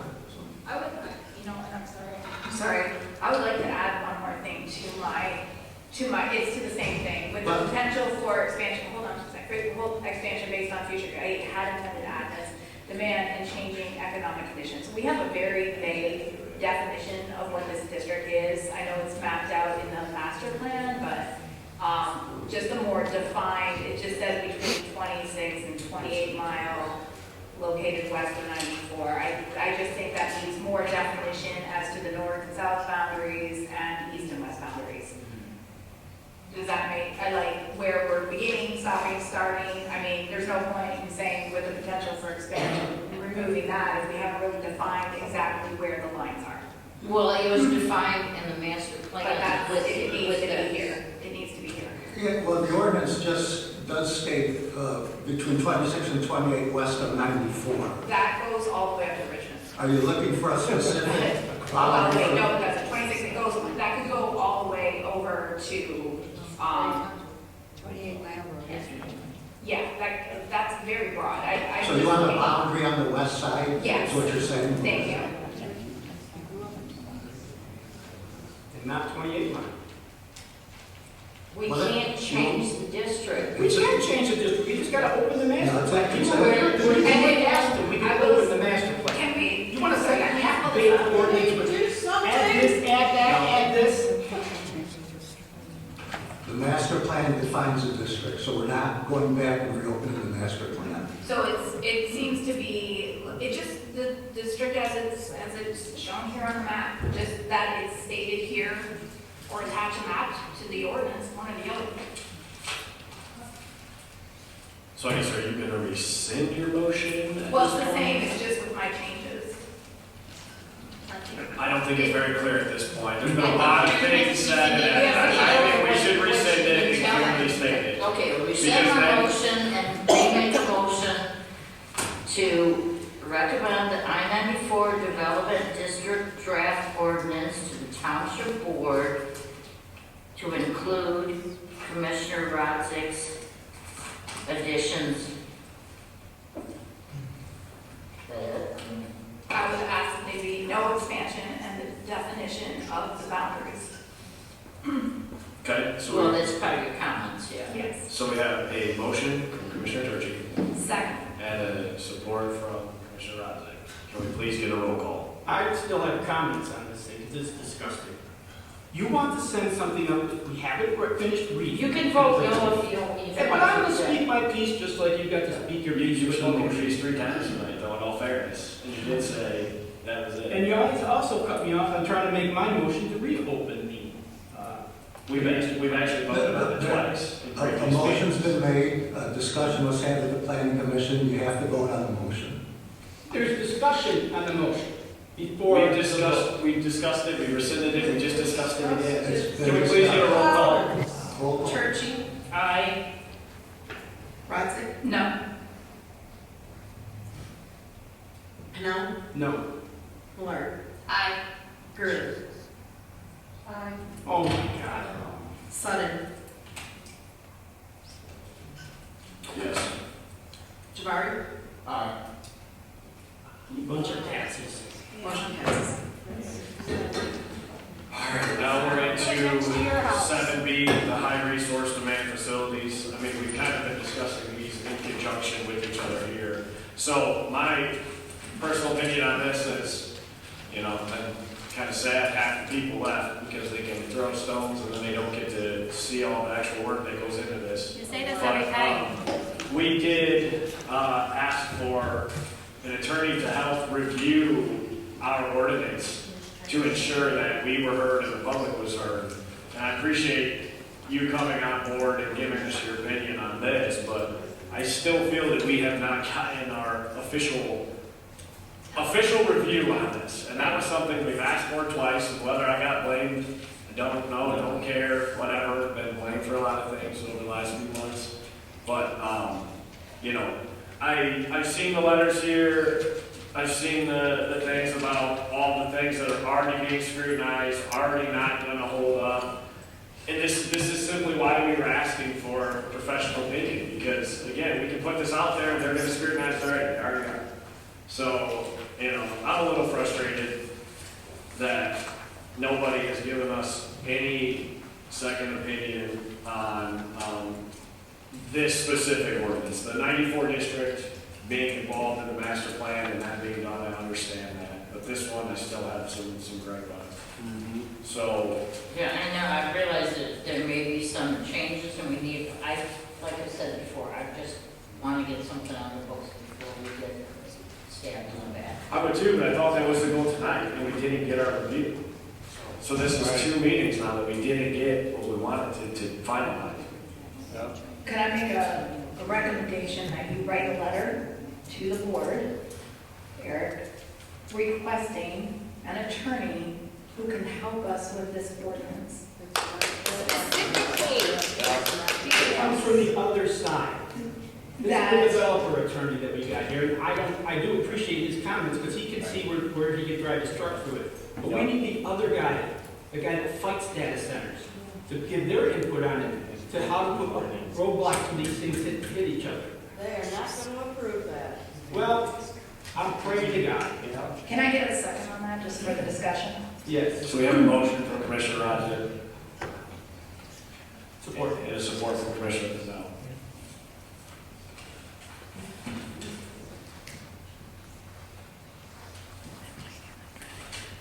I would like it to also include other specialists that we may need, such as an environmentalist on the impacts and what other things have to be put in there, because the first thing that's gonna go is all these people's wells, we know that. I mean, it's just, they're gonna die. And we need to, I mean, we know that, right? We know it from the mine. We put the mine in there, and they did their construction, and then these guys got, you know. Can The we same thing's gonna happen. Can we restate the motion, please? She made a motion that I recommend That you write a letter. that I write a letter to the board to get Email, sir. letter, email, whatever, for an attorney to review. To assist us with the ordinance, I mean. So to have a workshop, I mean, we can't have anything behind closed doors, so I guess it Right. should be clear and concise. For what we the, want. yeah, for the purpose of a workshop to be scheduled at a later date, I guess. Subject matter experts. There we go. And I'll start with that motion, and then Is that clear enough for you? Not particularly. It's much. We keep changing it in the middle of the road. So One sentence, that's all I need. Is that Diane over there? I don't know. That's Diane. Okay, so I'll make a motion for Eric to send an email to the board requesting legal representation attorney for the purpose of helping us with the ordinance of the data center ordinance. What is it specifically? High resource demand facilities ordinance. Thank you. That's my first motion. So we had a motion from Commissioner Rodzik, and I think support from Commissioner Canal. So are you asking for this attorney, or are we? A subject matter expert. Someone in relationship to ordinances, more power to them if they have environmental or data center experience, and if you could improve. Okay.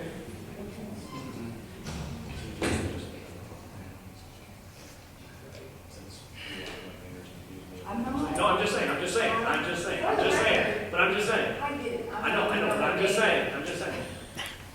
Is this what you want? She's just repeating what we're about. No, I'm saying. Oh, you sent it. Yes, so again. that's- Okay, so I'm going to ask Eric, here's my motion, to resend the exact same ordinance he sent last time, but we didn't end up with someone who can help us with our ordinance, with no disrespect to you. Very much, yeah.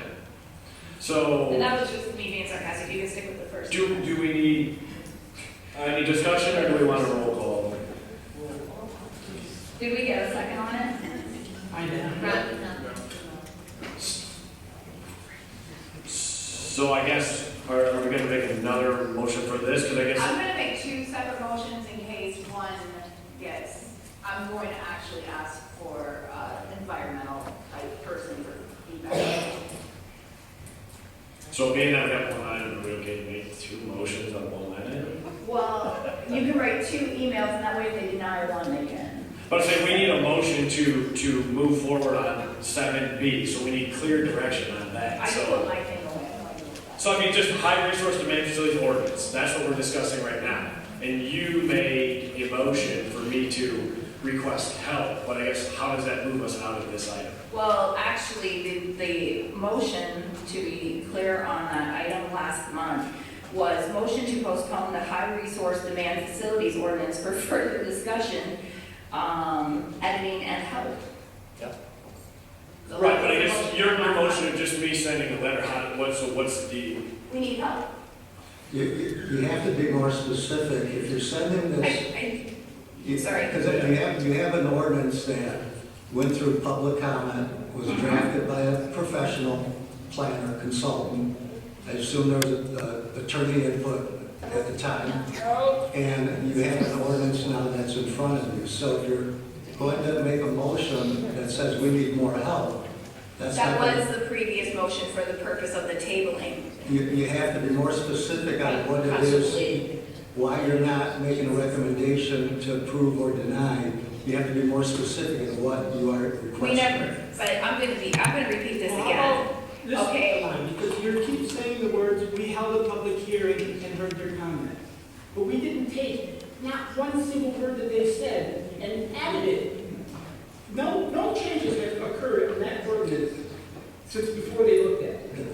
And then they had input on it, that they got to read half an hour before they got to make their comment. And Bob, if I may, we tabled this, not for the purpose of approving it tonight.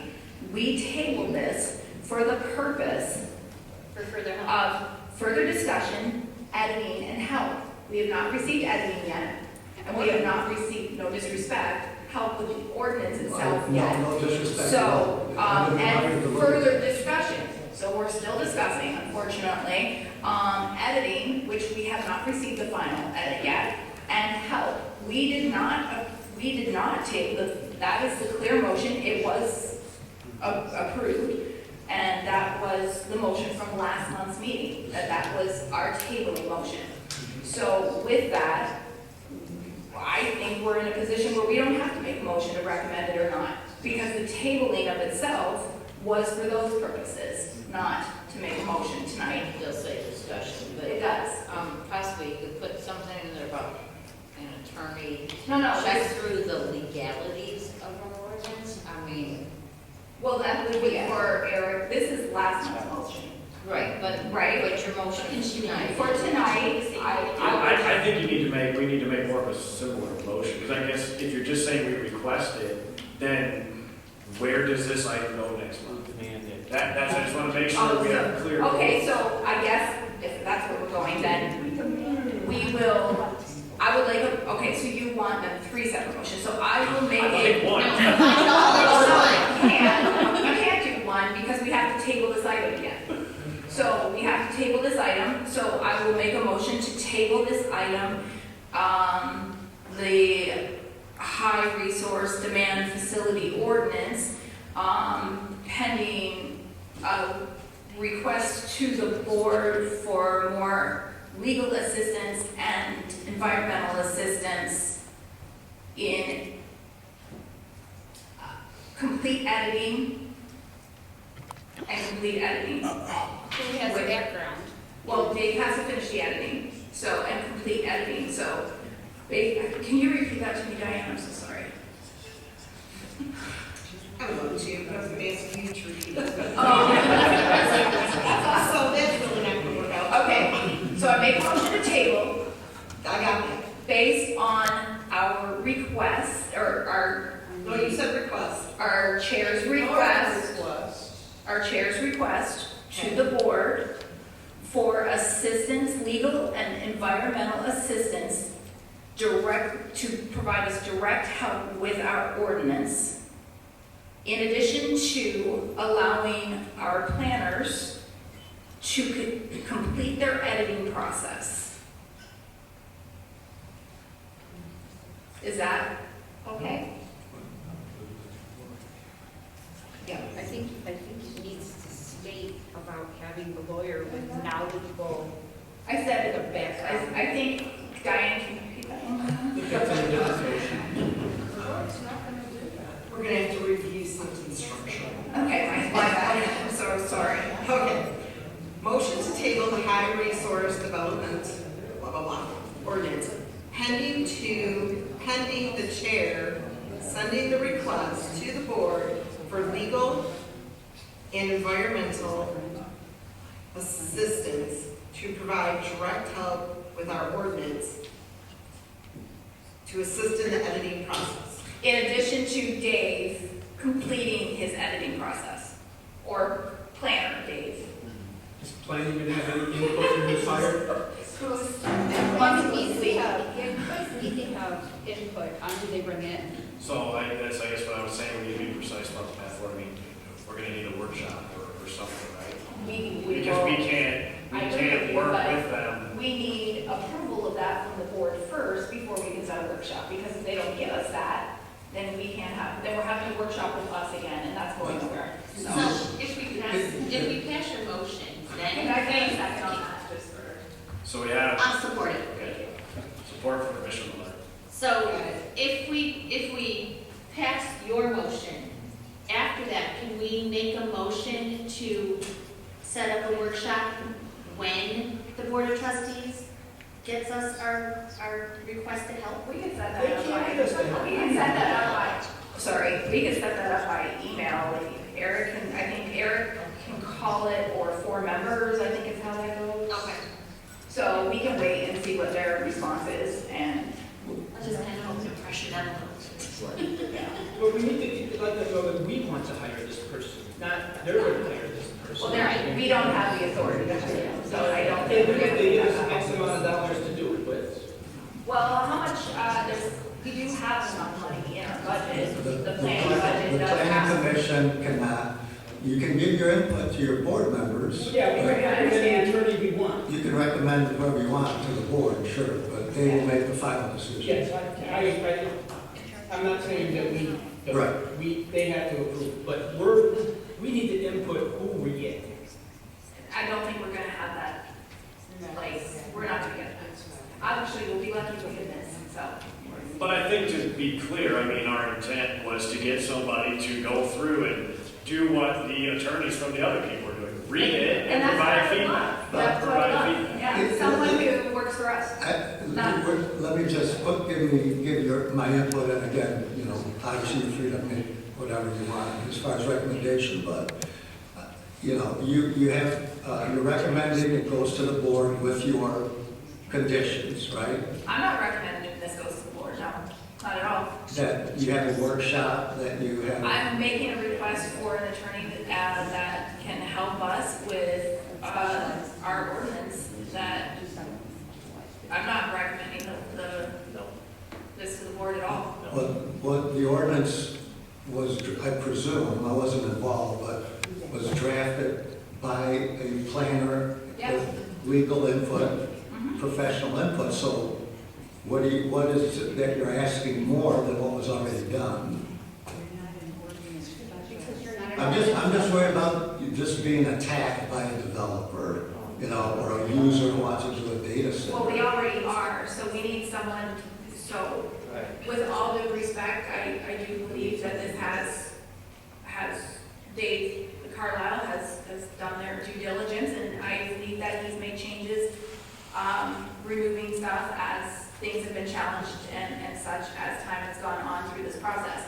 However, on the other side, we, not technically shared with us by anything but Facebook, unfortunately, have letters from developers that say they're going to, calling out this, and that. So we need someone who can take a look and say what is good and what is not.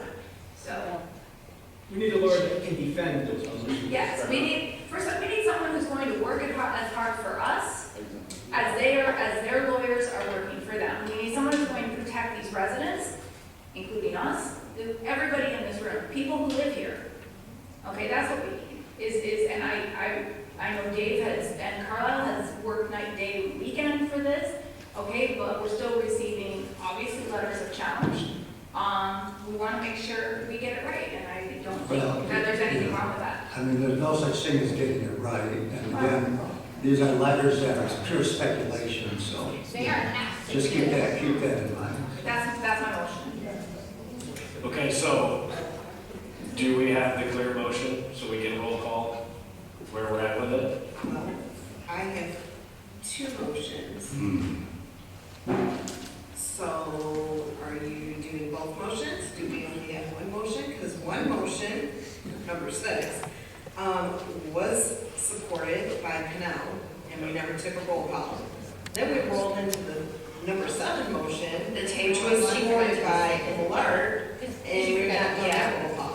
So we need, I'll rescind it, I'll read it, rescind your original motion. and I'll rescind my original motion. So first, we need the motion to table, correct? Yep. Can you reread where we're at with that? I'm so sorry. Motion to table the High Resource Development District ordinance pending the chair's request to the board for legal and environmental Assistance?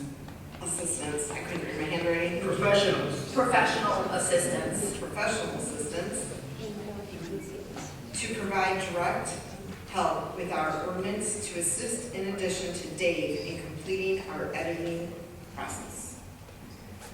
Okay, so there is a motion. Support. By Commissioner Isaac with a support by Commissioner Vanel. Can we please get a roll call? Okay. Rodzik? Yes. Canal? Yes. Gurley? Yes. Millard? Yes. Sutton? Yes. Jabari? Yes. Churchy? No. Okay. Yes. Okay, then I'll make my second motion to request our chair to email the board for that specific request, requesting legal and environmental support with our ordinance. Professional. So we have a motion from Commissioner Rodzik and a support from Commissioner Vanel. Should I repeat that motion? basically for the chair to send the email confirming that request gets to the board. Correct? Yes. So it's just putting on record that it's in my court to email. Okay, can we get a roll call, please? Radzik? Yes. Canal? Yes, you'll CC us on that, right? Sure. Churchy? Yes. Jabari? Yes. Sutton? Yep. Yes. And? Yes. All right. Let's give them some more. Well, actually, it's their turn now for public comment. So I still want it on the record, and I was going to make a motion. I don't know if anybody wants to support it. No, we're still talking about these decisions here. I would like to request that the Board of Trustees allow us to reopen the master plan due to the overwhelming public unhappiness, and we can rework that zone when it's properly done. I know it's not going to pass, but I'm sticking it on the record nonetheless, because the zone is too big and it's a big old mess. Okay. Any support? Was it a recommendation to the board or just for plan? It's a request to the Board of Trustees. Second. So we have voted on this the last 2 meetings. Actually, I don't think we're allowed to vote on it. Well, I was gonna say, because it's not on a new business. I mean, we had voted on it previously, and it It's got under shut the down. district though. But I mean, we're past the district, and we just made our motions for the higher resource. I know, and before we went to the next item, I asked to make my motion. But I think we would have to add it to new business. Because the agenda's already approved as written, and 3/4 of the room is gone. Yeah, let's look for more reasons not to do it. Okay. Well, we can approve, we can amend the agenda at the beginning, but we do this every meeting now. We get to the end and we want to add things. No, because I'm talking about the district, and this district was... We're past the district now. Again, I tried to make that motion several times while we were talking specifically on that district, but we have intertwined the two ordinances back and forth and back and forth. So while we're still on those two items, Well, I was moving on to new business, or to public comment, because we made our motions and we amended. And we have voted on it 2 times already. well, I don't think we actually can vote on it again because it was already a fair motion. Right. So, okay, public comment. So, I've been sitting here all night listening to everybody talk. And one thing that struck me was that as far back as 2024, you guys were being made aware of interest from the data center, which means that it was happening even before then. So I was just curious because one of the first steps to get this data center pushed through would be for you guys to approve the ordinances that you guys are approving right now, or getting whatever you're going to do with them, hopefully not approving everything, but that would be the next step. And then I heard repeatedly this evening how once you guys approve these ordinances, then it's going to be put in front of the board to vote on. And I'm just wondering if you guys are aware that multiple members of the board stand to make a fortune if this data center goes through. And yeah, we know. Yeah, well, why would you give them the final vote whether to put it through or not? If somebody was offering me millions of dollars, I think I would take my people that lived in my district and tell them which way to fly and grab the money. You think these people are not going to do that? So I just want you to think about what you're doing, because it just seems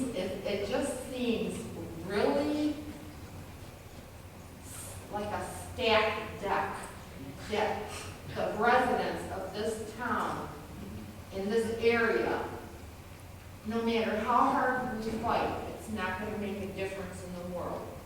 And I appreciate you say you guys are gonna fight for us.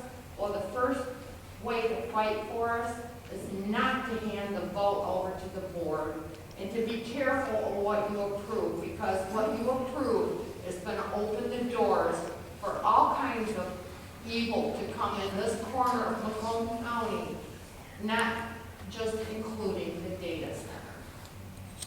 So I'm really glad I came tonight because it really opened my eyes about a lot of things. You guys are talking about putting that place right behind my farm. I was gonna leave that farm to my kids, and why would I leave them a place that's gonna rob them of their health and their peace? Why would I do, I just feel like all these people that are in here believing in you guys are just, I just feel sorry for the whole area. I feel sorry for everybody. And so that's what it was important for me to tell you guys, because I don't know if you realize how much money that these people that are on our board stand to make when they approve this data center. Thank you.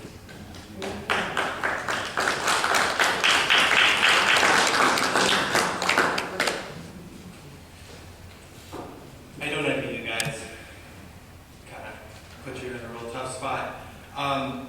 Apologize for getting a little heated earlier. You were following protocol, 3 minutes. That's only fair. So, for whatever that means, I'm not hostile to you guys. I just want to help. I want to make sure that we're doing this responsibly. So, I'm not sure if you guys make recommendations to ordinances, those get passed. Let's say infrasound causes real harm, and your guys' like minimum distance for the data center is wrong, and it causes harm to the public. I don't know if your recommendation makes you guys liable for anything, but if it does, maybe that's something that we really need to be careful about. There are many health impacts from infrasound. There are many health impacts from all of this. High energy equals a lot of energy, vibration, sound, everything.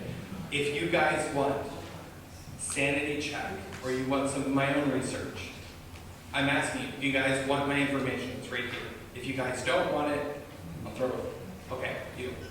Thank you. I think that pretty much does it. So thank you guys. Thank you.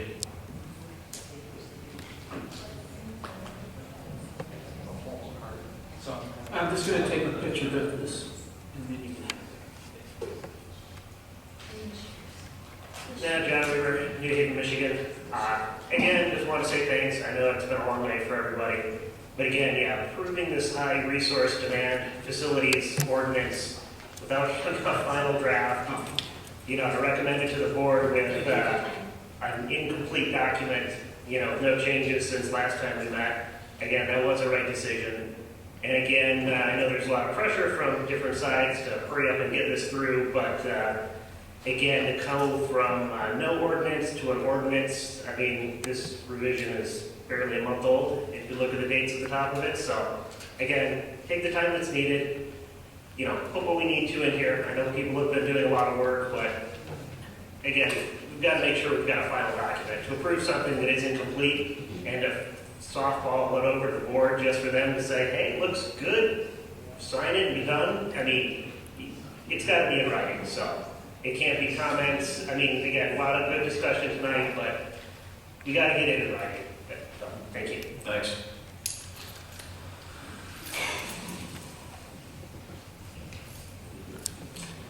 Scott Goddard, Lenox Township. I'm reading this on behalf and for Brooke Culbreth from New Haven, Michigan. She's unable to be here today, so she wanted me to read this. The Planning Commission's first duty is to the people. A threat of litigation from a developer does not absolve you of your obligation and duty to the people you serve. Ordinances are created to protect the health, safety, and welfare of the citizens, not to protect the interests of corporations. The developers for the data center have been granted more privilege to edit these ordinances to fit their want, all while the people the ordinances are meant to protect have been prohibited from reading them. Our FOIA requests are denied, our ability to have meaningful participation and be fully informed is completely stripped away from us. They were being emailed first drafts, second drafts, third drafts, allowed to edit the drafts, etc. And we were even told we couldn't even read them. Their threat to sue because they claim they have invested time, capital, and contractual commitments is not our problem. It's theirs. We are not responsible for their bad business decisions. Their claim that they relied upon the adopted master plan when making those decisions is a flat-out lie. Their bad business decisions are documented, and those are documents predate the master plan. Do not dismiss the fact that we, the people, invested our time, our capital, and we too have contractual commitments that when we bought and built our homes. You keep trying to convince us that if we don't put something in place, they can just come in and build anywhere. Sure, they can file a lawsuit. However, let me remind you that filing a lawsuit and winning a lawsuit are two very different things. The burden of proof to demonstrate a need rests entirely on them, not on us. You are attempting to shift the burden to the community by capitulating to their want because they threaten litigation. We are an agricultural community. The demonstrable need for a data center does not exist here. Their obligation to demonstrate a need to put their data center here in Lenox means they would have to show that the citizens of Lenox need them to exist here in Lenox, not the state of Michigan, not the United States of America, and certainly not the world. There is no demonstrable need here in Lenox. I implore you to open up the master plan, restore our plan to what it was before you adopted the January 26 master plan. That is our community's demonstrable need. And one last thing, Mark, please retire, or not retire, but resign. Resign, we don't want you in your position. Have a nice night. Thanks.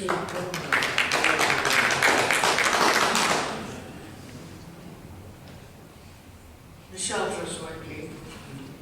I'm a resident. A paragraph, just short little paragraph from the Andrew group. Lenox Township should and must revise the proposed ordinance as set forth in this letter to avoid litigation seeking not only injunctive relief, but significant economic damages against individual board members and planning commission members who vote to establish an exclusionary land use ordinance. So you're basically being told, I'm sorry? The date? The date on this? Oh, this is It was page 5, May 27 of 26 from the Andrew group that went to Mr. Reader. It's basically stating different items in these letters. You are being dictated to on how and what the developer wants in the ordinances. If you don't do it his way, you are going to be sued. If I'll keep dragging your feet, you are going to be sued. If you ask for another moratorium, they are going to sue. What they're doing, or what they want us, we're doing, or your ordinances are legally defective. Experts are not going to happen, okay, wait a minute, I'm sorry. None of the referenced items in this attorney letter match the draft ordinance for the data center itself. So, who's giving them the adjusted draft ordinance in advance. in advance to the letters that they're getting? Would that be Mr. Grabo, or would that be Mr. Reader? Somebody's on a take. Something's going on that is way under the covers, and it needs to stop. Too much corruption. Thank you.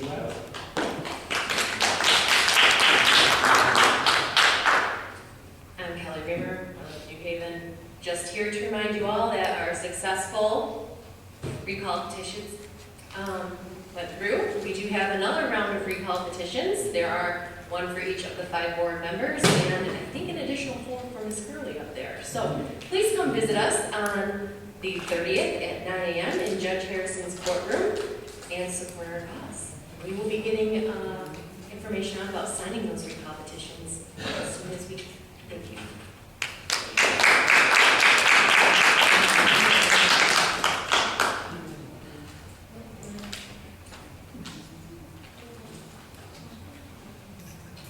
Jay Hampton from Lenox. Just a couple comments on what's been said. One of the interesting things that I just recently read from a local real estate firm is that if you want to know if a data center story is true, look for these 3 signs. It says number 1, rezoning from rural agricultural to industrial and technological. Number 2, a moratorium or text amendment to zoning. And talking to utilities. That kind of falls in with what everybody said, that some of this stuff has been discussed and it seems to be falling in place. And that's why you have distrust. The other thing is that the lawyer right here you had keeps saying showing need. We got 4,900 data centers in the U.S. and 75 in Michigan. There's numerous studies, Yale, Harvard, MIT, all showing that they're building, as I discussed earlier when I read that little synopsis from MIT, that they're building more data centers than they need. And that's one of the reasons there's going to be a bust. So it's very easy to say we don't need another one. There's already more capacity than that they need. And the other thing is, your lawyer right there blatantly said, we're not reopening the master plan. Some lawyer like that says it, he's working for the township, which is the people. And for him to blatantly just say, we're not going to even reopen it. He should have never said that, even if he believes it. So I would say get rid of that guy. Because that shows that his interest is not our interest. And the other thing is that why people have suspicion is, remember when they were sending out the flyers for us to call you and open a data center? That calls Michigan Deserves Better. That is a very notorious guy. His name, and if you look into it, is Joe DeSanto. He's a political hack. He's registered as a 501c under Michigan, which means he's not required to divulge who's giving him money and who he's giving it to. But when you look at how it's registered, it's under civil liberties advocacy and social advocacy organizations. How is a social like that getting involved with something like this? He's notorious for creating websites anonymously, just to make it look like there's someone behind it being involved. It's all a fallacy. It's all smoke and mirrors. So that is another reason to be suspicious of this whole process. Why is somebody like that, Michigan Deserves Better, getting involved, opening the website, telling us to call and talk to you guys about rezoning? Again, that's why people are suspicious. He, like I said, you look up that name, he's got quite a reputation for being a hack, political hack. That's it. Thank you.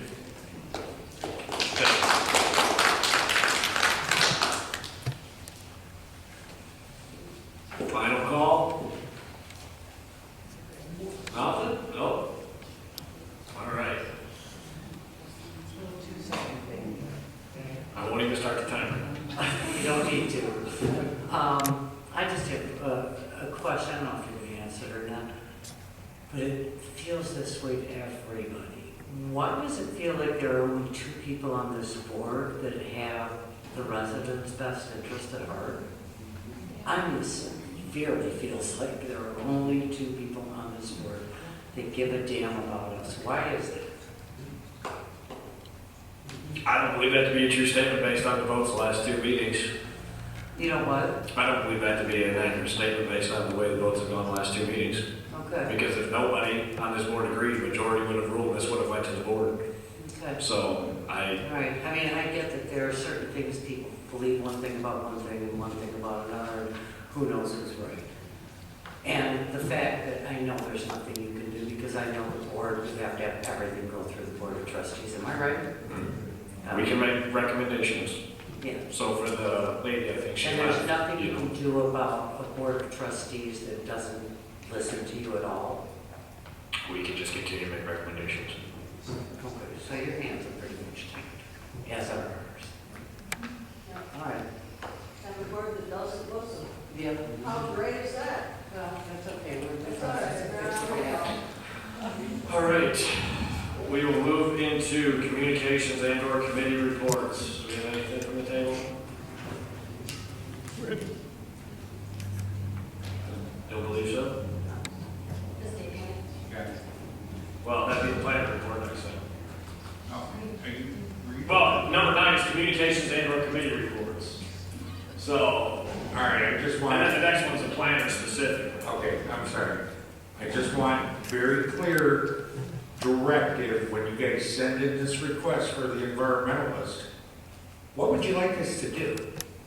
What type of environmentalist would you like us to go out and find? What are you guys planning on building that you don't have in front of you? Ms. Rodzik, you've spent months. You are the one that gave us the direction from the framework. You are the one that put together this 23-page document. And now tonight, you say it's no good. No, I did not. You clearly said it was no good. Multiple So, Ms. times. Rodzik, Commissioner Rodzik, I'm going to ask that you clarify exactly what type of environmentalist we are to go out and hire for you guys so that I can give the board the information and the direction. I'm confused at this point. Multiple because- times I stated that I thought that Carlisle worked very hard and that it was a good document. Yes, and you are the one that put this together in a recommendation. I'm not a planner. Oh, Ms. Rodzik, hang on a second. Okay, I Ms. Rodzik, took did- compilations of other documents. Did you not send this to me to send to the rest of the board from, I believe it was, what city was it? What township was it? I sent you multiple ones and you said you weren't interested in them. Oh, You said, no. how many do you need, Ms. Did- Rodzik? Do you need where did this this come many, this many? I can share the email on social Right. media if you'd like, you can Please do. reread it. But we took your recommendation, so now I'm asking this evening. How long ago did you know about this data center, Mark? The data center? Yeah, back in, how long, when did that start coming I up? If don't we know. really want to go there, Mark, let's go there. You guys How can- long ago? I'm not going to argue with you, Ms. Rodzik. Okay. I'm asking for So how many the months book, could Ms. we have Rodzik. had versus how I'm many not going months to have we argue had? with you. I'm Okay, well, let's asking, stop arguing with I'm me. asking the chair, 2024. I'm asking the chair to please send a very clear directive of what type of environmentalist we have to ask the board for, so that we know, because right now, we do not have any clear plans in front of us. So are we hiring an environmentalist that does everything? Can I make a suggestion? No. I think we need an environmental attorney that has actually worked with other municipalities on that side of the issue to draft their ordinances to battle the other side. That they're, So one that basically specializes in data centers. yes. Subject expert.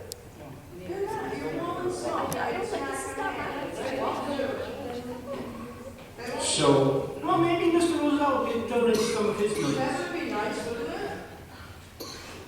After he recuses himself or not? Well, the attorney will tell him he can't recuse himself because he's not, All right, he's just going on his this is- position. All right, for the sake of the meeting, so I guess, can you guys all, within the next 24 hours, send me your preferences so I can send the email that I'm not legally on record to send that is not clear? So I'll give you guys 24 hours, so that way I can send mine. Is that fair? That's very fair. Okay. So everybody send me an email and we'll figure out collectively what we want to request and I will request. An environmental health and safety, EHS consultant or environmental land use plan. Is there any other communications from the table, or is that all you have tonight? that's All right. Mr. Planner, Township report. My report, we're busy. Every day we get here 1 day a week, we're loaded from start to finish with questions. All right. Call from the table? Dave, I think your ordinance is fantastic. Commissioner. I got a great call that I was surprised to get. It was an offer on my house. $329,000 for it. It's got to be 30 grand over market, so I'm like, what the hell do they want my house for? They want to make it into a home, a group home. So, a group home. So, they called back and told me, we'll offer you $250 for it. Because we're aware of what's going on there. It's not that important to us that, what goes on in your neighborhood. Well, why? They're just going to put special people in it and they go crazy. It's all that good. But that's how fast our property values are going to see. Yeah. I should have said yes the moment the band said it, because it's already gone to $250. What's it going to be next month? God help. That's all I got to say, huh? That's all of you? That's all I got. All right, anything else from the table? Yeah, I just have something. So, everybody on the board, when did you guys receive your minutes from the June 2nd? I'm just asking. Did you get it on the 17th of June? To email? I can put it.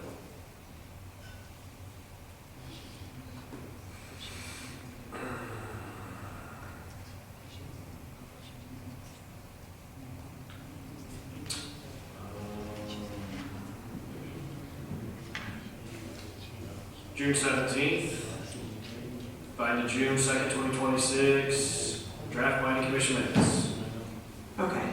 And I believe that my deputy states on there that if there are any problems or anything that you see with what she's written, to please bring it to her attention. But yet it seems to keep being every single meeting that it's thrown up that she's missing something when it was told to people 5 days earlier to please bring it to her attention, because she is human, and after 5 hours of listening to tape after tape, and Diane can attest to this, it's very hard to get every single word for word, and by law you don't have to have word for word. And the second thing is, I've been listening to everybody saying to extend the moratorium. Well, it's kind of funny because I voted yes to extend it, and that's the reason why Kelly Weaver is recalling me, because I voted yes to extend the moratorium. So it's going to show people that even if I vote yes to extend something, they're still going to recall you because they don't want you to go yes or no. And that's all I have to say. I would like to add that in that email, it says, the draft minutes should not be dispersed before they have been approved. Which, everything I ever learned was those minutes are supposed to be out to the public within, I think, 7 days of the meeting. But our emails always say that we can't disperse them. So it's like we're getting instructions to violate the law. Well, they're not supposed to be dispersed until they're approved, is what I was always told. And I was always told that same thing up until Brad Harris and his crew all got recalled. And new fresh blood came in, and they read the law, and it said you got to release your meeting minutes within 7 or 8 days or whatever it is, the draft copy. That's why it's called a draft copy, so that the public does have the ability to review those meeting minutes before they ever come to us. I wish you wouldn't put that there, because I think it's opening up. I think it's probably just part of her form letter that she's always used. Well, sometimes she prefers, but the majority. I'll reach out to Carol in the future. I was not aware. I do not see it in this email though. That you reach out to her if there's any changes. It does say attached, you should find the June 2nd, 2026 draft planning commission minutes. Draft minutes should not be dispersed before they have been approved. Thank you, Carol. So, but if that is the process that takes place here, it's just a new process to me. That's not how I've ever done things. It's always been at the table that we correct the minutes. Yeah, because I mean, she listens to the tapes along with Diane, and it takes a long time for them to come up with writing the minutes. No, and we're getting bombarded by, and I get it. I get people want to see it, but I can't do anything, and neither can Carol if they're not ready because of every single word. People want every word in there, and you don't have to by law have every word in there. It can simply be 12 residents got up and spoke, and Brian said copy and paste. If Brian got up and spoke about a data center and his dislike for it, she copies and pastes that, because by law she doesn't have to say every word that he says or every word that everybody says. Otherwise you're talking, what, Diane, 140 pages of comments? The last meeting took me over 27 hours to complete after listening to it, and it was a lot of repetitive comments from the last two meetings before, and it's very hard to hear when you have the audience yelling, and it's very hard to hear when you guys don't turn on your microphones, and when we make motions and retract motions and make a motion on top of a motion to make another motion to have 4 motions. Very hard to figure out, and it takes a very long time to figure out. And I would appreciate if everybody just stayed in their lane, spoke when they needed to, and we made motions in an order and did our voting in an order, because it would make my life a lot easier. So when people get upset that they're not done within 8 days, she does have another job, and 27 hours of listening to tape over and over. If you have to listen to this meeting over and over again for 27 hours, it's a lot to make sure you get everything down. I'm just saying, I'll take the heat, because they're doing their job to get the minutes done for everybody. So when people come at the very second that they're supposed to be due, I'm not going to scream and yell at them, because they're taking their time to make sure it's correct. I agree with you, and I applaud both of their efforts. I wanted to say, I'm sorry, Commissioner, that I know when I get them, I respond within like 10 minutes, saying that, hey, if I have a correction, I will send it today. Because I know exactly what you're talking about, Commissioner, in regards to her reading them. I know how long it takes. And actually, 27, that's where I am, where I said, I heard like 39 to sometimes 3 days. People need a lot more time. So for her to be able to do that, and that's a long time, and she was probably still messed up. That's very, very redundant. So I do appreciate the fact that when I respond, she responds right back to me right away saying, okay, thank you for responding. I do think the practice should be, though, that once they are done, that we actually them on the 17th, they should be put on the website. If they're done, everybody should be able to go to the website and see them. And I certainly don't think anybody should disparage Diane for I'm glad you spoke up. I believe that once she sent them out to you, they were posted online on the 17th. I was getting bugged too. At least mine. All right, for the sake of them recording these notes, are we good? Yep. All right, I'd be looking for an adjournment. Motion to adjourn at 11:25. We have a motion for Commissioner Pidell, support for Commissioner Jabari. All in favor? Aye. Ayes have it. Thank you, everybody.